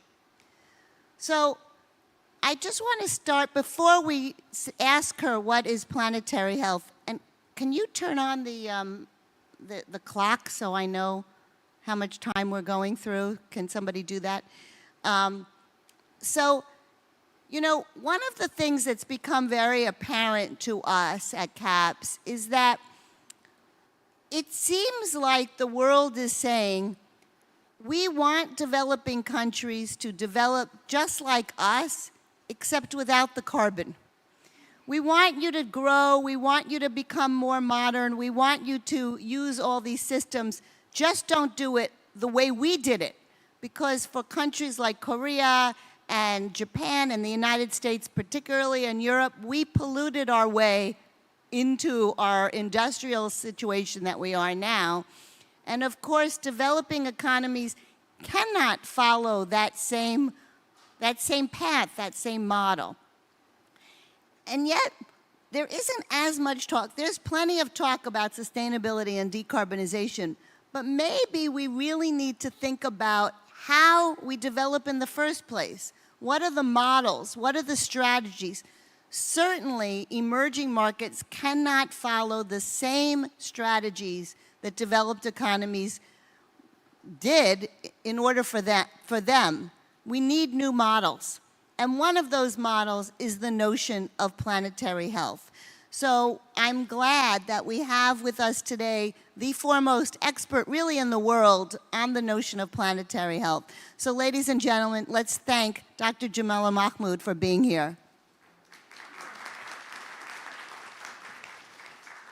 Okay, Jamila. First, what is planetary health? Thank you very much, Ruth. Annyeong hoseo, and good afternoon, everyone. Thank you for persisting. If you had a wonderful lunch like me, I think it's going to be tough, but hang in there. First of all, let me go back to what you said, Ruth, which is so important, our notion of development. And let me share what I shared with some friends today. My first visit to Korea was 43 years ago when I was a younger woman. And Korea was still very agricultural based, and we from Malaysia were looking at how Korea was transforming itself from an economy then to, my goodness, a really successful country today. But has it done so in ways that may have damaged its environment and planet? So these are the questions now that we all need to ask ourselves. Now, planetary health is a relatively new discipline. In 2012, around the 100th anniversary of most of the public health schools in the US, the Rockefeller Foundation, together with Lancet, one of the leading health journals, said, we need to re-examine how we look at health now in the world that has changed so much. And what they did was write the whole Planetary Health Commission to underline what is it that has changed that now must really change the way we, human beings, live for us to be able to embrace a much more integrated, broader perspective of health. What it tells us is, number one, the determinants of health are not in the health industry. 80% of health determinants are environmental, social, economic, and behavioral. Only 20% is in the healthcare complex, which means if you want to look at the health of humanity, it cannot be looked in silos. You need to look at it from the perspective of the entire planet, the environment, people, humanity. We live in the age of the epoch of the Anthropocene, and this is where we are today. And the Anthropocene means it is us, the anthros, humanity, that is actually changing the face of the earth, for better or for worse. And this is why how humans behave will drive how our planet will survive. And planetary health is really about the health of humanity is intrinsically linked with the health of the planet. And both need to be healthy for us to thrive. We cannot have humanity thriving without the planet thriving at the same time. Thank you so much. So I think that, would it be helpful to have the slide now? Sure. That sounds good, but what does it really mean? What are we talking about? And so what Dr. Jamila is going to do now is walk us through what does planetary health, what does it look like? What does the model consist of? And we have up a slide, and will you please, there's two slides that explain it. Okay. This is the first. So will you please walk us through this slide? Sure. So if we say we want to be healthy and we want humanity to survive and thrive, what are the requirements? What is it that you can measure to tell us that we are living in a safe space? So a group of scientists led by Johan Rockström from the Swedish Stockholm Resilience Institute came together to say, okay, what can we actually measure? And they found that perhaps these 9 indicators are a good place to start. And if you look at them, climate change obviously is one. We can measure the climate change either through CO2 levels, temperatures, and so forth. You can look at freshwater change, because freshwater is crucial. You can look at ozone levels. We can look at atmospheric aerosol loading, and these are really chemicals that are in the air. You can look at ocean acidification, biogeochemical flows. This is really phosphorus and nitrogen, which is really artificial or rather synthetic fertilizers that you use, chemical fertilizers. Novel entities, what are they? They include microplastics and other things that maybe we haven't discovered. And of course, how we use our land, and that has got to do with environmental degradation. And then biosphere integrity. This is about our biodiversity and so forth. Now, when they first described the planetary boundaries, which means these are the limits for us to live safely, they described the safe operating space, which is in green. If we're in the green area, we're going to be safe. We are in the orange areas, we're approaching danger, and when you're in the dark orange or red, you're really in danger. When they first described it, only 3 of the boundaries were crossing the green zone. As of last year, 6 of the 9 have already been breached, which means we are living very, very dangerously. And all these breaches are because of humanity's action, our behaviors, our action. Now, can we show the second slide? And by the way, if you have Netflix, I highly recommend you watch this documentary on Netflix, which will explain the planetary boundaries really, really well. And it's on Netflix called Breaking Boundaries. So can I just ask, is it correct to say that the boundaries are, in effect, the 9 components that make up what a healthy planet is? Yes, yes. Okay. Obviously, there are many things that make up a healthy planet, right? But we want to find things that we can measure. Because, if you can't measure it, you can't monitor, you can't evaluate. Now, coming back to what I was saying about the boundaries, and you look at the areas that we have crossed, let's start with the one on climate change. We know, in the last 1.5 days, we've been talking about this. We've had fantastic conversations. We've looked at temperature rise that can cause, shrinkage of ice, rises in sea level, heat waves, storms. And then the second one that was breached, obviously, was land system change. This is about deforestation, agricultural land conversion, and so forth. The third area, of course, is biogeochemical flows, and this is about the use of, chemicals, fertilizers that run off into water and so forth.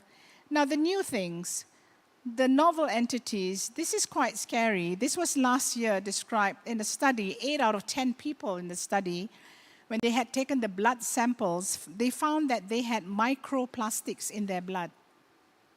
The microplastics come from the plastics that go to the ocean. It's consumed by the fish. It's also the cleansers that you have with plastic beads. But it gets into our human systems. But what the health impacts of microplastics is still not well known. It is postulated that it could cause cardiovascular disease, strokes, cancers, but these are things that will come. These are the diseases of the future that we're going to face with more and more microplastics in our circulation. And we really don't know. I mean, cancer is going up. We don't know the causes of all the cancer. We kind of know. We kind of know because it's all related to this. It's all related to the planetary degradation because cancer, non-communicable diseases like high blood pressure, diabetes, are all related to processes of inflammation. And inflammation is triggered by chemicals, particles in the air, in our water, that actually trigger a sense of inflammation, asthma as well. Now, if you look at, for example, freshwater change, this is very problematic because, fresh water is essential for human life. The other thing, of course, is if you look at things like biosphere integrity, you're talking about biodiversity. We need biodiversity for pollination, for crops to grow. And of course, ocean acidification is the other thing we have to watch because as there's more and more evidence of CO2 level rise, a lot of our oceans become more acidic, they become hot. Our fish literally get boiled in the ocean, right? And I don't think people realize that the ocean actually has been absorbing a huge amount of carbon. and it's reaching the saturation point. Absolutely. Right? So we don't see it because the ocean looks the same, but it's been happening. Can I just ask you, what is green water? So water, basically, there's green water and blue water, right? So green water is... Sounds beautiful. Green water is literally water that runs off from the sky, and blue water is normally from the rivers and so forth, There are ways that they quantify green and blue water. But what I want to say is that every single one of these have health implications. So I often say to people, we've all had a shared experience of COVID, every single one of us in this room. We've been impacted. Some of us may have fallen sick. I got COVID once. Some of us may have lost friends, but definitely all of us were impacted either economically, socially, and so on and so forth. All diseases, all illnesses are related to the planetary damages that are happening today. And if anything, we need to bring the health perspective out, because if we are going to change, we will change when it affects us. It impacts our lives. We all want to be healthy. So if we don't recognize that climate change alone is not just about, polar bears, it's about our health. And that if we don't look at planetary health as a multi-systems approach, that for us to be healthy, we need to have economy that is healthy, we need to have social conditions that is healthy, which is equity, we need to have environment that is healthy, and therefore it requires all of us to work differently. We have to have systems shifts so that when we address problems, we solve the problems together, and not just the health ministry trying to solve health problems. The health ministry needs to work with the transport ministry to reduce pollution. It has to work with the finance ministry to ensure that economic development incentives are green. It has to work with businesses. It has to work with social situations, right? So it's all linked. And our lives are so intrinsically linked with the health of the planet. I think a lot about the differences between Asia and the West. Yep. And you and I talked about it. In Western medicine, there's somehow this conception that, if you have a respiratory problem, you don't go to one kind of doctor. If you have, a digestive problem, you go to another doctor. And those doctors may or may not talk to each other. And it's pretending like somehow your body is not one body. But in this part of the world, there's more of an understanding that, in fact, everything is happening inside. Yep. And we are all linked. So I think in some ways, I don't know if you have felt this as you've been pursuing this model, Jamila, but this concept makes a lot of sense within Asian philosophies and cultural contexts and histories, because in this part of the world, we have always understood the interconnectedness of systems. Yeah. So I'm hoping that Asia is really takes the lead in thinking through these kind of models. Absolutely, Ruth. I think this is the reason why I decided to come back to Asia and set up the center. Now, I'm half Chinese, and the concept of qi, or energy, is very important. It's about energy flows, right? And I think that in all Asian culture, even Korean culture, it's about energy flows, our energy points. And even as someone trained in Western medicine, I bring in traditional knowledge when I talk to my patients. For example, if you have someone coming to you with high blood pressure, it's not good enough to measure the blood pressure. You need to ask, what kind of work are you in? What's your stress level? Do you have enough exercise that improves your circulation? What is your diet like? Because all these determinants will actually determine whether the person's blood pressure can be more easily controlled. In the UK now, if you go to a GP, a general practitioner, they may prescribe cycling as a treatment for high blood pressure. I'm very serious. Your prescription may contain something to say, this man needs to take 1 week off to do more walking and cycling because that will reduce his stress, will reduce his blood pressure. So slowly, I think the medical profession is realizing it's not just about dishing out pills to people, because you've got to look at the person as a whole. right? And I think Asian medicine, whether it's Chinese, Korean, or Indian medicine, has always been on the concept of a holistic approach, whether it includes herbal medicine or qigong or tai chi or whatever. It's about energy flows. And I think planetary health is in the same way. It's about not looking at things in silos. It's about making sure that everything is included, integrated, holistic, and we have to treat the planet as a patient as well. As doctors now, we are not trained to do that.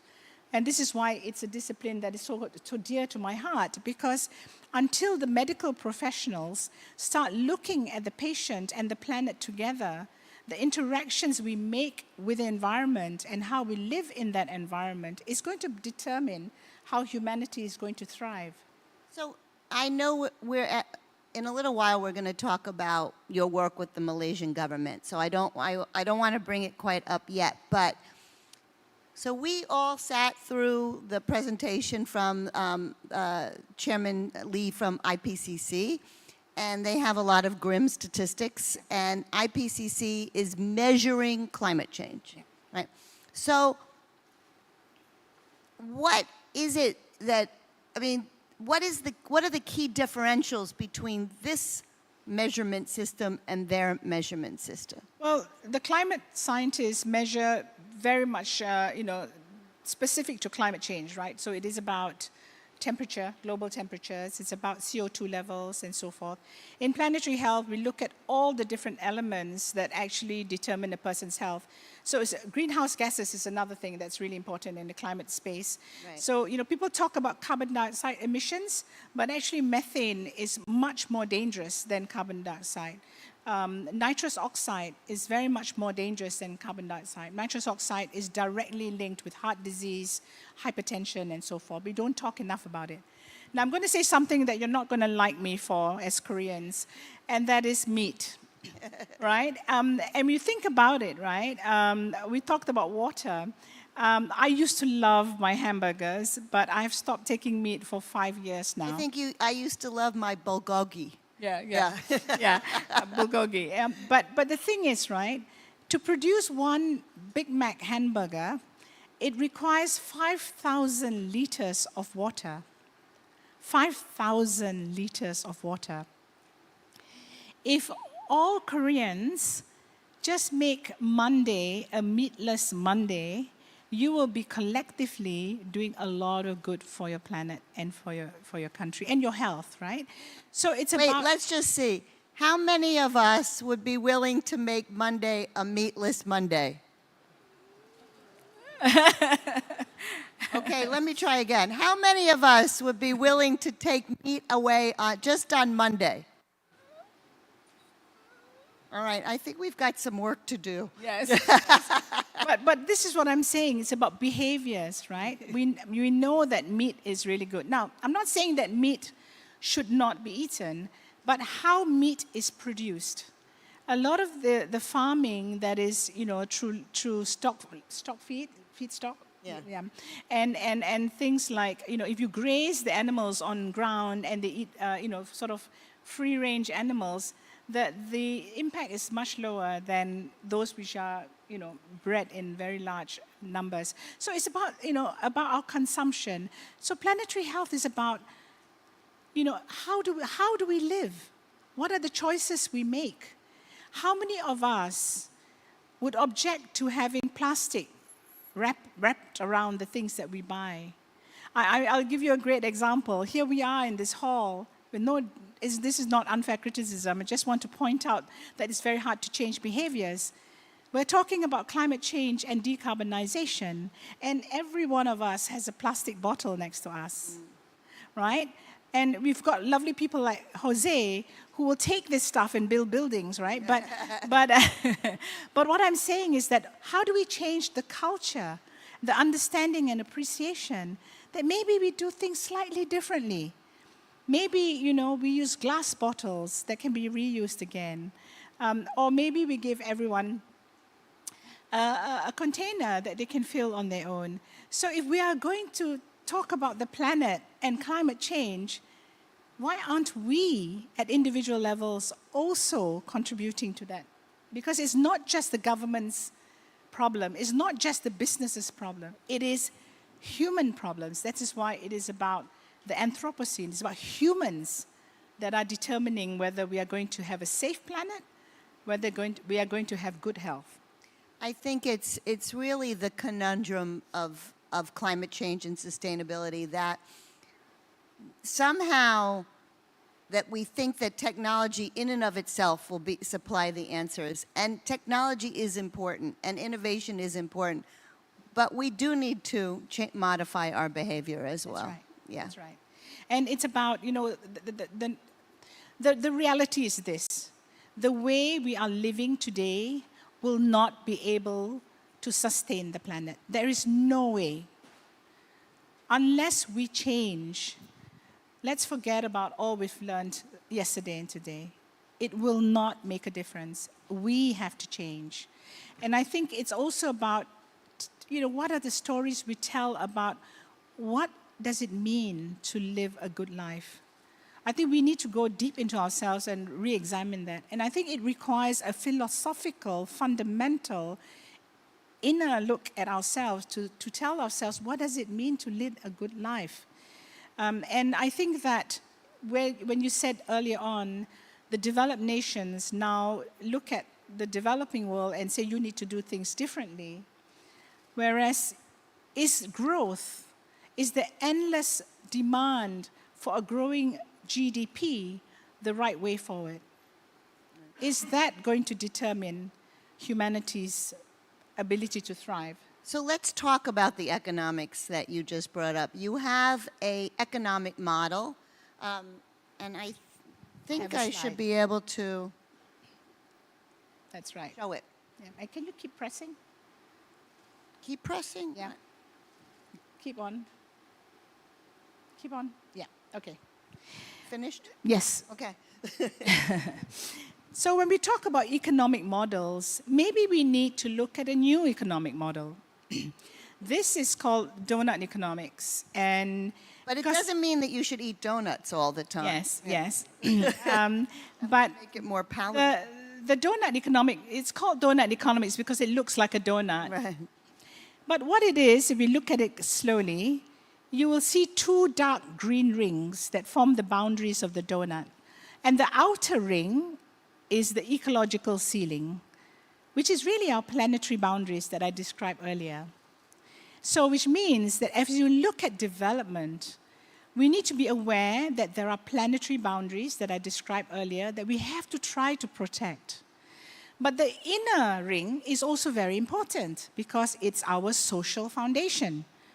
Because you need to build schools, you need to have education, you need to have poverty alleviation, you need to have equality, housing, and so on and so forth. And those are really our sustainable development goals. So it's about how do you find the balance, that light green space, that safe space, and a just space for humanity. And just is a very important word because it's about equity. It's about having development that takes into account that every human being has a right to live a life that is good. So the donut economics model tells us that perhaps as we look at our development plans, we need to be more cognizant of our planetary boundaries while recognizing our social foundations are also important.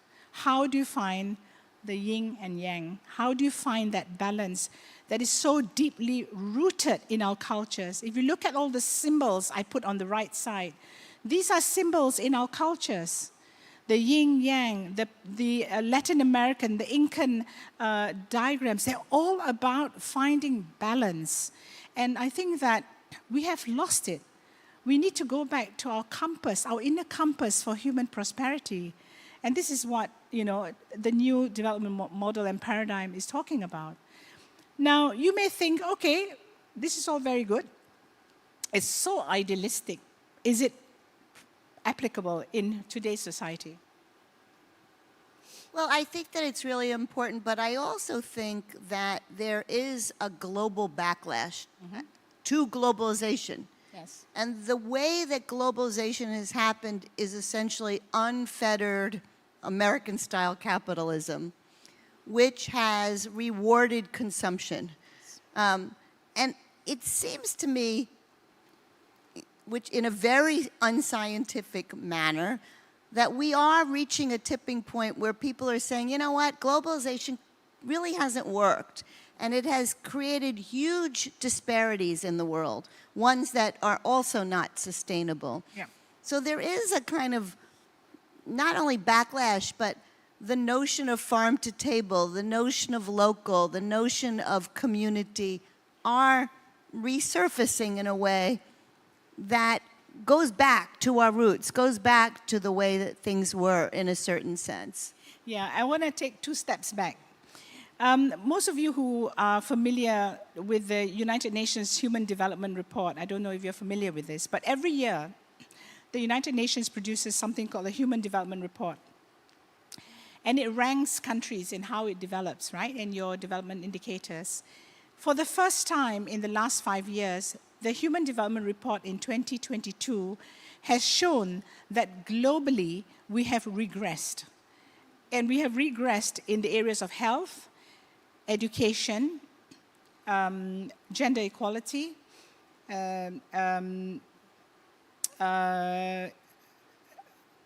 poverty alleviation, and climate. And I think this has got to do, climate was not a start, but it's education, health, equity, and gender.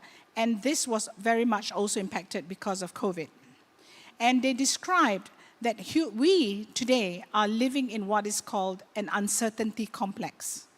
And the uncertainty complex we are facing is made of 3 things. 1, the dangerous changes of the Anthropocene, the planetary changes of the Anthropocene, everything I'm talking about. That's a major driver.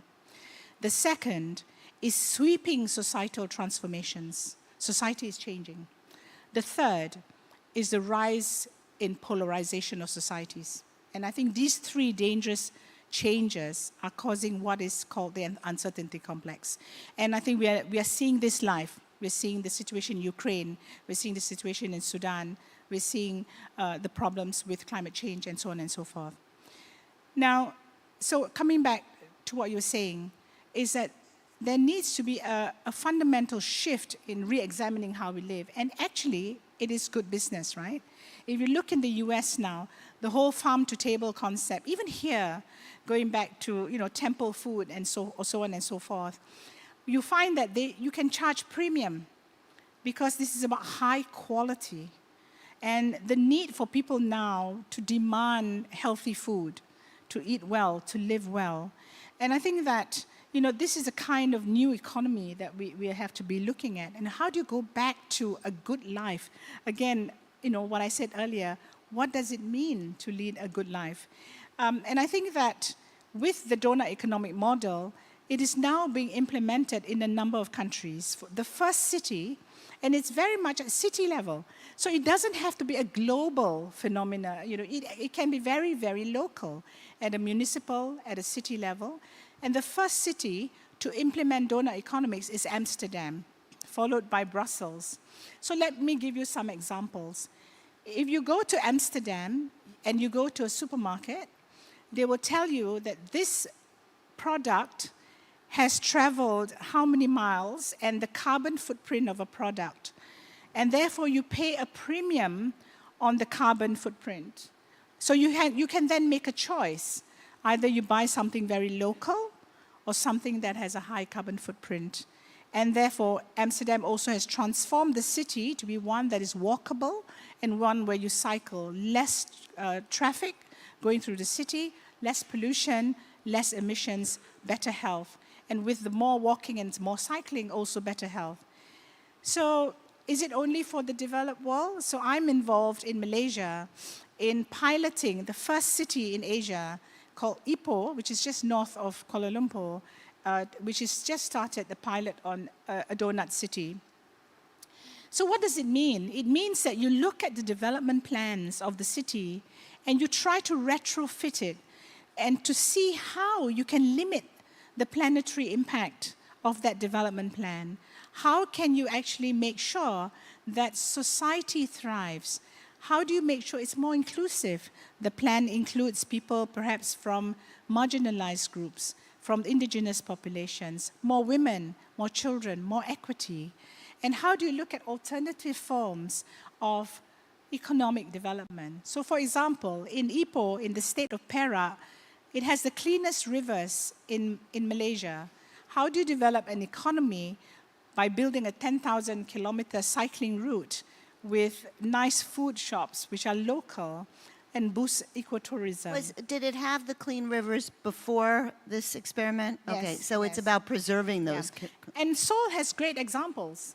If you look at Changgyeong-dong, right, the stream, I've studied the stream because of planetary health. It's one of the best examples. The river. The stream, Yeah. right? It's not a river, it's a stream. Well, but before that, they call it a river. Is it a river or stream? Is it a river or a stream? The resurrected one in Seoul. Stream. A stream. Yeah. Okay. So stand corrected. yeah. So before that, Ruth, there was a highway. Yeah, I know that. And it was very polluted. But the government took the initiative to clean the river up, change the entire landscape. Right. So much so that it is now a place where people can rest after work, people can walk, improve their health. The water is clean, and I think this is a fantastic example of, a city that is embracing donut economics, right? So about bringing different perspectives. So you can localize how you actually improve the quality of life for people in a city or in a municipality by taking into consideration the impact of your policies and your development on people's lives.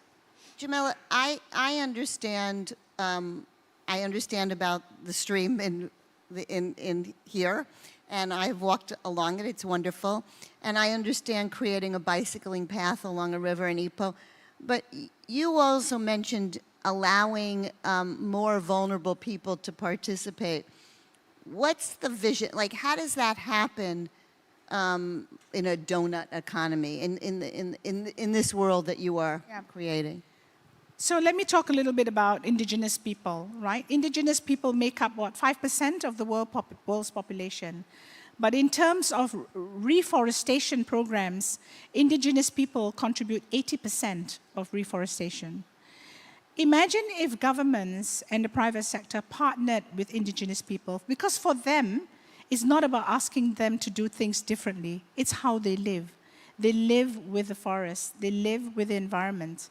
And about giving them that, empowering them to say, go and do what you normally do, and we will invest in you. Then, you can leave it to them to make sure they will protect the forest and the environment. The solutions are often in the hands of local people and indigenous populations. It's just that we have marginalized them in some of our planning and our development. I think this is really, really important. How do we make sure it's not just about consulting, but actually inclusion and participation in policies and decision making? I think this is very important. The other thing around it is women. Women actually change societies. When you actually empower a woman, she empowers the entire family. She empowers the entire community. So it's not just about consulting women and ticking a box to say women have been consulted. It's about making them drive some of the policies and drive some of the leadership that is required. So I think this is how you bring in, other groups. For example, some of the things we are doing in Malaysia, it's very small scale compared to what Jose and others are doing. But there are some organizations that are taking plastics that are non-recyclable and bringing it to poor communities and helping them repurpose the plastics into things that may be sold, and therefore improving their economic livelihood program. So there are many things that can be done. I mean, honestly, it's very easy to walk away from a climate meeting feeling doom and gloom. But I hope, like me, you felt so inspired this morning because the sense of possibility that humanity offers us is endless. Just as we destroy, we are the most creative people on earth. And I think the solutions are with us. If only we come together, we collaborate, we think together, and we create those solutions that are actually going to solve the problems. Because it is about mitigation, but it's also about adaptation. It's also about, finding those financial flows and so on and so forth. So I think revolutionizing how we solve problems and not being stuck in those silos, right? And changing the way we work. I think that if I did see a label and it said, product A used so much more energy and emitted and has so much higher emissions than product B, it would definitely affect what I purchase. Yes. So I think that's really useful. And that could be done in Korea. Easily. I think. Yeah. Very easily. Yeah. I just want to ask you, you have an international reputation, and everyone in Malaysia knows who Dr. Jamila Mahmood is. She's quite famous there. And everyone's jealous that I get to have a conversation with her. So it doesn't surprise me that the Malaysian government would value your advice. But on the other hand, they have other problems. It's still an emerging economy. Yeah. So can you just tell us the whole conversation to go from the concept to rolling it out in a city like Ipoh? What was that like? I think COVID was a real crisis, but with every crisis is an opportunity. And what I did, I was fortunate to be advisor to the Prime Minister at the time and an economic advisor as well. And what I said is, do you want to come out of COVID doing things the same way that you did before that, which actually caused the problem? And I think many people realize we have to do things differently. And our national development plans were being, our 5-year development plans were being drafted at the time. And what we managed to do is influence that to include the planetary health language. We've taken that one step further now to say, let's develop a national planetary health action plan. How do we now bring different ministries together to think through how do we make the economy and people prosper without damaging the planet? And it's quite radical, it's quite difficult. Now, having a plan is one thing, implementing it is another, right? And this is where partnership comes in, bringing civil society in, bringing businesses in and so forth, showing the economic value. If I tell you now, the economic costs of COVID at the end of 2020 was $20 trillion. And if we had invested 0.05% of that amount of money on preparing for the pandemic, you would have said it's a no-brainer. But no one put the money in to prepare for the pandemic. So we're always caught after the crisis thinking what we could have done better. So I think what we need to do better is translate the health implications, the costs of everything that we do, and making sure policymakers, lawmakers realize that there is a price tag to health. And we all saw, without health, your economy is stagnant, your social life is stagnant, you're miserable, people get mental health issues, children's education disrupted. So, there's so many things that go wrong. Health is wealth, as they say, right? So this is why, Ruth, bringing a planetary health national action plan is going to be important. We're working on it now. We hope it'll be ready by early next year. We're hosting the first ever in Asia, the Planetary Health Summit in Malaysia next year. We'll be hosting it. We want to bring businesses in. But 3 things I will leave to say that why we need to do things differently, right? And we can talk about the science, but the problem is 3 things. 1, we need to have political will and good governance. Without that, nothing moves.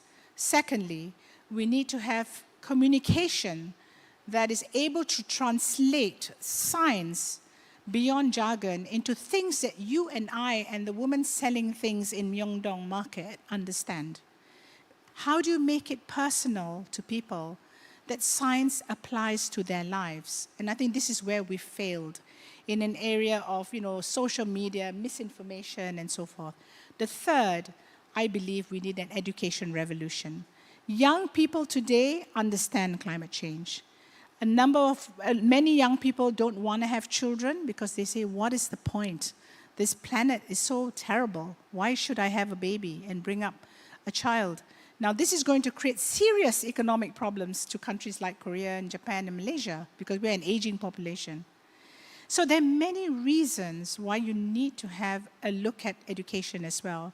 So if I give you one example, in the university that I set up my program, from next year, planetary health is mandatory, a 7-week program. Whether you're studying engineering, communications, humanities, culinary arts, you need to do 7 weeks of planetary health because we want to make sure young people who become leaders in the future understand the decisions they make, whether at policy level, business level, activist level, are going to have an impact on the planet. And they need to make the right decisions. All right, well, that was very inspirational, very important, and I think you would all agree that Dr. Jamila Mahmood is a gift to the world and a gift to us today. Thank you so much.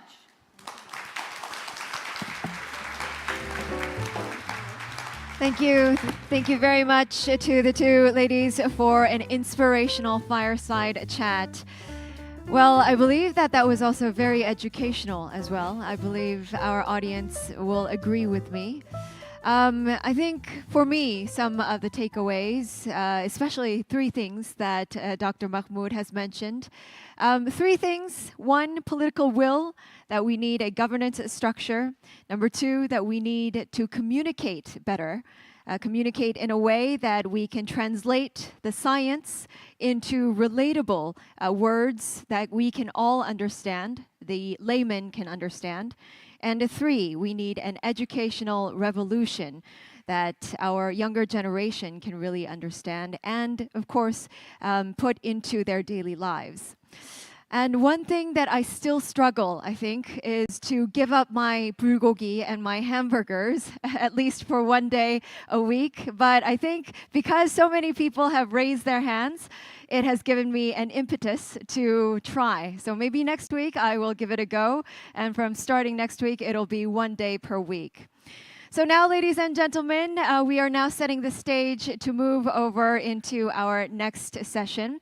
But before we do, I'd like to entertain you on what topic we will be discussing.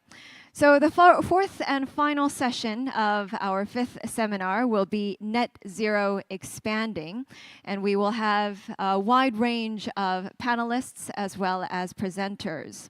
So before we discussed the planetary health and decarbonization, and now we will be moving on to how we can actually expand our efforts into the net zero goals.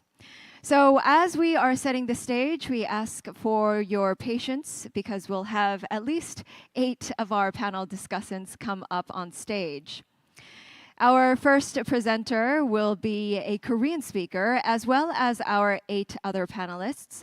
So for those of you who require interpretation, please note that our further sessions will be delivered in Korean. So please use the receivers and tune into channel 2 for English. 네, 지금 이후부터는 저희가 한국어로도 진행을 할 예정입니다. 그래서 혹시 통역이 필요하신 분들께서는 통역 수신기 활용해 주시면 감사하겠습니다. So I would like to mention that from now on, our speakers will be speaking in Korean, ladies and gentlemen. So please use the receivers if you do require English interpretation. The channel for English will be channel 2.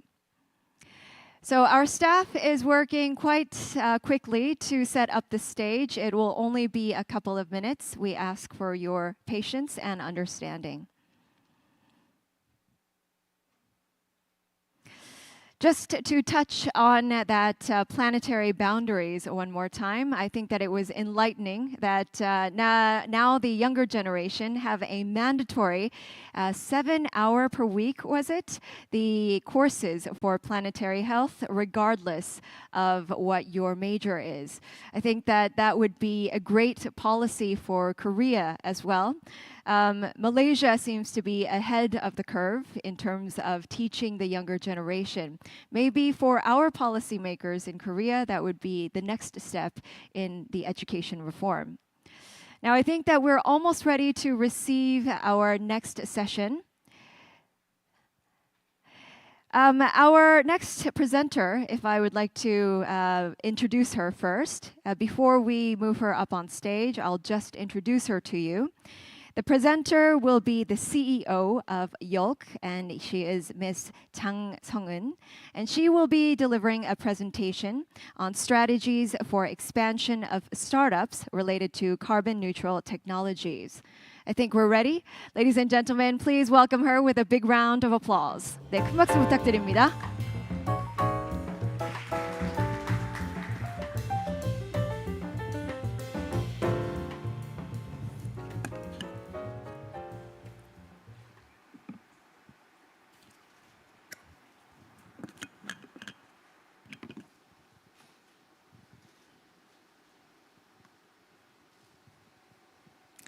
네, 안녕하세요. 요크 장성은입니다.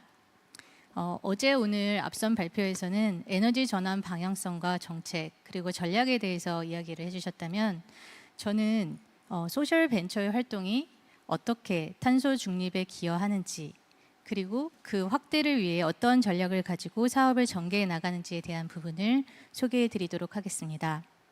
요크는 창의적인 디자인 사고를 바탕으로 솔루션을 만드는 회사입니다. 요크가 처음에는 종이처럼 얇은 휴대용 태양광 충전기인 솔라 페이퍼를 기획해서 미국의 크라우드 펀딩에 런칭해서 출시도 전에 100만 불의 판매를 기록한 바 있습니다. 하지만 태양광 에너지라는 것이 굉장히 거대하고도 지구 어디에나 공평하게 닿는 이 유니크한 에너지를 속성을 더 잘 살릴 수 있는 그런 분야를 고민했었을 때에 제 눈에 들어왔던 것은 바로 개도국이었습니다. 왜냐하면 전 세계 13억 명이 아직도 전기에 대한 액세스가 없어서 화석연료를 사용하고 있고 매년 200억 리터의 케로신을 태우고 있기 때문입니다. 이것은 특히 사하라 사막 이남의 아프리카에서 집중되어 있는데요. 그 중에서도 피라미드의 바닥에 있는 그 바텀 오브 피라미드, BOP라고 불리는 취약계층에서 많이 발생됩니다. 넓은 대륙에 뿔뿔이 흩어져서 살고 있는 그러니까 낮은 인구 밀도랑 하루 소득이 5불 미만의 낮은 경제적 소득은 기존의 송배전선 등의 인프라를 구축해서 전기를 보급하기에 적합하지가 않은 환경인 까닭입니다. 유엔의 리포트에 따르면 2050년이 되어도 이들의 50%는 전기의 액세스를 갖지 못하고 화석연료를 계속 사용할 것이라고 합니다. 그러면 이들은 인체에도 유해하고 환경에도 유해한 이러한 화석연료를 대체 언제까지 사용하면서 어둠 속에서 살아야 하는 것일까요? 이러한 문제를 해결하는 방법으로 요크에서는 솔라카우라는 솔루션을 개발했습니다. 함께 동영상 보시겠습니다. 동영상 플레이 부탁드립니다.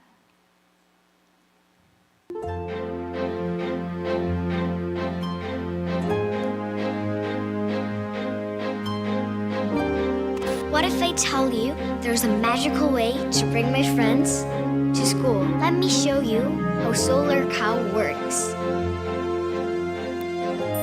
Walkerlos, Walkerlos, Walkerlos, Walkerlos. Go to school. Ta-da! The secret to this magic is with the solar milk batteries, my friends go to school where the solar cow waits for them.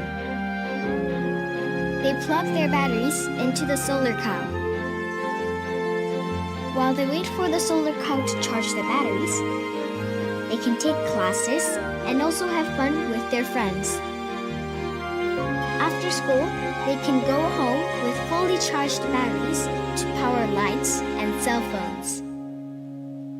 Thanks to Solar Cow, the house is now bright at night. Also, they no longer need to go to charging shops far from home. The solar milk batteries provide incentive for parents to send their kids to school. So my friends and their parents can all be happy. There is something else that is special about Solar Cow. Solar Cow connects people. The solar milk batteries have their own individual ID codes, which are recorded whenever the children use the batteries. This digitizes attendance, allowing supporters to see the real impact they are making.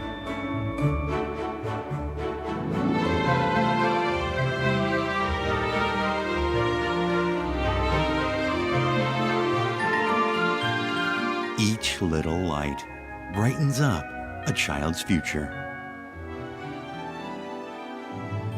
Come, say the magic word. Walkerlos. Solar cow. School teleporter. 네. 먼저 그 동영상에서 보셨던 것처럼 우리는 학교에다가 이 솔라카우라는 태양광 충전 스테이션을 설치를 했고요. 이 우유병 모양의 배터리를 애들에게 나누어 주었습니다. 이 배터리는 그 솔라카우에서만 충전이 가능하기 때문에 매일 아침 아이들은 이 배터리를 가지고 학교로 오게 됩니다. 학교에 와서 솔라카우에 충전하려고 꽂아 놓는 동안 어차피 충전을 기다려야 되잖아요. 그 기다리는 시간 동안 아이들은 수업을 들을 수 있게 되고 집으로 가져갔었을 때에는 부모님의 핸드폰을 충전한다든지 그리고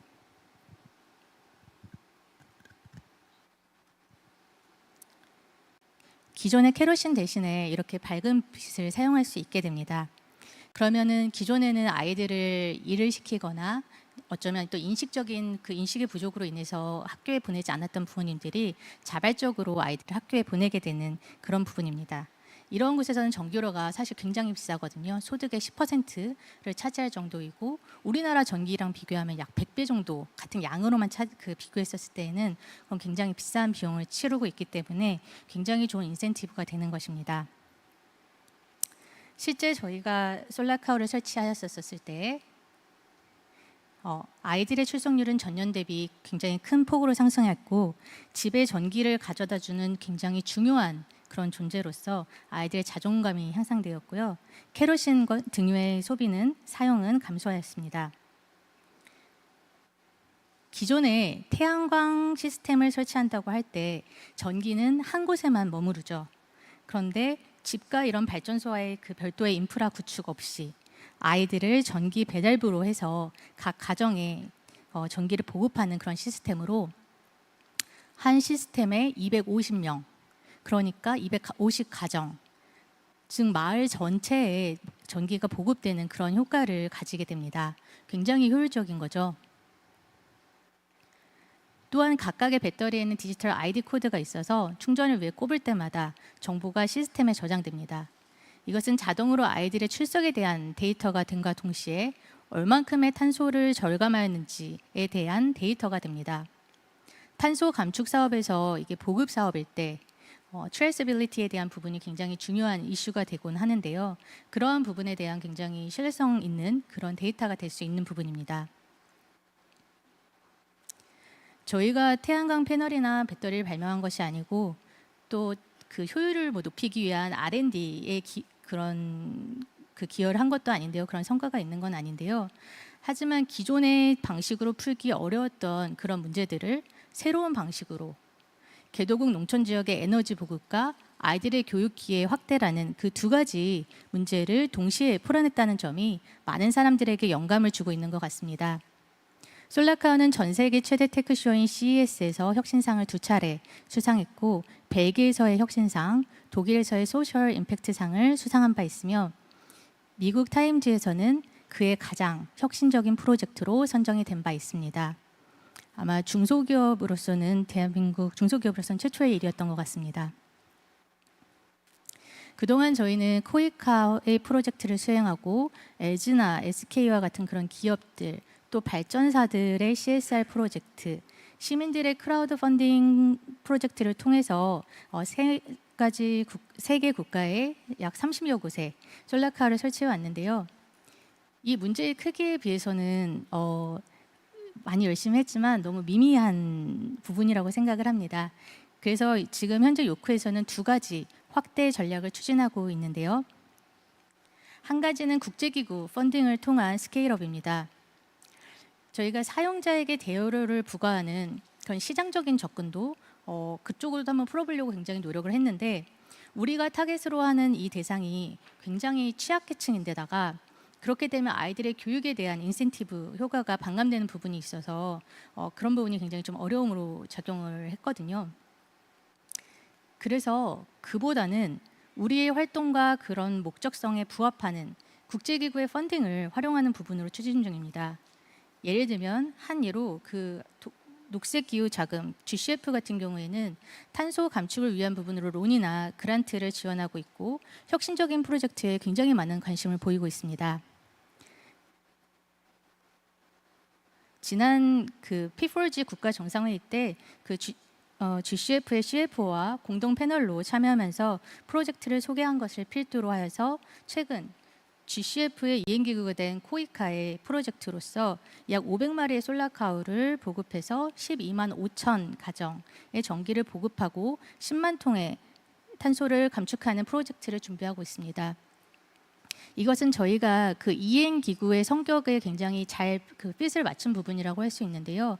어떻게 보면은 플란트라든지 이런 부분들은 다른 그 A도 accredited entity도 그 실천할 수 있는 실행할 수 있는 부분인 반면에 코이카 같은 경우에는 SDGs나 그런 취약계층에 조금 더 그 밸류를 많이 두는 그런 이행기구이기 때문에 굉장히 잘 맞는 사업이었던 것 같습니다. 더불어 소개를 하고 싶은 사례가 있습니다. 지난 11월 부산 엑스포 유치를 위한 BI 총회가 파리에서 열렸는데요. 이 제3차 PT 때 솔라카우를 소개를 했습니다.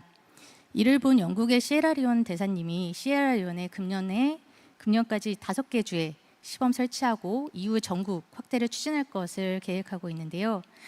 시에라리온은 부산의 엑스포를 적극 지지하겠다는 입장 표명과 함께 그렇게 좀 진행을 하고 있습니다. 우리 기업의 수출과 국제 외교에 대한 기여, 탄소 감축이 함께 이루어지는 그런 사례가 될 것 같습니다. 두 번째는 대중의 일상에서의 소비를 통한 스케일업을 계획하고 있습니다. 오늘 아침에도 커피 한 잔씩 하고 오셨죠?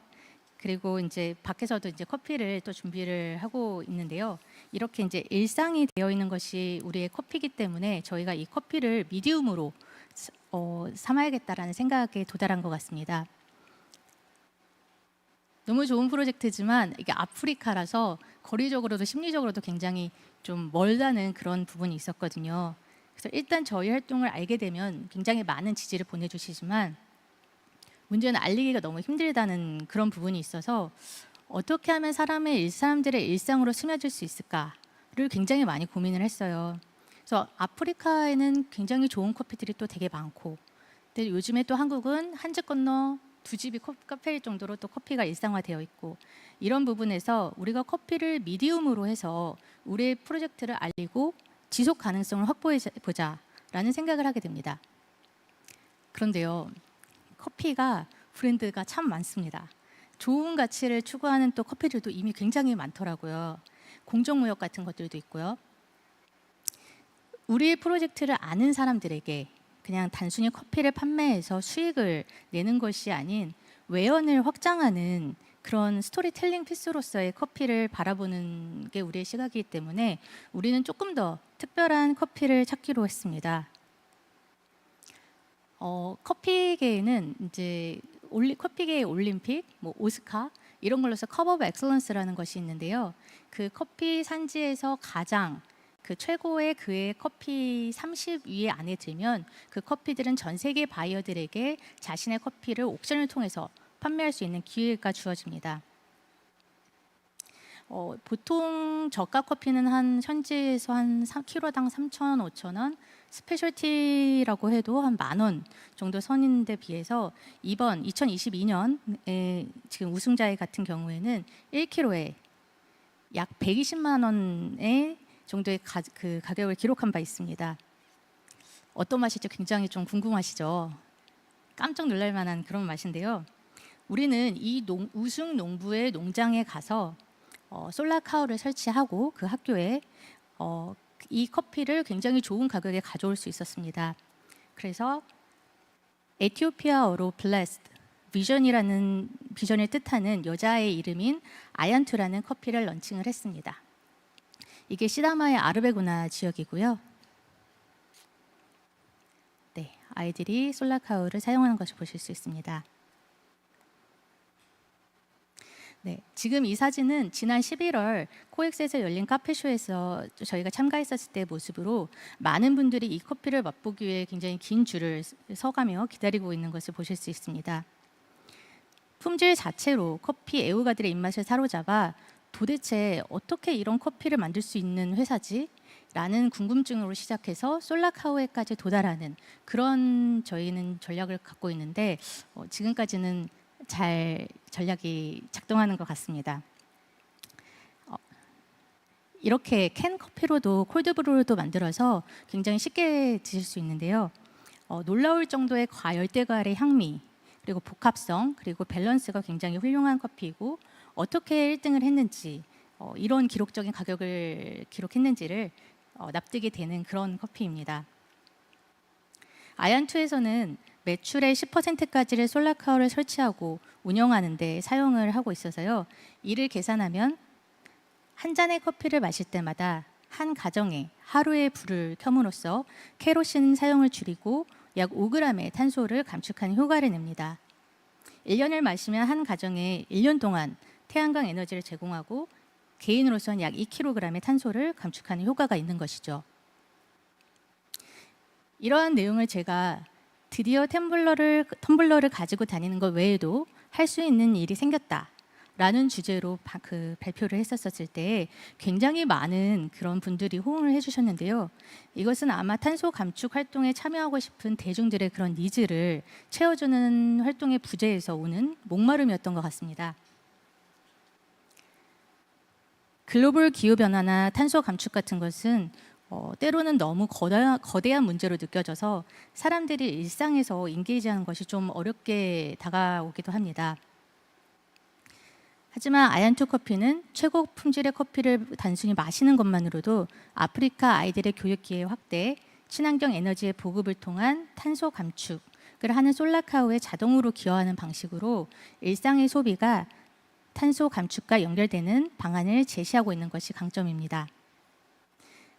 네, 이렇게 그동안 요크의 솔라카우 시작에서부터 국제기구 프로젝트까지의 확대 전략, 그리고 이와 연관된 한 잔의 커피가 하루에 빛이 되는 아얀2 커피의 브랜드까지 소개를 드렸습니다. 감사합니다.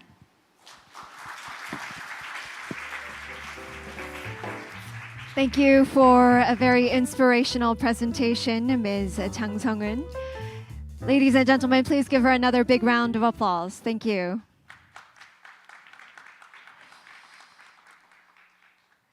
She was presenting about some of the enlightening ways and inspirational ways of how to get some children in Africa back to the schools. A very bright as well as smart way as well.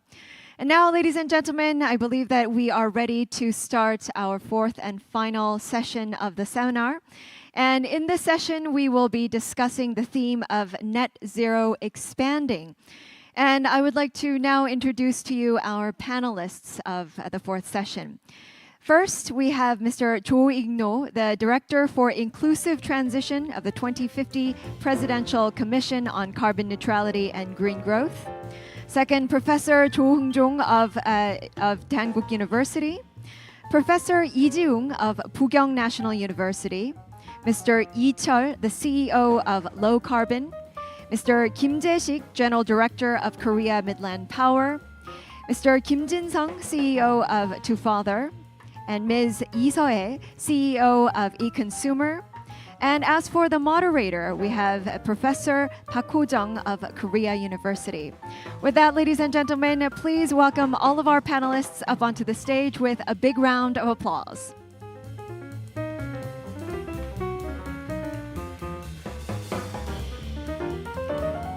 네, 다시 한번 큰 박수 부탁드리면서 이번에도 역시 한국어로 진행이 됩니다.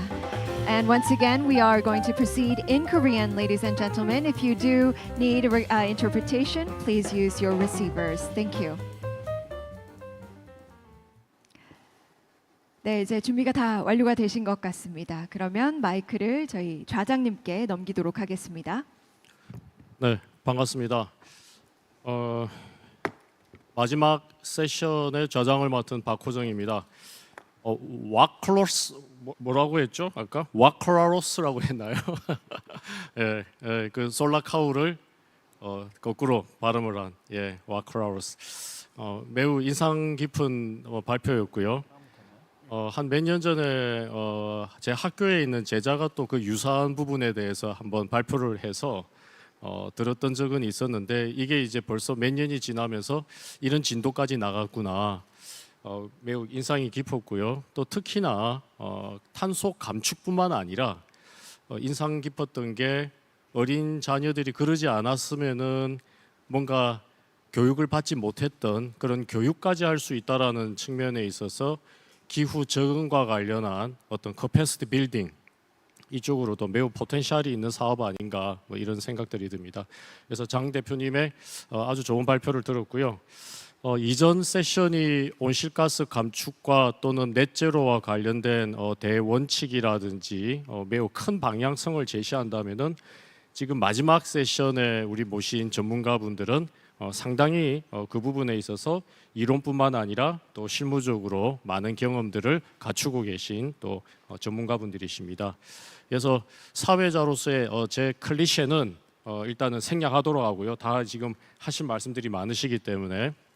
그리고 아까 우리 여기 저께서 제 대신에 소개를 다 하셨어요.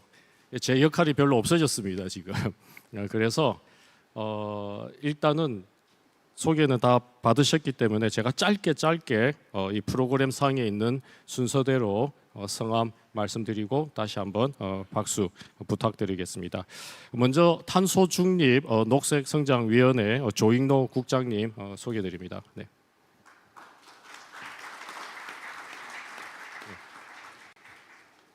그 다음에 프로그램 상에는 당국대학교의 조홍종 교수님, 네. 부경대의 이지훈 교수님, 중부발전 신재생 기획실장님 되시는 김재식 실장님, 로우 카본의 이철 대표님, 투파더의 김진성 대표님, 그리고 이 컨슈머의 이서혜 대표님. 네, 반갑습니다. 그래서 발표 순서는 프로그램 상에 있는 내용 거꾸로 하도록 하겠습니다. 탄노기에 또 여러 가지 그 넷제로 정책을 총괄하는 조익노 국장님께서도 나름대로 토론자분들의 발제 말씀들 종합해서 또 랩업할 수 있는 또 기회도 필요할 것 같고 해서 이 컨슈머의 이서혜 대표님부터 해서 말씀을 듣도록 하겠습니다. 각자 10분을 넘지 않도록 하고 그 넘게 되면은 제가 말씀을 드리도록 하겠습니다. 네, 안녕하세요. 저는 이 컨슈머의 이서혜라고 합니다. 저는 여기 발표 제목처럼 탄소 중립에서 소비자 참여가 왜 중요한가 이 부분에 대해서 좀 설명을 드리고자 합니다. 방금 전에 세션에서도 발표하셨던 토론하셨던 분들 내용이 결국은 정부 정책에 소비자를 얼마나 인게이지먼트 시키느냐 굉장히 중요하다라고 말씀하셨는데요. 저도 이제 물론 이제 소비자 측면에서 연구를 하는 사람으로서 탄소 중립에서 소비자 굉장히 중요하다라는 부분에 대해서 말씀을 드리고자 합니다. 일단 저는 이제 탄소 중립 제일 중요한 것은 세 가지라고 생각을 합니다. 정부의 정책, 그리고 아까 발표하신 분처럼 어떤 기업의 기술, 그리고 소비자 참여, 이렇게 세 가지가 굉장히 중요하다라고 생각을 하는데요. 다음 페이지 혹시 넘겨주시겠습니까? 네, 특별히 저는 또 소비자가 중요하다라고 이제 얘기를 저만 하는 게 아니라 사실 IEA에서도 탄소중립 2050 전략을 발표를 하면서 결국 탄소 중립으로의 전환은 사람에 의한 그리고 사람을 위한 것이다라고 썼을 만큼 결국은 이 탄소 중립을 이루는 데 있어서 정부의 어떤 정책적 드라이브나 이런 것도 굉장히 중요하지만 사실 우리가 굉장히 간과하고 있는 게 이 개개인의 소비자 참여라고 생각을 합니다. 왜냐하면 정부에서는 어쩔 수 없이 이제 특히 에너지 부분 같은 경우에서도 굉장히 큰 에너지 사용을 차지하는 어떤 산업이라든지 뭐 건물 수송 이런 부분에 대해서만 굉장히 정책을 좀 많이 초반에는 그럴 수밖에 없지만 정책을 수립을 하는 반면에 실제 소비자가 참여하는 부분에 대한 정책이 굉장히 아직은 미약하다라고 저는 생각을 하고 있습니다. 그래서 이런 부분은 이제 뭐 지금 아무래도 초기 단계이기 때문에 앞으로 점차 정책을 발전시켜 나가는 과정에서 더 면밀하게 수립이 되어야 될 부분이지만 이런 부분에서의 역할은 단지 저는 정부의 역할뿐만이 아니라 방금 전에 발표하셨던 분처럼 굉장히 스타트업의 역할이 굉장히 중요하다라고 생각을 하고 있습니다.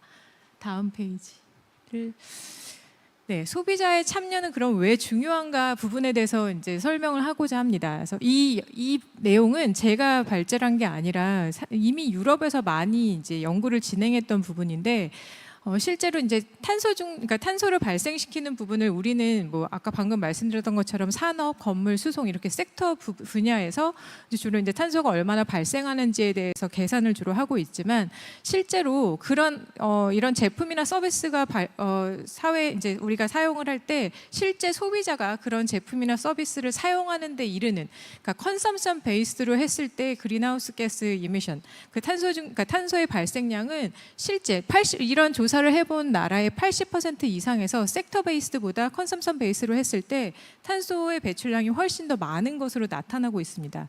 즉 우리는 소비자들이 실제로 제품을 사용하는 과정에서 발생하는 탄소의 어떤 발생량을 실제로 아직까지 측정을 정확하게 하고 있지 못하지만 이런 부분까지 모두 고려를 해야 되기 때문에 실제 이런 것을 사용하는 소비자 부분에서 이해를 하는 것이 매우 중요합니다. 또 그와 더불어서 사실 산업, 수송, 뭐 건물 이 모든 분야에서 결국은 에너지 사용이라든지 이런 부분을 하고 있는 것이 소비자 개인이기 때문에 이 개개인에 대한 어떤 인식을 변화하거나 행동을 변화하지 않으면 탄소 중립은 저는 이루기가 쉽지 않을 것이라고 생각을 합니다. 다음 페이지. 네, 이제 제가 하고 싶은 얘기는 여기부터인데요. 그러면은 어떤 소비자가 어떻게 참여할 것인가? 지금 이제 우리가 가장 기본적으로 생각할 때는 뭐 전기를 조금 덜 사용한다든지 아니면 뭐 폐기물을 좀 덜 배출한다든지 이런 굉장히 단순한 부분에 대해서 저희는 소비자 참여에 대해서 지금 얘기를 하고 있습니다.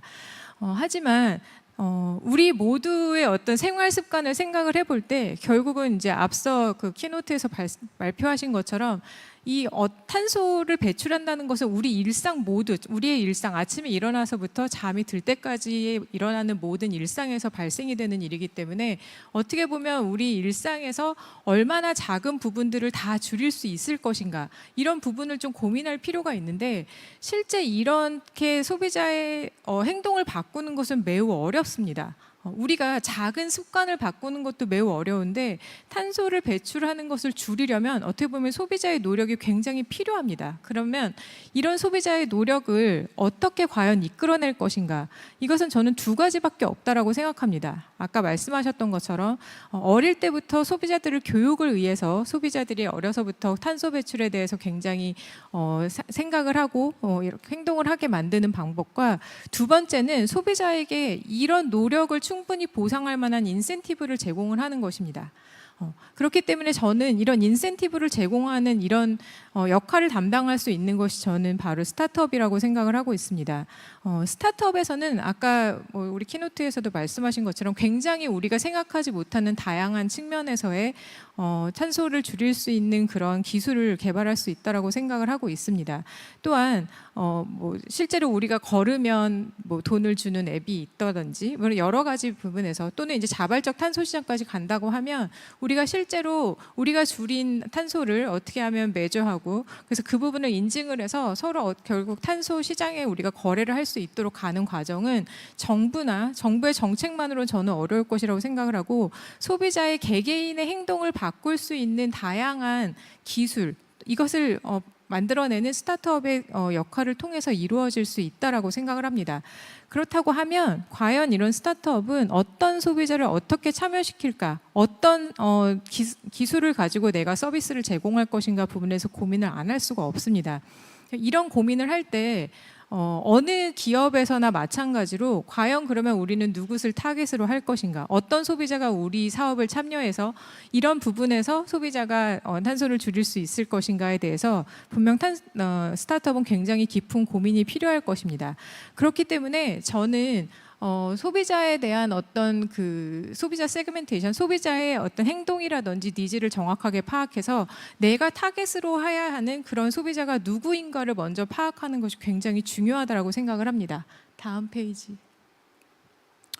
뭐 이거는 이제 그냥 제가 간단한 예로 여기다 적어 놓은 것인데요. 여기 보면 지속 가능성을 나는 이해를 하고 있다라는 것은 거의 60%에 달합니다. 하지만 내가 지금 미래를 위해서 나의 태도를 바꾼다든지 나의 지금 즐거움을 포기해야겠다라는 소비자는 약 40% 정도입니다. 물론 50 반보다 더 적다는 얘기입니다.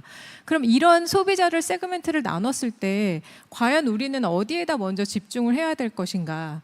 라는 것을 생각해 볼 수가 있습니다. 굉장히 좀 간단하게 최근에 연구한 내용을 설명을 드리면 저희는 지금 전기차를 사용하는 테슬라 유저와 그 다음에 니로, 소울, 스파크 같은 그런 약간 유틸리테리안적인 차를 타는 소비자를 저희가 구분을 해서 어떻게 충전 패턴이 다른지를 이제 저희가 구분을 해보았습니다. 그랬더니 테슬라를 이용하는 차량들은 주로 저녁에 완속으로 충전을 하는 것으로 나타났고, 다른 제가 아까 말씀드린 이제 일반 그 영업이라든지 본인이 낮에 많이 타고 다니는 유틸리테리안적인 사람들은 낮에 급속을 많이 충전하는 것으로 나타났습니다.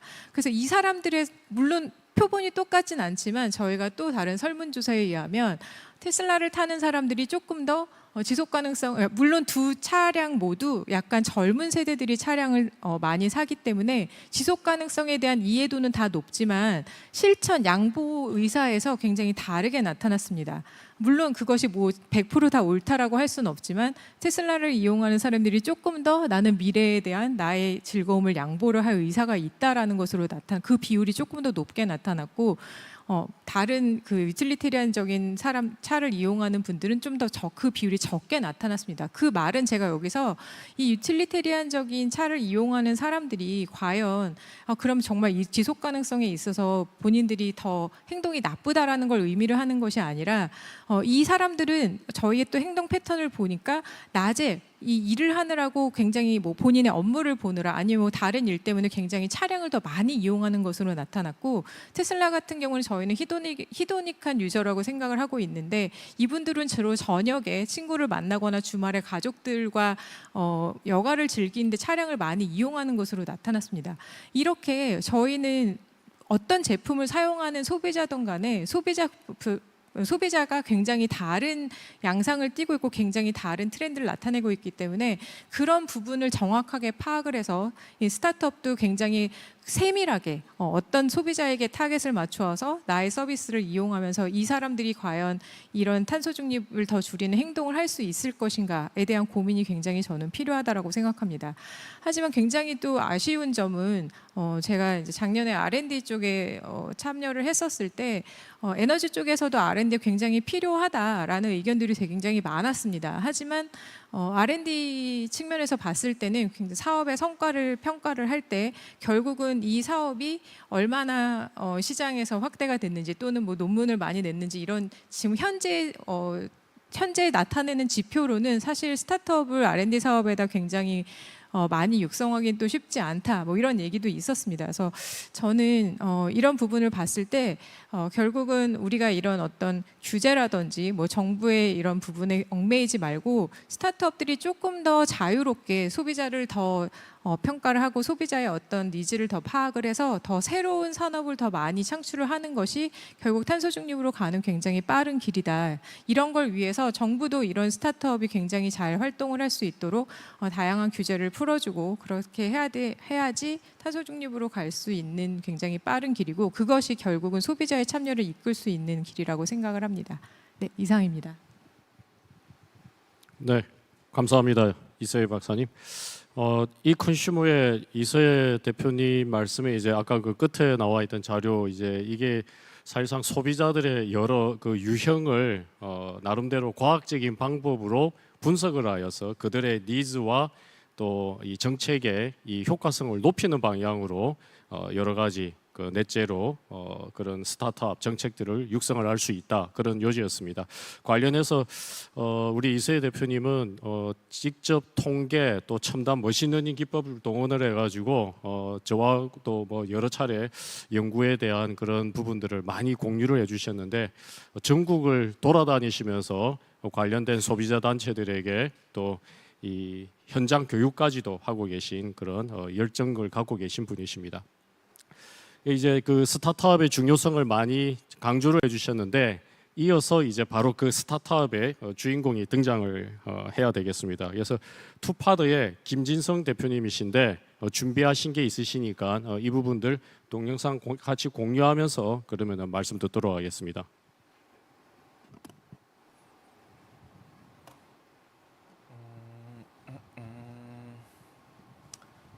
예, 안녕하세요. 투파더 김진성입니다. 발표 시작하겠습니다.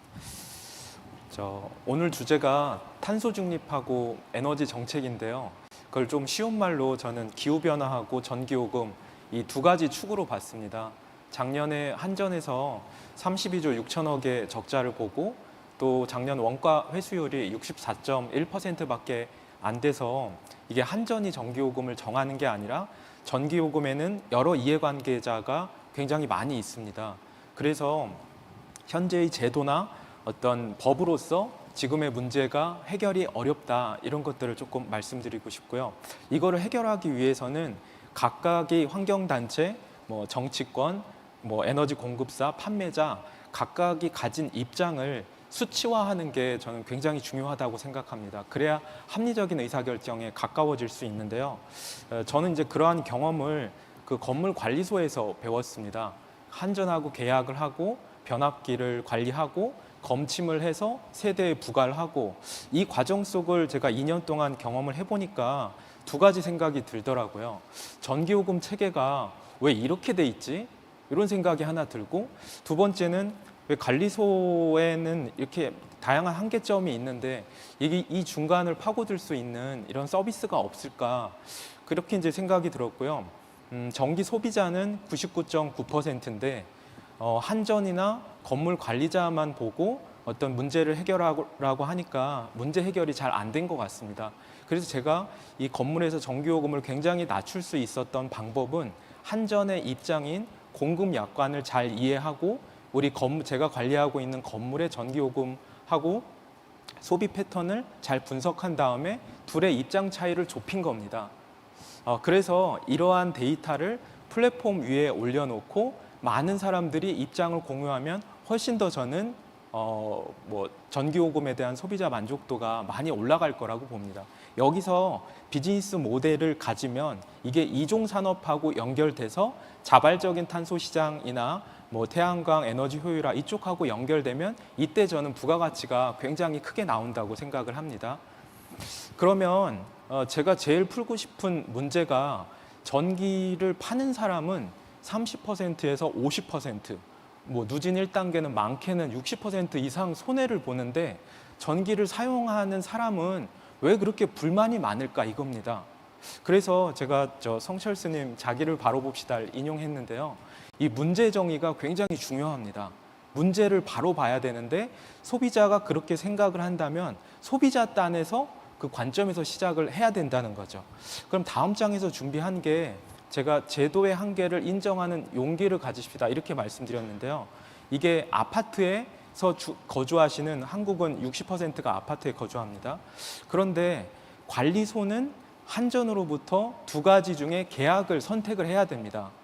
단일 계약을 선택할 경우 전체 요금에서 한 12% 정도가 줄어드는데 세대하고 공용의 차이, 그 구분이 없습니다. 이게 굉장히 문제인데요. 이것 때문에 어떤 문제가 일어나냐면 아파트 전체의 요금은 줄어도 적게 쓰는 사람의 요금은 거꾸로 올라가고 많이 쓰는 사람의 요금은 굉장히 많이 줄어드니까 이런 이해 충돌이 좀 있습니다. 그런데 한전이 단일 계약을 했을 경우 평균으로 아파트를 바라보니까 지금도 한 300분 앉아 계신데 한전에서 각각 사용한 양을 부과하는 게 아니고 이 300분을 평균해서 부과를 하게 됩니다.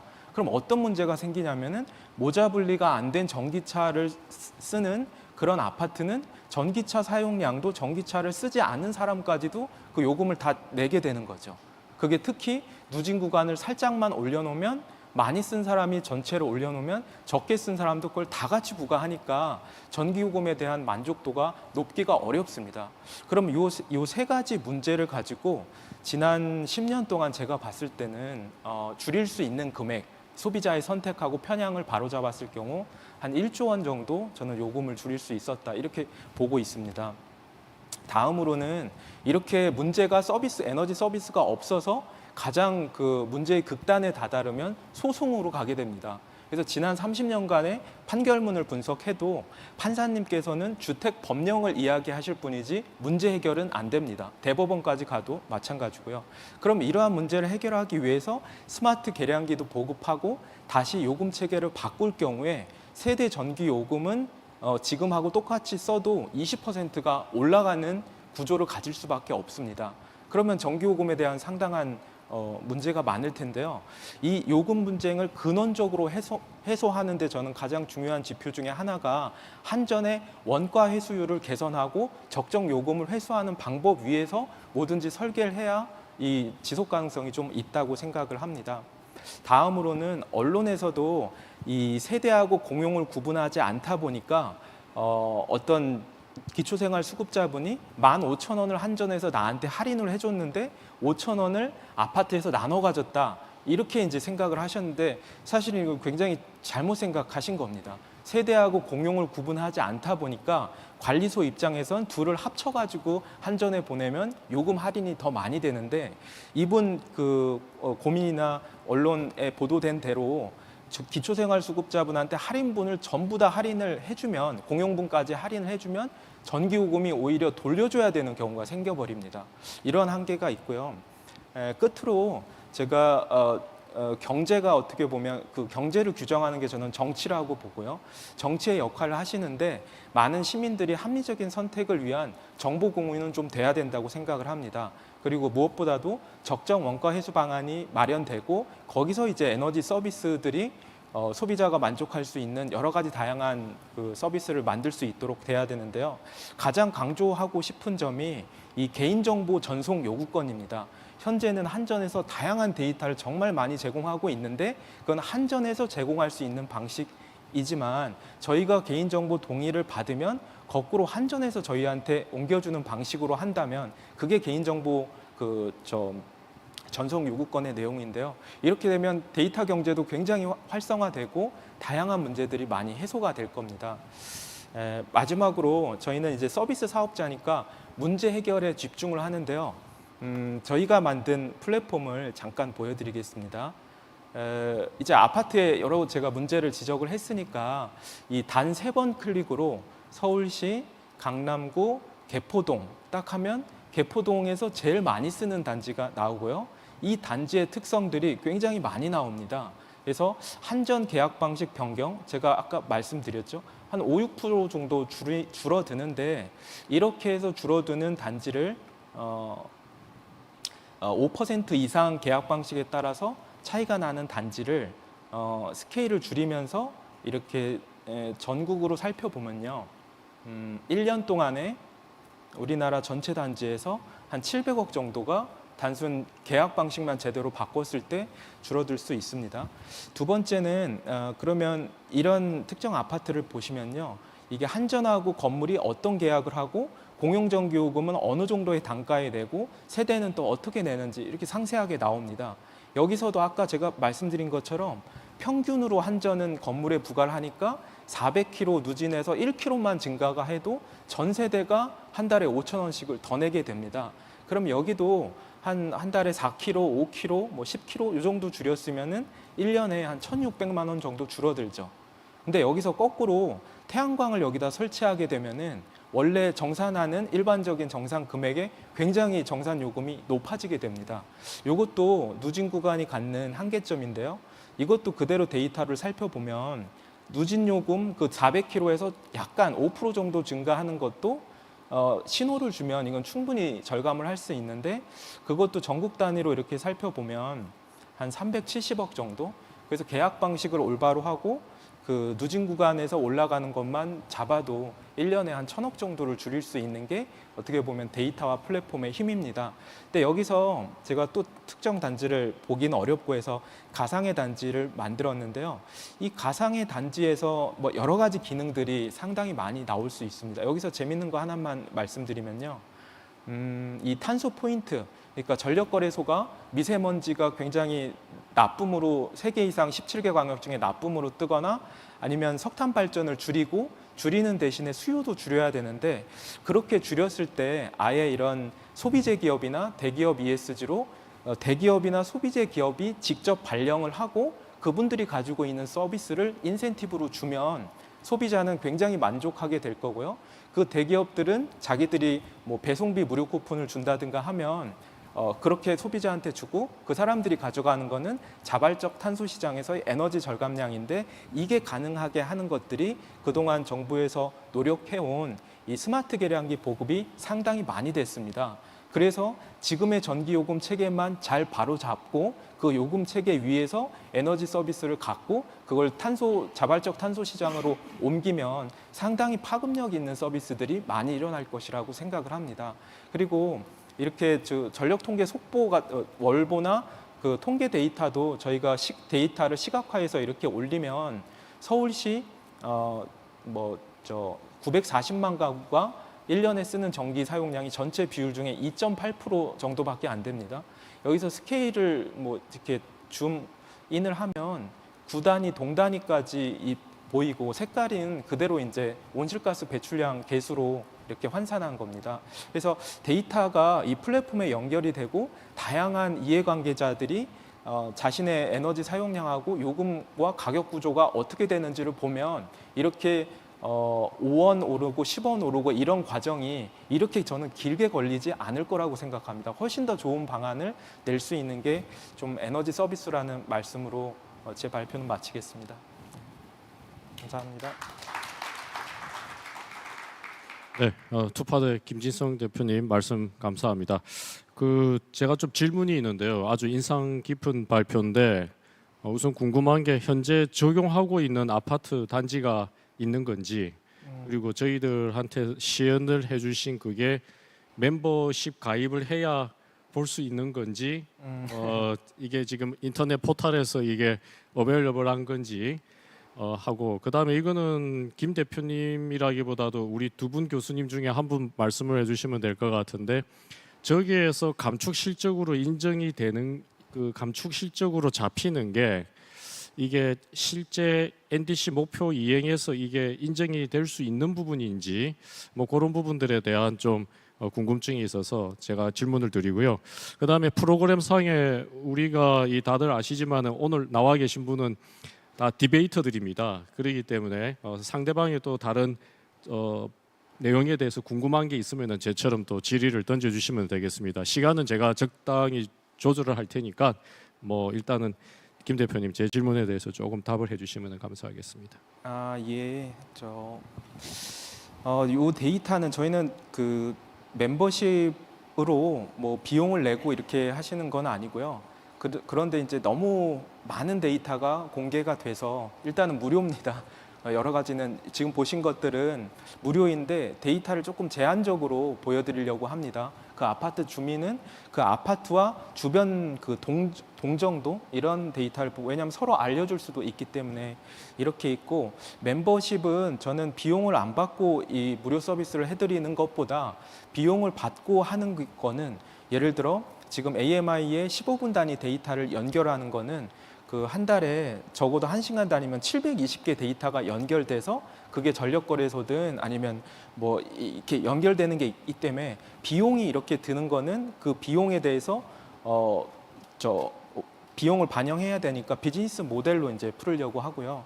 대부분의 기능들은 뭐 무료로 되는데 현재는 이 사이트는 한 번도 오픈한 적이 없습니다. 그런데 올해 여름에 굉장히 그 이슈가 많을 것 같아서 여름을 타겟으로 7월 초에 그렇게 오픈해서 이 모바일 버전에서도 여러분들께서 스마트폰에서도 충분히 이 많은 데이터를 다 보실 수 있고 멤버십에 가입을 하면 15분 단위 데이터를 연계해서 그야말로 뭐 재밌는 서비스들이 가능하게 그렇게 준비하고 있습니다.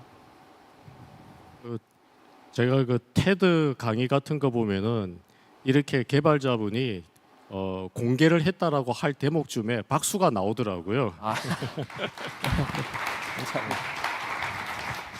네, 정말 감사합니다. 그리고 혹시 탄소 시장에 대해서 그거는 나중에 교수님들 말씀하실 때 이제 추가해 주시면 감사드리겠고요.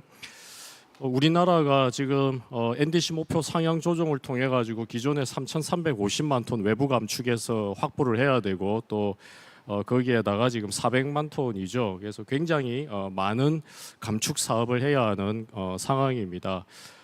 소비자들을 통한 어떤 감축도 있겠지만 대규모의 좀 더 스케일업된 어떤 감축 사업도 해야 되겠고요. 여러 가지 기술 옵션들을 고려해야 하는데 아마 이제 우리 국내에서도 로우 카본 하면은 그쪽에 또 선두주자시고 그래서 이철 대표님의 또 말씀을 듣도록 하겠습니다. 네, 일단 10분 드리겠습니다. 네, 안녕하십니까. 로우카본 이철입니다. 회사에서는 애칭으로 카본맨이라고 부릅니다. 앞으로 카본맨이라고 불러주십시오.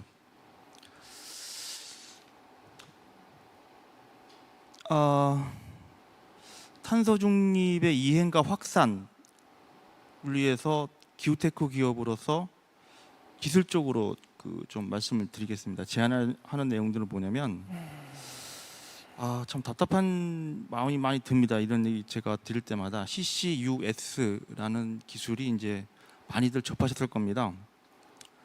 카본을 캡처해서 자원화해서 이제 저장하는 기술입니다. 이게 저도 조사를 해보니까 우리 로우 카본밖에 하고 있지 않더라고요. 처음에 이 기술을 개발하려고 많은 우리 연구진 노력들이 있었고요. 정말 힘들었습니다. 근데 개발하고 보니까 이 접근하기가 힘들어요. 저희 기술은 CCS하고 좀 다 결이 다릅니다. CCS는 카본을 캡처해서 저장해야지 가능한데 저장하는 건 연구 격리를 얘기하는 거죠. 근데 저장할 데가 없잖아요. 호주까지 가서 배 타고 가서 저장하신다는데 배 타고 갈 때 기름 버닝하면 또 CO2 나오고 저장하는 순간에 여러 가지 활동들을 통해서 CO2는 계속 또 발생을 하고 우리나라 땅도 아닌데 그러면 이걸 어떻게 할까라는 고민을 시작을 한 겁니다. 그러면 어떻게 할까? 일단 자원하자. 그럼 이 자원한 것을 어떻게 할까요? 격리하자. 그래서 저희 기술은 액상의 촉매를 개발했습니다. 흡수제를. 얘가 이제 공기 중에 이산화탄소하고 만나면 선택적으로 포집을 하고 포집과 동시에 얘가 성질이 변해버려요. 탄산염.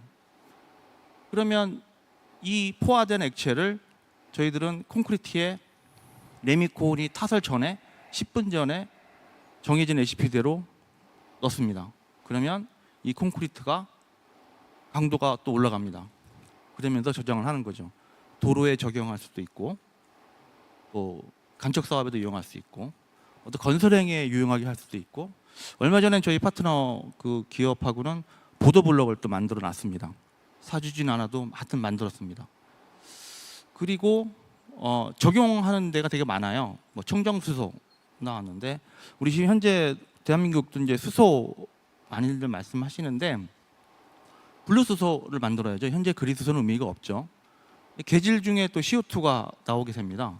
이 CO2를 저희가 CCUS 기술로 해결하면 무탄소 전원이 될 수도 있고 또 차에 적용하면 또 아주 훌륭한 카본 네거티브 및 탄소 중립에 이제 기여할 수 있다는 거죠.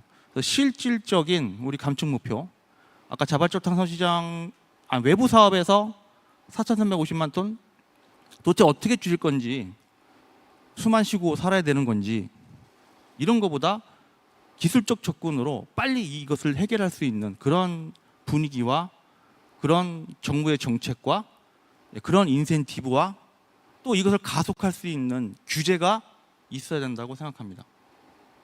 저희 기술진들이 제로C라는 걸 한번 만들어 봤어요. 이게 뭐냐면 이제 DAC 기술입니다.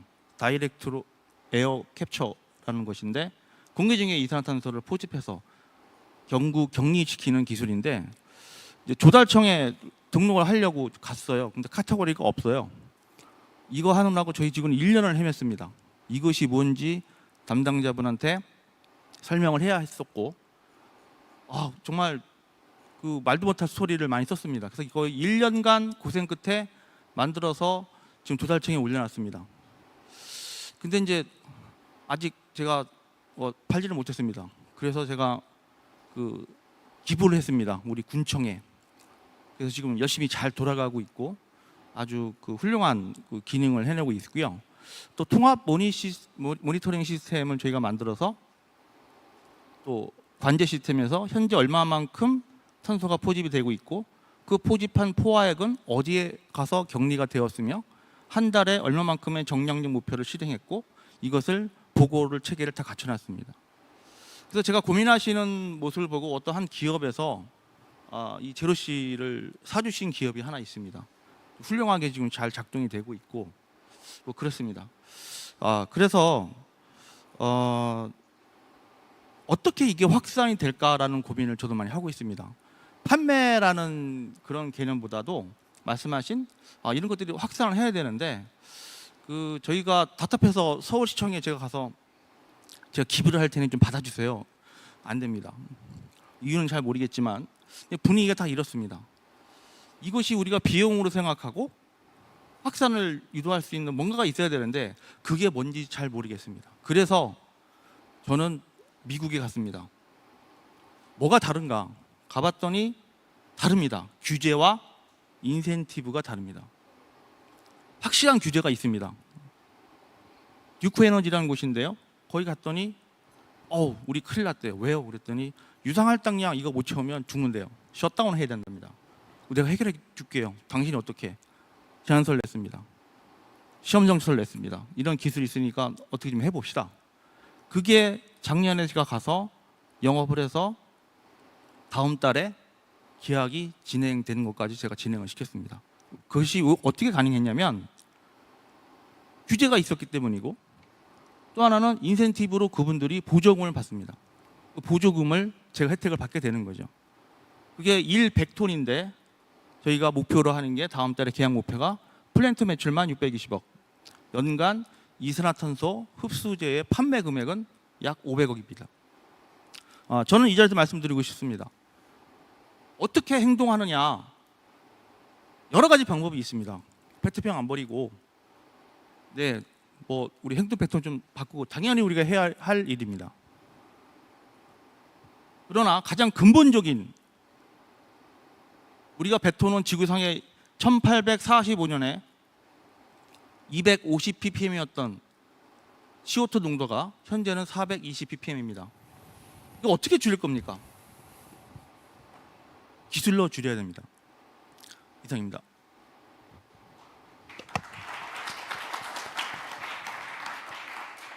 네, 매우 우리 국내 여러 그 비즈니스 모델을 도입하는 데 따르는 어떤 한계, 또 이 부분에 대한 제도권에서의 정책 제안들, 이런 부분들을 담고 싶은 마음이 많은 것 같습니다. 또 계속 말씀하실 또 기회가 있으니까 또 다음에 마이크를 드리도록 하겠습니다. 이어서 이제 중부발전의 김재식 실장님 말씀 듣도록 하겠습니다. 예, 안녕하십니까. 한국중부발전 김재식입니다.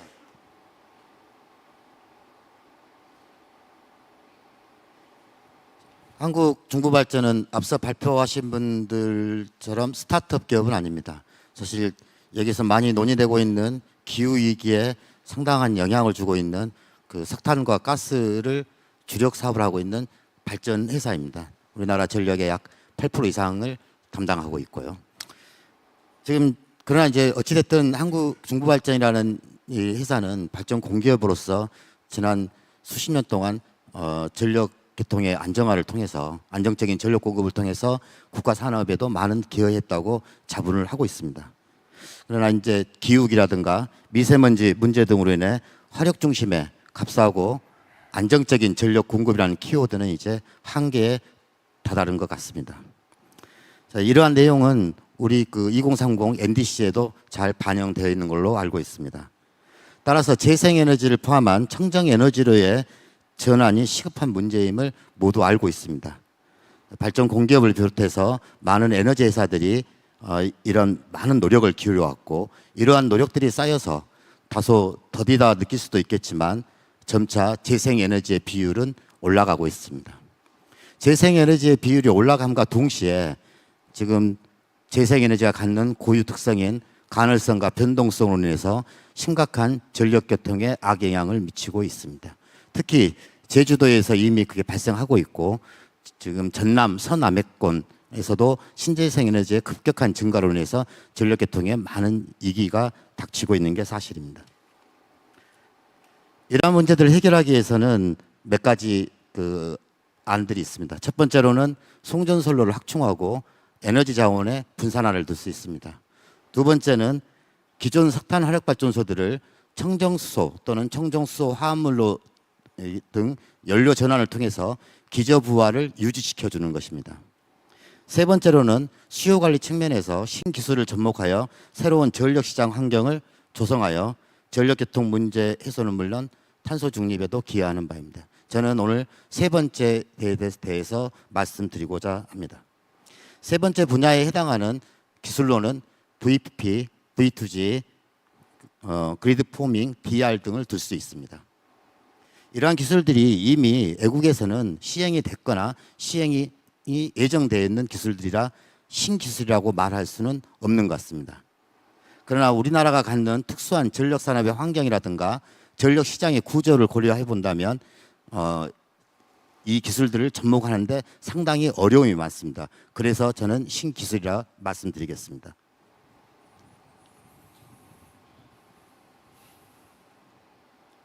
먼저 VPP 내용입니다. VPP란 ICT 기술을 기반으로 통합 네트워크를 구성하여 흩어져 있는 여러 분산 자원을 관리, 제어하며 마치 하나의 발전소처럼 통합 운영하는 가상의 발전소 운영 체계를 말합니다. VPP의 시작점이라 할 수 있는 소규모 전력 중개 사업이 2019년도에 시장이 개설되었습니다. 그러나 그 시장 규모는 매우 미미했고 또 활성화도 되지 않았었습니다. 2021년도에 재생에너지 발전량 예측 정산 제도가 전격적으로 시행이 됩니다. 이런 예측 정산 제도가 시행되면서 소규모 자원들이 빠른 속도로 집합화가 이루어지기 시작합니다. 아직 낮은 수준이라고 할 수는 있지만 어느 정도 교통 안정화에도 기여를 한다고 생각을 합니다. 최근에는 기존에 지금 현재 운영되고 있는 발전량 예측 정산 제도를 발판으로 재생에너지 발전량 입찰 제도 도입이 추진되고 있습니다. 재생에너지 발전량 입찰 제도는 재생에너지의 간헐성과 변동성을 완화시키는 데 많은 기여를 할 것으로 생각합니다. 본 제도가 입찰 제도가 보다 활성화되기 위해서는 예측 정산 제도 아래의 집합 자원이 자연스럽게 입찰 제도로 넘어갈 수 있도록 환경이 조성되어야 합니다.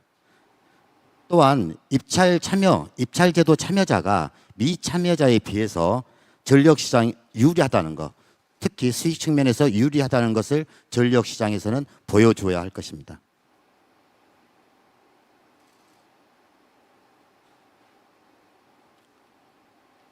다음은 V2G 기술입니다. V2G란 전기차를 전력망과 연결하여 충전뿐만 아니라 양방향 충전 기술로 전력 수요에 따라 전기차 배터리에 저장된 전력을 방전하여 전력망에 유연성을 제공하는 기술을 말합니다. 오래전부터 알려진 기술입니다. 그렇지만 이를 적용하기 위한 기술적, 정책적 환경은 미흡했었습니다. 그러나 최근 이와 관련된 연구나 실증이 많이 이루어지고 있고 양방향 충방전이 가능한 충전기가 개발되어 있으며 KS 인증을 앞두고 있는 상태입니다. 또한 현대자동차, 기아자동차에서는 지금 현재 예약된 자동차들부터는 양방향 충방전이 가능한 전기 자동차가 출시됩니다. 따라서 이러한 충방전기라든가 자동차 등 그다음에 플랫폼 이런 것들이 만들어짐에 따라서 기술적인 문제는 어느 정도 해결된 것 같습니다. 최근 저희 회사 한국정보발전은 장기 주차가 많아서 전기 자동차를 배터리로 활용하기 유용한 공항을 착안해서 한국공항공사와 V2G 사업에 대한 업무 협약을 체결한 바가 있습니다.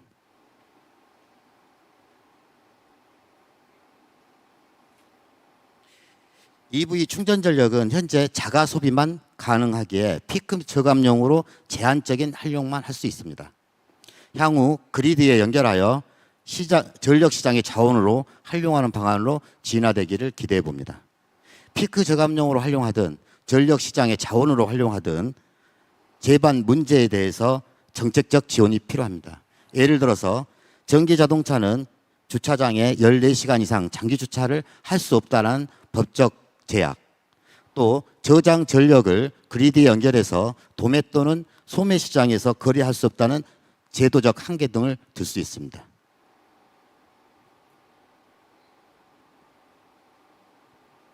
다음은 그리드 포밍 기술입니다. 혹여 또 생소한 기술일 수도 있는데요.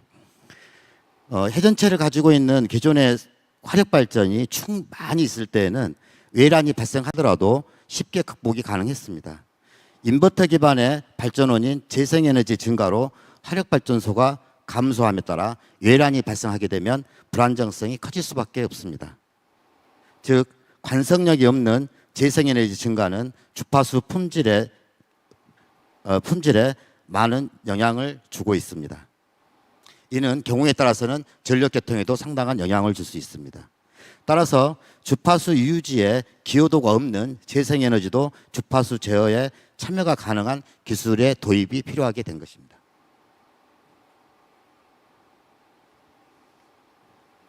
본 기술은 기존의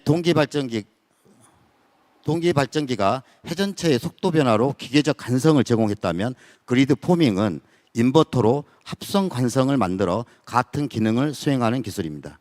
회의에서는 실증 및 사업화 단계까지 진행된 것으로 알고 있습니다. 국내에는 최근에 이르러 국가 과제로 채택되어 본격적인 실증 연구가 진행될 예정입니다.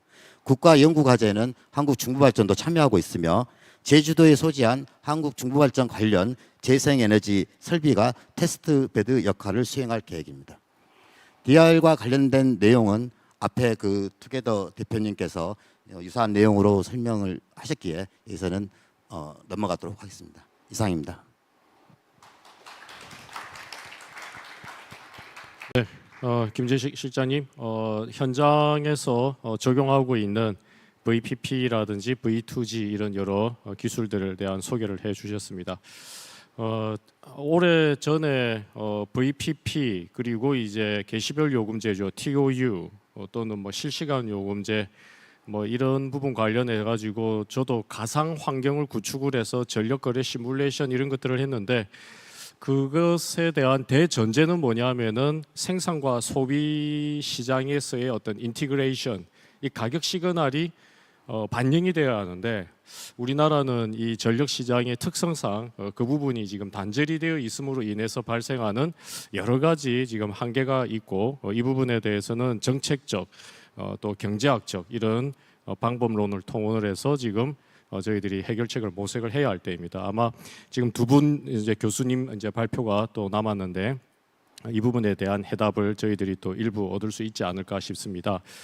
부경대학교의 이제 이주윤 교수님 얼마 전에 한국을 이끄는 영 이코노미스트 그룹에 포함되셨죠. 그래서 기후 변화라든지 또 배출권 이쪽에서도 활동을 하고 계시는데 또 말씀을 듣도록 하겠습니다.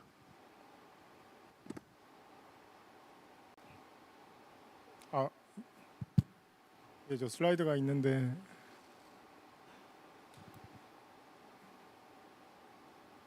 슬라이드 혹시 받으신 스태프분 계시면 띄워주시면 감사하겠습니다.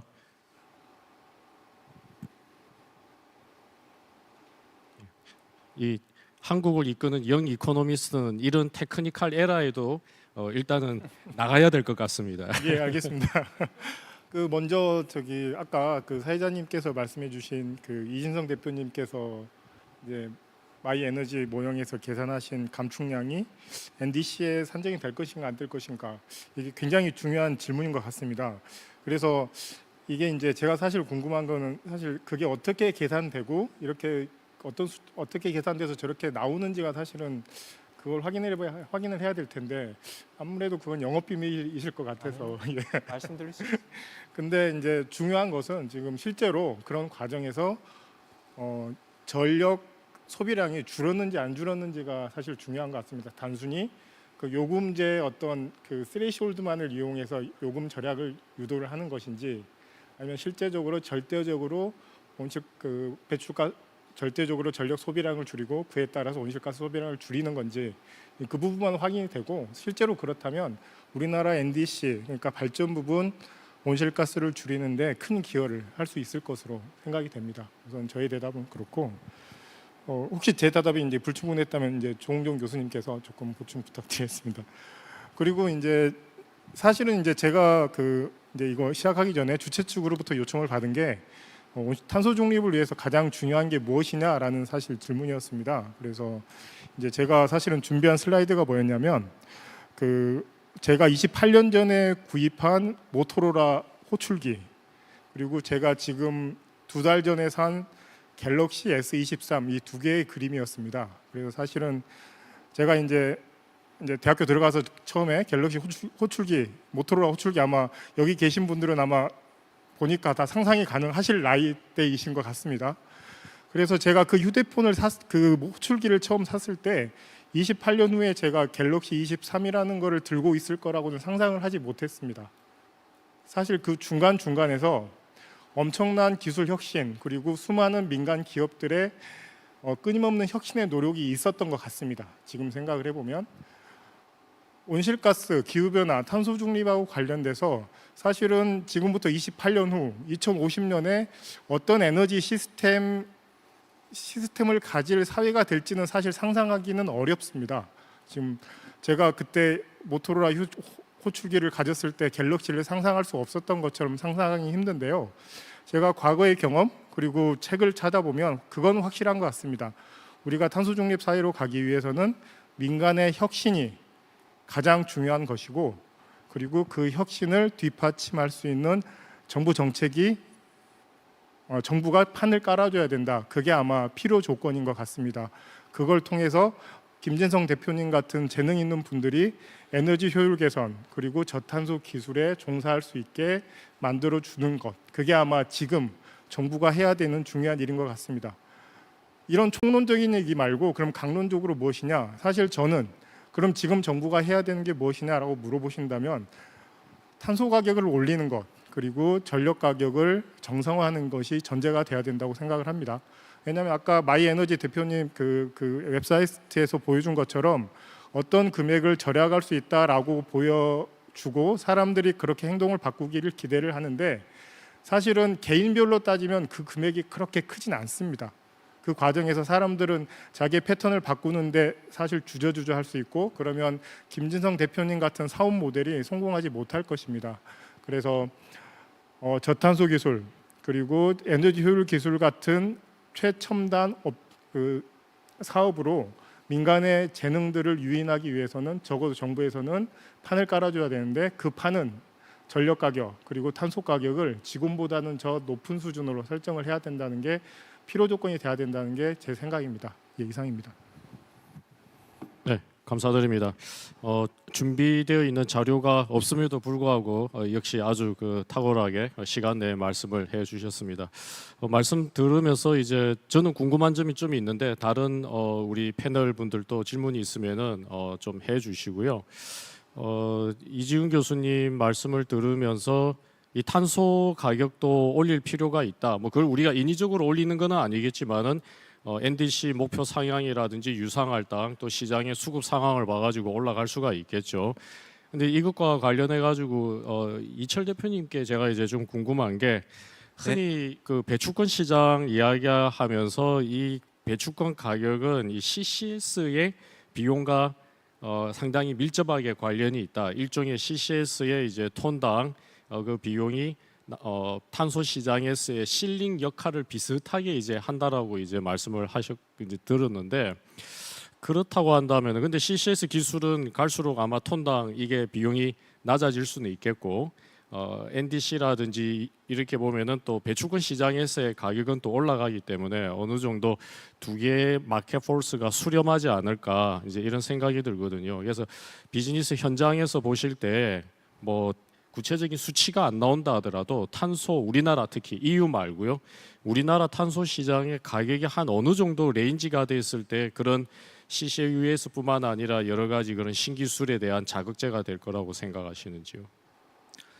우선 CCS는 이제 국가 주도형으로 가야 된다고 생각합니다. 이 저장소를 지금이라도 우리나라에서 만들어 준다라면 제가 정말 캡처 잘해서 다 묻을 수 있거든요. 이제 결국은 이제 탄소 비용이죠. 그러니까 포지 비용이 낮아져야 되고 이제 그게 또 저장소하고 또 연결이 되어 있습니다. 그러니까 제 공장이 전라남도 강진의 환경산단 단지에 있는데 거기서 예를 들어서 얼마나 뭐냐. 그러면 그쪽에서 압축해서 그 CO2를 가져갔을 적에 어떤 효율적 방법이 되느냐, 인프라가 되어 있느냐, 예를 들면 수소 트럭으로 갈 수가 있는지, 스콥 3까지 생각하려면 그 정도는 돼야 되거든요. 그래서 저는 이제 이미 기술을 확보를 했는데 CCUS로 이게 처음엔 이게 좀 인정을 잘 안 해주시다가 최근 들어서 많이 이제 왜냐하면 CCS가 실현성이 자꾸 늦어지니까라고 판단이 듭니다. 저는.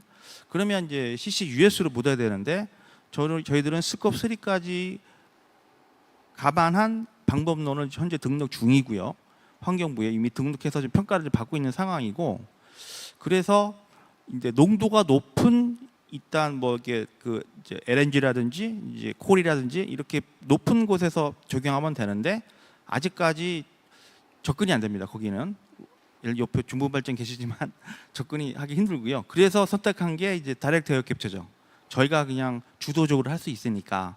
그리고 이미 이제 우리가 배출해 놓은 CO2를 해결하는 것은 상당히 어려운 기술입니다. 상당히 어려워요. 그래서 농도가 낮기 때문에. 근데 저희는 그걸 해놔서 기술적인 성장도 이룰 수 있었고. 그러면 자 다시 돌아가서 우리가 NDC와 연결이 돼서 어떤 프로그램이 있다라면 그걸 목표로 제가 막 과감하게 투자를 할 수가 있어요. 근데 그게 환경이 안 된다는 거죠. 사줄 사람이 안 계세요. 그게 아까도 제가 좀 흥분해서 미국 얘기했는데 미국에 간 이유가 거기는 그렇지 않거든요. 사줄 분들이 계시고. 그래서 이게 VCM이 빨리 만들어지거나 아니면 우리나라 이제 제도권에서 이제 환경부에 사나 이제 애관공에서 그걸 관리하던데 담당자분들 잘 모르세요. 현실이 그렇습니다. 그래서 이게 또 외주화되어 있습니다.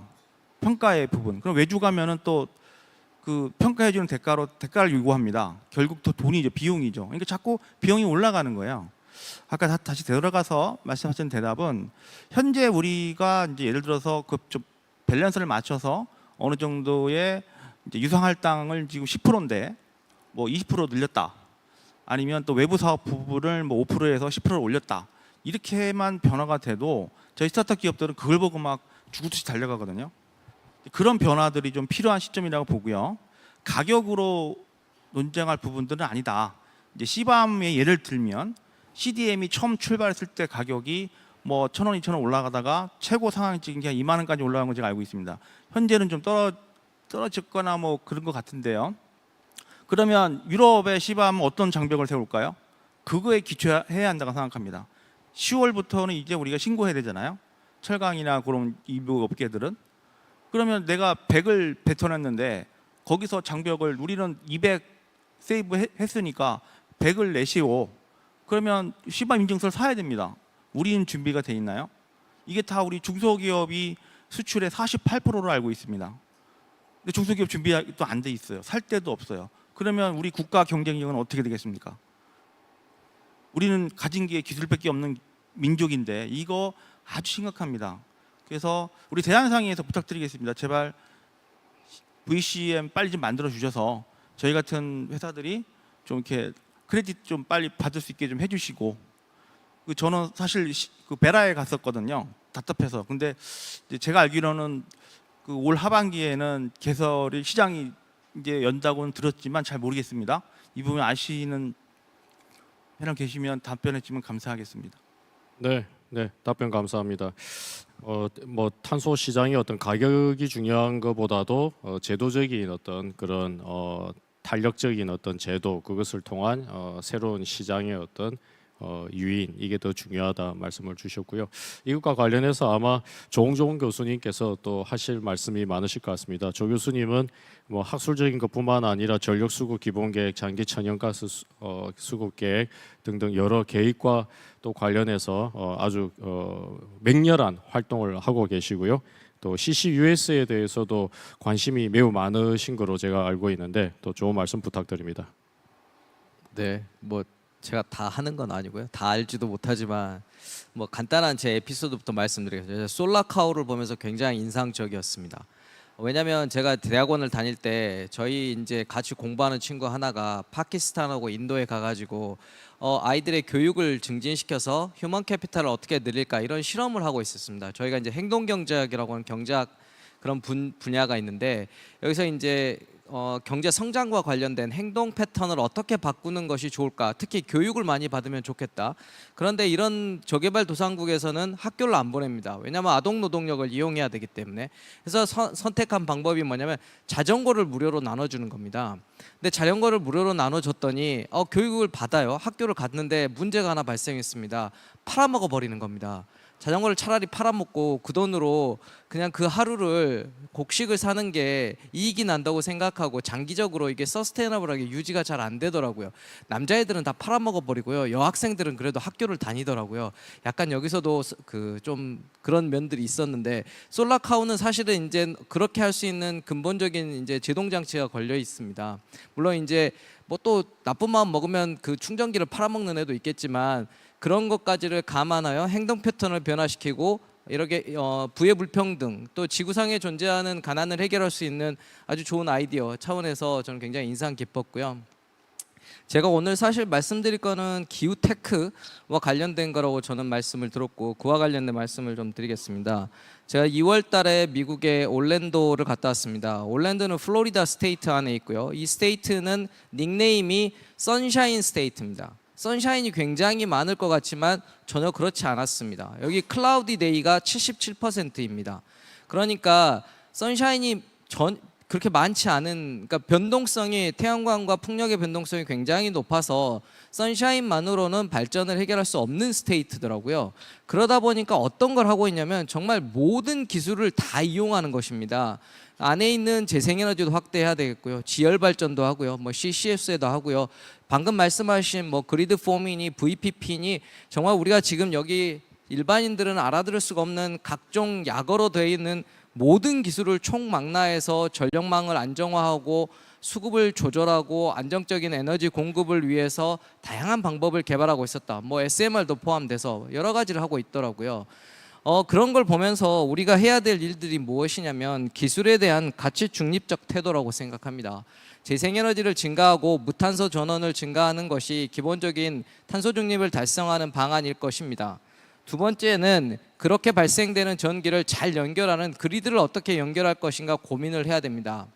IEA에서 발표한 바에 의하면 재생에너지를 증가시킴과 동시에 그 재생에너지는 대부분 지리적 여건에 얽매여 있기 때문에 수요지까지 얼마나 빠르게 송배전망을 잘 연결할 수 있느냐가 큰 이슈가 될 것입니다. 거기에는 천문학적인 돈이 들어가게 될 것이고요. 여기에 또 들어가는 다른 기술들은 뭐냐면 뭐 수전해와 관련된 수소와 관련된 수전해 기술, 연료전지 기술, 그리고 히트펌프, 바이오와 관련된 바이오 연료의 를 육성하는 것들, 그러니까 CO2를 발생하지 않기 위한 기본적인 석유 대체 물질을 어떻게 찾을 것인가 하는 것들이 굉장히 중요한 이슈인과 동시에 천문학적인 자금과 비용이 들어가는 문제라는 것들입니다. 자, 이렇게 되면 방금 CCS도 제가 빼놓으면 안 되겠죠. CCS도 굉장히 중요한 테크놀로지 중에 하나입니다. IPCC 의장이신 이회성 의장님께서 가치 중립적이고 이번에 IPCC 보고상에 나온 장단기 대책에 있어 가장 중요한 부분이 CCUS라고 언급하고 계십니다. 그래서 이런 것들까지를 포괄하면 가치 중립적인 기술을 개발하여 탄소 중립을 2050년까지 달성하는 것이 우리 인류의 과제일 것인데 여기에는 정말로 많은 비용이 든다는 것입니다. 사람들에게 에너지가 공짜가 아니라는 걸 말해야 되고 거기에 대한 비용을 분담할 수 있는 자세가 되어 있는지, 행동 변화를 일으킬 수 있는지, 탄소를 줄일 수 있는 생활 패턴을 변화하고 있는 것인지를 물어봐야 된다고 생각합니다. 그러면 사람들의 행동 변화만으로는 또 불충분할 수 있습니다. 우리가 IEA 보고서에는 비헤이비어럴 체인지도 한 3분의 1 정도, 리덕션 감축 기술이 또 3분의 1 정도, 그리고 새로운 신기술이 한 3분의 1 정도가 동시에 다발적으로 이루어져야 되는 것입니다. 그러면 여기서 국가가 할 일은 무엇이냐? 이 기술들은 사실 천문학적인 비용이 들고 경제성을 달성하고 상용화가 되기까지는 굉장히 많은 시간이 걸릴 수밖에 없는 기술들이 대부분입니다. 그럼 정부는 여기에 어떤 보조금 정책, 산업진흥 정책, 탄소중립 정책이 과감하게 들어와야 된다는 것이죠. 그래서 제가 요즘 최근에 보고 있는 것은 미국의 보조금 정책입니다. 미국은 과연 보조금을 쏟아부어서 지금 IRA도 그렇고 유럽의 CRMA도 그렇고 넷제로 인더스트리얼 액트를 보면 천문학적인 돈을 쏟아붓겠다고 다들 선언하고 있습니다. 우리나라도 이런 점에 있어서 국가적으로 어떤 식으로 보조를 하는 것이 가장 좋을 것인가를 생각해야 될 것 같습니다. 보조금은 공짜가 아니거든요. 세금에 의해서 만들어지는 것이고, 그랬을 때 국가의 경쟁력과 직접적으로 연관되고 국가가 그걸로부터 미래 서스테이너블 그로스를 가져올 수 있는 새로운 기술과 리딩하는 컴퍼니를 만들 수 있어야 된다고 생각합니다. 그럴 때 미국이 대부분 실패했습니다. 미국도 보조금을 넣었지만 왜 실패했냐면 단가 경쟁을 해서 이룰 수 있는 이 그냥 기초 소재 어떤 산업 하나를 일으키려고 했다면 다 실패했습니다. 근데 뭐가 성공했냐면 망을 일으키는 것. 우리가 인터커넥션한 이 송배전망을 연결하던 지구상의 어떤 에너지 물류 이동에 대한 망을 구축하던 이러한 공공의 역할에서 자연 독점이 일어날 수밖에 없는 곳에 국가가 개입하여 보조금을 지급하고 그런 산업을 통하여 망이 이루어지고 거기서 부가적인 산업이 발생했을 때 가장 보조금의 효과가 높았습니다. 그렇기 때문에 한국의 입장에서는 이런 에너지 산업의 망과 관련된 것들, 기간적인 버티컬 인테그레이션을 할 수 있는 산업 정책들이 필요하다. 거기에 보조금을 집어넣었을 때만 탄소 중립구의 성공할과 동시에 기술적인 역량을 통하여 추가적인 경제 성장을 이룰 수 있다. 이렇게 말씀드릴 수 있겠습니다. 그래서 제가 오늘 이 여러 가지 말씀을 드렸지만 이러한 기술 중립적인 투자에 정부의 보조금이나 혁신적인 기술 지원이 필요함과 동시에 그에 대한 소비자 요금이 현실화되어야만 탄소 중립이 과연 절실한 것임을 깨달을 것이고, 앞에서 우리 설명하셨던 김 대표님의 저런 수요 관리 모델도 정확하게 일종의 부가가치를 창출하면서 경제성이 도달하고 사업성을 일으킬 수 있는 것이 될 것이라고 생각합니다. 지금 한국이 경험하고 있는 전기요금과 가스요금의 부채 문제는 단순한 문제가 아니고요. 이건 미래 세대에게 짐을 떠넘기는 문제입니다. 현재 소비자가 돈을 안 내면 다음 소비자, 다음 제너레이션이 돈을 내게 된다는 문제의식을 명백하게 갖고 있어야 된다고 생각합니다. 근데 이게 왜 해결이 안 되냐면 일종의 정부가 요금을 통제하는 그런 것 때문에 되지 않는 것이죠. 그래서 시장에서 소매 개방을 통하여 산업을 일으키고 그에 대한 요금 정책이 확실하게 사용자가 내 돈을 내야 된다라는 인식을 갖게 하는 것, 그로 인한 소비자 행동 변화가 일어나는 것이 가장 중요한 중점 저희가 앞으로 해야 될 일이라고 생각합니다. 마지막으로 아까 우리 김 대표님도 여쭤보신 질문에 제가 좀 답을 해드리면, 기본적으로는 수요 절감한 것이 화석연료 절감으로 나타나는 부분만 사실 우리 의무 배출량 시장에서는 반영이 되고 NDC에 만족되는 부분으로 간접적으로 영향을 미치지,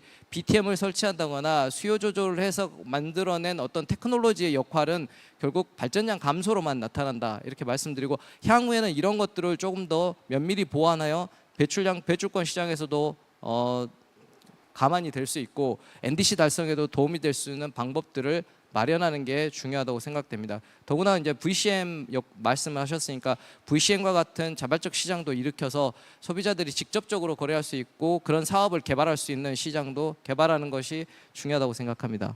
감사합니다. 네, 조홍준 교수님 좋은 말씀 감사드립니다. 조금 어려운 질문일 수도 있는데 이제 또 우리 조 교수님께서 금융의 이 일각인이 굉장히 높으셔서 제가 좀 추가적인 질문을 드리고 싶은 게, 정부 재정을 말씀을 하셔서 드는 생각이, 예를 들면은 미국 같은 경우에는 인플레이션 감축법을 할 때 이것을 드라이브하기 위해서 어디에서 재원을 발굴을 하느냐 해서 이 재원에 대한 텍스 레버뉴에 대한 어떤 나름대로의 계산을 하고 이제 정책을 어드미니스터를 하고 있습니다. 제 기억에 예를 들면은 뭐 법인세 그게 이제 15% 법인세 도입을 통해서 2,220억 달러, 그 다음에 이제 미국의 IRS 통해서 또 추가적으로 세수를 한 1,240억 달러 뭐 이런 식으로. 그런데 지금 현재 미국 상황 보면은 데트 실링 이 이슈가 또 있지 않습니까? 이게 또 해소가 된다 하더라도 또 쉽지 않은 이슈고요. 그래서 이런 그 미국의 이런 그 정부의 어떤 재정 한도, 그게 이제 IRA에 미치는 영향, 거기에서 또 바라다 볼 수 있는 우리나라에서의 정책적 시사점이 뭔지 좀 간략하게 말씀 주시면 감사하겠습니다.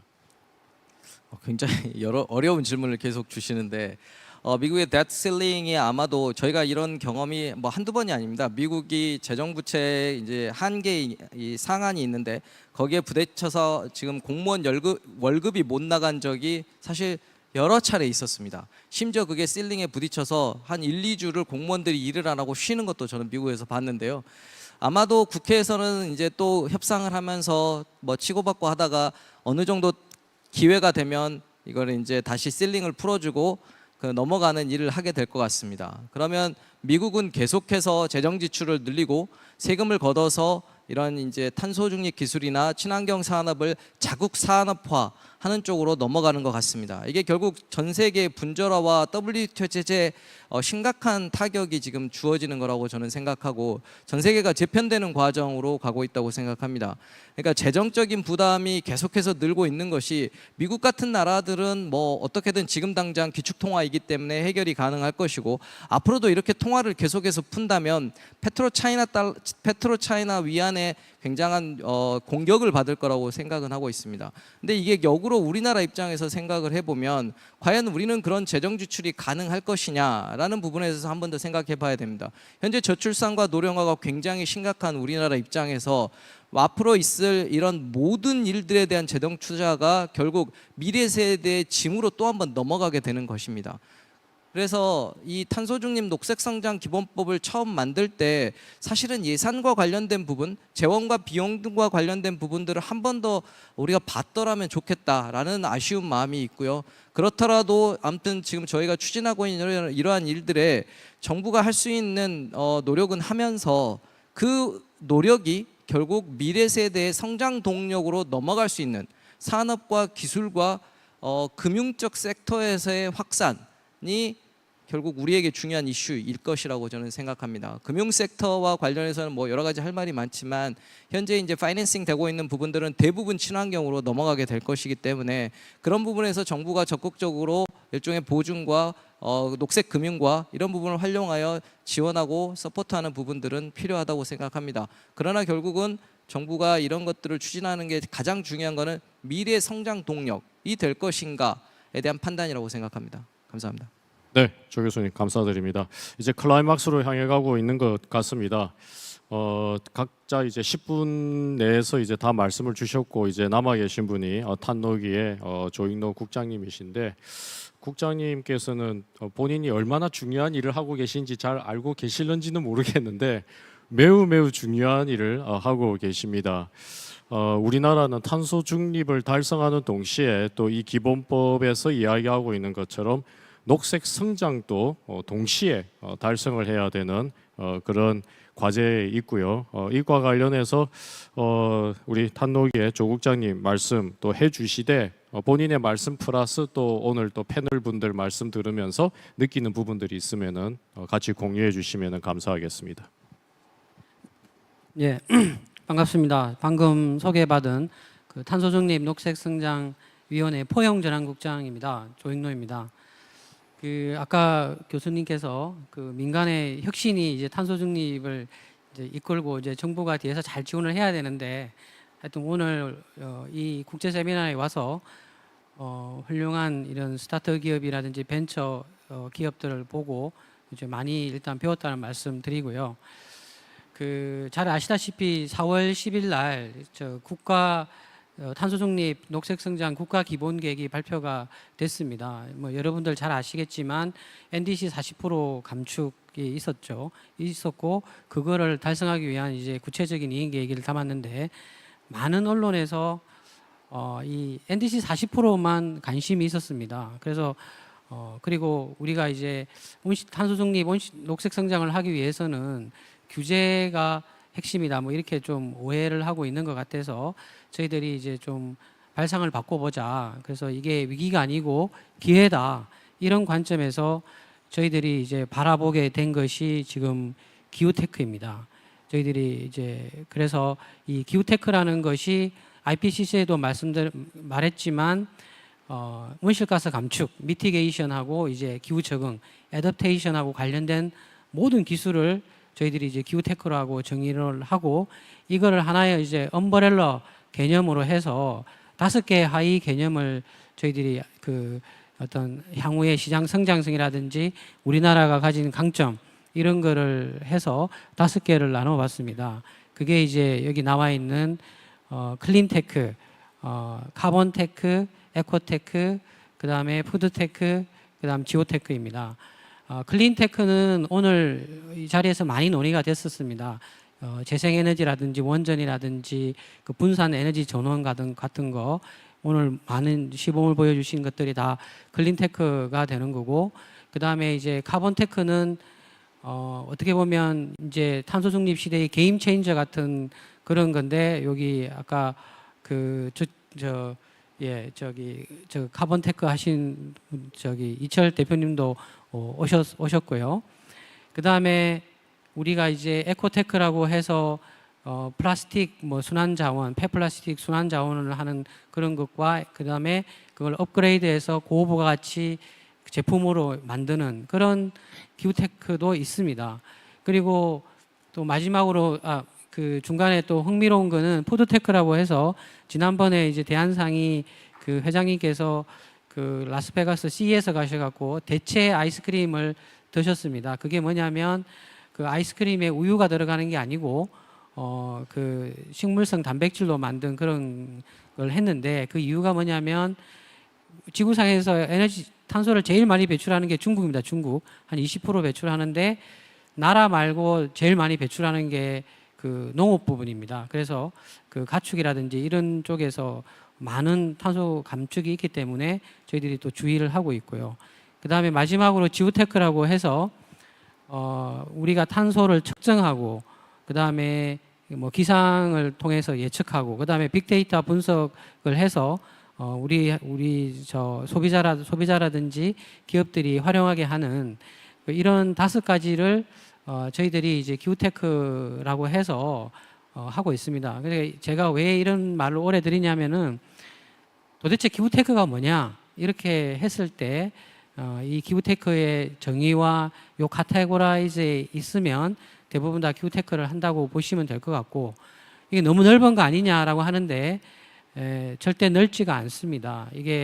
그리고 이게 또 많은 그 투자자들이 향후에 어디서 또 소위 말해서 대박이 날지 모르기 때문에 요 5개 카테고라이즈에 있으면 기후테크라고 할 수가 있겠습니다. 그러면 저희들이 그 기후테크를 왜 주의를 하고 있냐? 이 기후테크 시장이 아주 급성장을 하고 있습니다. 가장 큰 그 클린테크 시장만 봐도 2000년에 한 1,200억 불이었는 시장이 2030년에는 한 뭐 8,700억 불 수준으로 급성장 이렇게 하게 되고요. 그 다음에 이런 기후테크 시장으로 많은 돈과 인재가 몰리고 있습니다. 그래서 작년 한 해만 해도 기후테크 분야에 500억 불의 투자가 이루어졌습니다. 그리고 미국에서도 보스턴이라든지 휴스턴에서 기후테크가 엄청 많이 있었는데 이게 이제 실리콘밸리로 이제 갔다는 겁니다. 그래서 이 기후테크 물결이 이제 점점점 확산되고 있다. 그런 말씀을 드릴 수 있겠고, 그 다음에 저희가 특히 주목하는 거는 그 MZ 세대들의 대두입니다. 아까 우리 그 솔라 카우나 이런 게 있었는데 그 소셜 벤처라고 해서 수익성도 중요하지만 이제 사회적인 어떤 뭐 지구 환경이라든지 또는 뭐 지구를 구하는 이런 그 사회적인 그 미션을 달성하는데 관심이 있는 벤처들이 많이 나타나고 있고, 또한 그 임팩트 투자자라고 해서 또 그런 소셜 벤처에 대해서 집중 또 투자를 하는 그런 VC들이 또 많이 있습니다. 그리고 여러분들 뭐 잘 아시겠지만 최근에 뭐 대기업들 ESG 경영을 하면서 또 많은 그 기후테크에 관한 관심이 또 있고, 그리고 또 하나 아까 또 말씀해 주셨는데 그 소비자들, MZ 세대 소비자들은 친환경 그 제품이면은 내가 15% 더 돈을 지불하고라도 사겠다라는 게 한 75% 정도 됩니다. 그러니까 하여튼 이런 따뜻한 자본주의의 등장, 이게 또 기후테크 성장을 더욱더 이렇게 드라이브를 걸고 있다, 이렇게 할 수 있겠습니다. 그래서 이제 정부는 이제 요 민간의 어떤 활력을 좀 담아내야 될 그런 이제 시기에 왔다고 봅니다. 그래서 저희들이 이제 지난 3월 달에 그 부산에서 기후테크 타운홀 미팅을 했고, 또 총리 주재로 기후테크 간담회를 해서 어떤 애로사항이라든지 이런 건의사항을 다 들었습니다. 그래서 한 다음 달 중에 기후테크 산업 육성 방안이라는 전략을 내놓을 그럴 계획입니다. 근데 이제 제가 뭐 그거에 대해서 세부적으로 말하기보다는 뭐 이제 간략하게만 말씀을 드리면, 이제 가장 중요한 것이 어떤 기후테크 기업들이 R&D를 충분히 할 수 있고 사업화를 하고 또 스케일업을 할 수 있도록 또 밀착 지원을 해주는 이제 그런 내용도 들어 있고, 그 다음에 작년에 모태펀드가 많이 이제 좀 깎였지만 그 모태펀드를 활용해서 좀 기후테크 분야로 많이 투자가 될 수 있게 하고, 또 모태펀드가 마중물이 되어서 민간 그 투자자들이 같이 한번 투자할 수 있도록 그런 이제 그 스킴을 이제 짜고 있고요. 두 번째는 많이 있었지만 규제가 아주 큰 또 과제입니다. 제품을 잘 만들었지만 또는 뭐 전기 요금이라든지 또 여러 가지 규제 때문에 잘 안 되기 때문에 규제 샌드박스라든지 또 규제 완화 툴을 활용을 해서 적극적으로 규제를 완화하도록 그렇게 하겠습니다. 그리고 또 하나는 아까 또 로카본 대표님께서 말씀해 주셨는데, 제품을 만들어도 조달청에서 이렇게 써주지 않으면 안 됩니다. 그래서 혁신 조달 제품이라는 이런 쪽으로도 기후테크 제품을 좀 많이 들어갈 수 있도록 이렇게 해서 시장을 좀 확대할 그런 생각을 가지고 있고, 그리고 이제 마지막으로 자발적 탄소 시장 같은 거를 해서 대기업하고 또 기후테크 기업 간의 어떤 프로젝트를 통해서 탄소를 감축하면 그런 거를 이제 자발적 탄소 감소 시장에서 인정을 해주고, 또 그렇게 하기 위한 MRV 체계를 만들어서 또 지원을 해주고 하는 그런 전반적인 스킴을 짜고 있고, 또 그 과정에서 대한상의가 자발적 탄소 시장에서 또 중요한 역할을 해주는 걸로 그렇게 저희는 이해를 하고 있습니다. 일단은 뭐 저는 이제 그 민간이 하여튼 기후테크를 끌고 또 정부가 확실하게 촘촘하게 밀어주겠다는 그런 준비를 하고 있다, 이런 말씀을 드리면서 제 말씀을 이제 마칠까 합니다. 네, 조익노 국장님 말씀 감사합니다. 혹시 이제 우리 패널님들에다 말씀을 드렸는데 플로어에서 질문이 있으면은 몇 개 받고 서서히 이제 이 세션을 클로징 하도록 하겠습니다. 그리고 질문 잠깐 기다리는 동안에 제가 또 오늘 질문이 많은데 또 서로 좀 질문을 해주시면 좋을 것 같은데요. 아까 조 국장님의 그 발표 자료에 보면은 5개 기후테크의 카테고리가 나오는데, 이제 그 안에 푸드테크라든지 여러 가지가 있는데, 이제 질문은 이세혜 대표님께 드리는 겁니다. 이 기후테크의 여러 가지 그 카테고리를 보면은 이세혜 대표님 그동안에 SDG와 관련해 가지고 우리나라 경제 주체의 SDG 역량을 오랫동안 평가를 쭉 하신 경험이 있으신데, 크게 이게 카테고리 자체로는 SDG하고 많이 다르지는 않은 것 같아요. SDG가 조금 더 분할이 돼 있다라는 거지. 그래서 SDG와 기후테크를 좀 약간 연계를 하면서 조 국장님 말씀하신 것처럼 소비자들의 참여를 이렇게 유도를 해야 되는데, 그 두 가지 메커니즘의 어떤 서로 동화 가능성, 그다음에 두 번째 질문은 뭐냐면은 소비자들이 결국은 참여를 해야 되거든요. 뭐 여러 가지 지금 우리가 그런 소비자 중심의 MZ 세대도 말씀을 하셨고, 그래서 소비자들 대상으로 현장에서 많은 그 세미나나 이런 것들을 하고 계시는데 그때 느끼는 왜 이게 안 뚫릴까 하는 어떤 좀 돌파를 했으면 하는 그런 내용들이 있으면은 좀 공유를 했으면 합니다.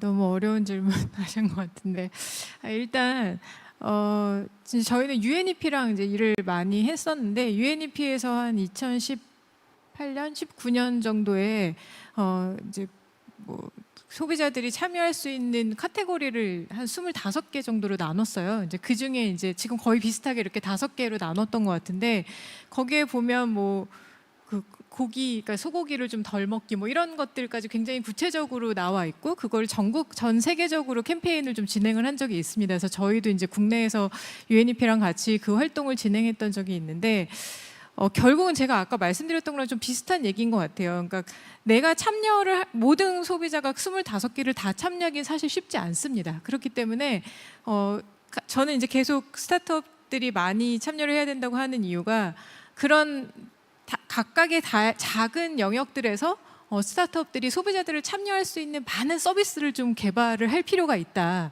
지금 뭐 단순히 뭐 우리가 뭐 한두 개를 하는 게 아니라 굉장히 많은 스타트업이 소비자가 내가 이것도 참여하고 1과 3을 참여하면 뭐 다른 소비자는 다른 걸 참여하고 이렇게 많은 서비스가 나와서 실제 그런 것들이 시장에서 활용이 되려면 또 똑같은 얘기지만 결국 소비자에 대한 어떤 연구가 굉장히 많이 진행이 되어야 된다. 소비자들이 과연 어떤 부분에서 이런 참여할 의사가 있는지, 그런 소비자가 누구인지, 과연 타겟팅을 어떻게 정확하게 해야 되는지 이런 부분에 대한 저는 연구가 좀 필요하다라고 생각을 하고 있고요. 그리고 이제 실제 소비자들을 만나보면 MZ 세대들은 아무래도 어려서부터 환경에 대한 교육을 많이 받았기 때문에 사실 참여하는 게 사실 저는 어렵지 않다라고 생각을 하고 있는데 저는 오히려 이제 좀 연세가 드신 분들도 같이 참여를 좀 많이 했으면 좋겠다라고 생각을 하거든요. 근데 너무 포커스가 막 젊은 친구들한테 맞춰져 있는 건 아닌가. 사실 이렇게 기후테크로 가다 보면 오히려 또 저게 올더 피플들이 참여하기 굉장히 어려운 부분들이 있기 때문에 그렇기 때문에 사실 저는 이제 굉장히 이분들은 어떻게 보면 우리는 그분들 어렸을 때부터 우리나라 에너지 굉장히 막 적던 시대에 굉장히 아껴서 막 살아오고 이랬기 때문에 사실 에너지 분야 말고 다른 분야에서도 그분들이 좀 쉽게 참여할 수 있는 다양한 서비스가 좀 개발될 필요가 있다. 그래서 그런 부분에 대해서 말씀드리고 싶습니다. 네, 매우 감사드립니다. 그리고 그 사이 혹시 플로어에서 질문하실 분들 준비가 되어 계신가요? 제가 원래 오늘은 4시까지 끝내는 거지만은 혹시나 플로어에서 추가적인 질문이 없으면은 5분이라도 빨리 클로징하고 그것만큼 온실가스 감축으로 제가 상공회의소에 크레딧을 드리려고 했는데 저기 마이크 부탁드립니다. 중간에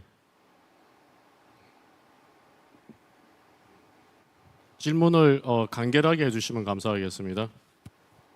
네, 오늘 잘 들었습니다. 근데 저는 여러 가지 질문이 있지만은 그 중부 발전 쪽에 한번 질문을 좀 드리겠습니다. 저희가 뭐 들으신 분들이 좀 허망하게 들으실 수도 있겠지만 저희가 새로운 재생에너지인 중력 발전 뭐 들으신 분들도 많으시겠습니다만 그것이 과거에는 불가능한 것이라 생각해서 저희가 이것을 풍력 발전 협회라든가 등등 해서 벌써 14년 전부터 그 제안을 좀 했는데 자세히 들을 생각을 안 합니다. 그러니까 이건 외국에서 뭐가 나와야 그걸 이제 호들갑 떨면서 이제 뭐 한다 그러지 국내에서 한 것은 도저히 뭐 그 인정을 안 하니까 저희가 할 수 없이 직접 제사에다 지금 실증 전 단계까지 와 있습니다. 그러니까 실증되면 저희가 그 중부 발전 한번 제안을 할 것 같은데 그 제안을 받으실 수 있는지 그걸 한번 질문 드리겠습니다. 아마 중력 발전 말씀하시는 걸로 알고 있고요. 네. 그 물을 채워서 이렇게 밑으로 내려갈 때 중력 아닙니다. 그 중력 발전이 아닌가요? 네네. 물을 쓰는 게 아니고 그냥 금속체를 낙하시켜서 이제 그 위치 에너지를 발생시켜 하는 건데 과거에는 그것이 내려온 추를 올리는데 또 에너지가 들어가기 때문에 그걸 해결할 수 없다. 세계적으로 그렇게 돼 있습니다. 근데 그것을 저희가 13년 전에 이미 해결을 했고 그 자료를 저희는 직접 전자회사이기 때문에 그 메커니즘 쪽을 안 합니다. 그래서 그것을 자료를 만들어서 뭐 풍력발전협회라든지 등등 또 뭐 발전사들이 여러 군데 했습니다. 그런데 도저히 그 관심들이 없어서 할 수 없이 저희가 5년 전부터 직접 제작을 해서 지금 실증 단계 초입에 와 있습니다. 그래서 지금 이제 뭐 실증이 되면은 믿지 않을 수 없겠지만 기존의 재생에너지인 태양광이나 풍력의 간헐성이라든지 또 이제 많은 설치 공간을 요한다든지 이런 문제가 없습니다. 그러니까 도시에 그냥 해도 되고 밤낮 없이 에너지가 나오고 지하에 건설에도 나오는 거니까 어떻게 보면 에너지 문제를 거의 다 해결한다고 할 수 있습니다. 가격은 당연히 싸고 네. 지금 해상 풍력을 한다고 뭐 그 호들갑을 떨고 있는데 그런 거 할 필요가 전혀 없습니다. 전력망도 필요 없고. 그러니까 지금 되면은 뭐 중부 발전 당연히 하고 다른 데도 뭐 제안을 하겠지만 이제 외국에다 기술 이전을 할 생각입니다. 저희는. 예. 네, 그 중부 발전에서 간단하게만 답해 주시죠. 당연히 검증이 되고 난다면 저희 중부발전에서 그 적극적으로 그를 도입 검토를 할 필요가 있다고 생각합니다. 네, 네, 김 실장님 감사합니다. 또 추가적으로 질의가 있으신가요? 아니시면은 우리 패널님들 중에서 이 말씀은 꼭 나누고 오늘은 자리를 떠셔야 되겠다 하시는 분이 있으면은 기회를 드리겠습니다. 네, 그러면 네, 이철 대표님. 네. 네, 그 제가 그 탄소를 포집해서 발생된 자원화 제품 중에 비누를 하나 만들어 놨습니다. 어떤 기부를 할 때가 여기 패널부 중에 있으시고 옆에 대표님께서 그런 이렇게 소비자나 이렇게 한다면 기꺼이 저희가 그 기부를 하고 그런 활동들을 하고 싶은 욕심이 있습니다. 그래서 좀 적극적으로 좀 이렇게 도와주시면 저희도 노력하겠습니다. 네, 감사합니다. 아마 그 다음 달에 나온다고 하는 기후테크 육성 방안 조 국장님 말씀하신 그런 부분에도 이런 여러 가지 어떤 정책 비전과 또 구체적인 실행 계획들이 들어갈 것 같고요. CCUS 관련해서는 저희들도 뭐 CCUS뿐만 아니라 여러 가지 어떤 에너지 신기술 이런 것과 관련해서는 저희들도 많이 고민을 하고 또 국내 제도의 어떤 한계점에 대해서 안타까움을 느껴서 또 시장 제도 개선 작업들을 또 곳곳에서 지금 하고 있는데 한번 좀 다 같이 힘을 모아보도록 합시다. 지금 우리가 다차원적인 어떤 정책 행렬을 뽑아야 되는 어떤 그런 단계이기 때문에 집단 지성의 어떤 그런 공유가 필요한 것 같고요. 특히 나와 계신 또 우리 그 정부 쪽 그다음에 이제 학계에 계신 분들 여러 가지 제도 설계에 많은 고민들을 해주셨으면 합니다. 이것으로 해서 이제 마지막 세션은 이제 마쳐야 될 것 같습니다. 굉장히 뜻깊은 그런 토론이었고요. 아마 이제 그 기후테크 하면은 기본적으로 이거는 시장을 모태로 하는 어떤 그런 산업이기 때문에 우리가 다양한 이해 참여자들의 그런 그 나름대로의 참여 인센티브를 독려하면서도 또 기술이 발전할 수 있도록 대부분의 나라들이 초창기에는 정부에서 제공이 되는 그런 인센티브가 또 나가고 있습니다. 그래서 이런 부분에 대한 고민들을 담아서 좀 차근차근 정책들 이런 부분들이 수립되는데 오늘 세션이 크게 좀 기여하였으면 합니다. 끝까지 뭐 어제부터 해서 계속 앉아 계신 우리 또 좌중에 많은 분들도 많으신 걸로 아는데 제가 끝에 세션을 맡았기 때문에 혹시 이 위원장님 좀 소감을 좀 말씀을 주시면은 좀 간단하게 좀 마이크로 제가 좀 의견들을 좀 같이 공유하였으면 합니다. 네, 저희가 마이크를 전달 드릴까요? 네, 마이크 전달 부탁드리겠습니다.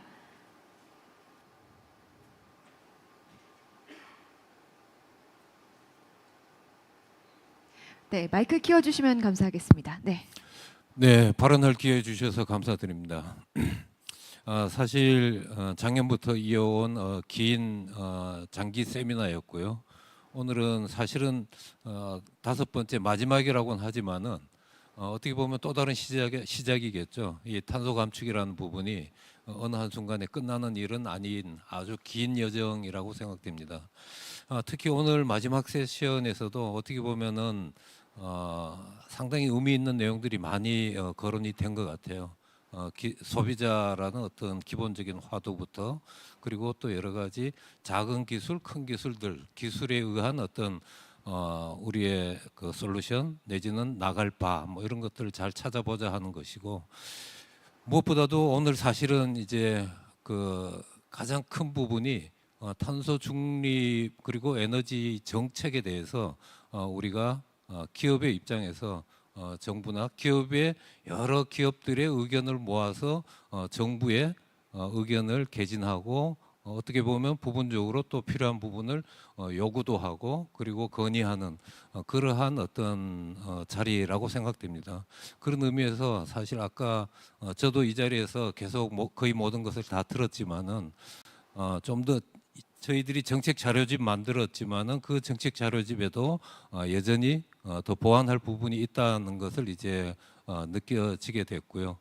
특히 아까 이철 교수님 많은 부분에 대해서 공감이 들고요. 그리고 그러한 부분에 대해서 저희들도 함께 노력하겠다라고 말씀드리겠습니다. 예, 감사합니다. 네, 감사합니다. 네, 끝에 세션이기 때문에 방금 이영희 위원장님의 말씀이 이제 맺은 말로 되겠고요. 이제 우리 패널님들 감사드립니다. 다들 수고하셨습니다. 감사합니다. 네, 다시 한번 큰 박수 부탁드리겠습니다. Another big round of applause, ladies and gentlemen. Thank you very much. Well, thank you very much for your excellent timekeeping as well, Mr. Moderator. Now, ladies and gentlemen, that brings us to a close for our fourth and final session on Net Zero Expanding. And now this concludes the fifth seminar, international seminar on net zero and energy policy as well. The seminar was hosted by the KCCI, and it has been more than a year and a year-long voyage towards net zero and a better future for us all. Starting from 2022, we have invited experts from home and abroad from various fields, and we have gathered wisdom. But as Mr. Leah said, it is not the end, but it's a new beginning for us all. So we hope that the 5 seminars have been a milestone for net zero and energy policy. Thank you once again for joining us throughout these seminars, and we hope to see you again in the near future. Last but not least, ladies and gentlemen, thank you for joining us once again today, and goodbye to everyone once again. Thank you very much for joining us. Thank you. 네, 다시 한번 감사합니다. 고맙습니다.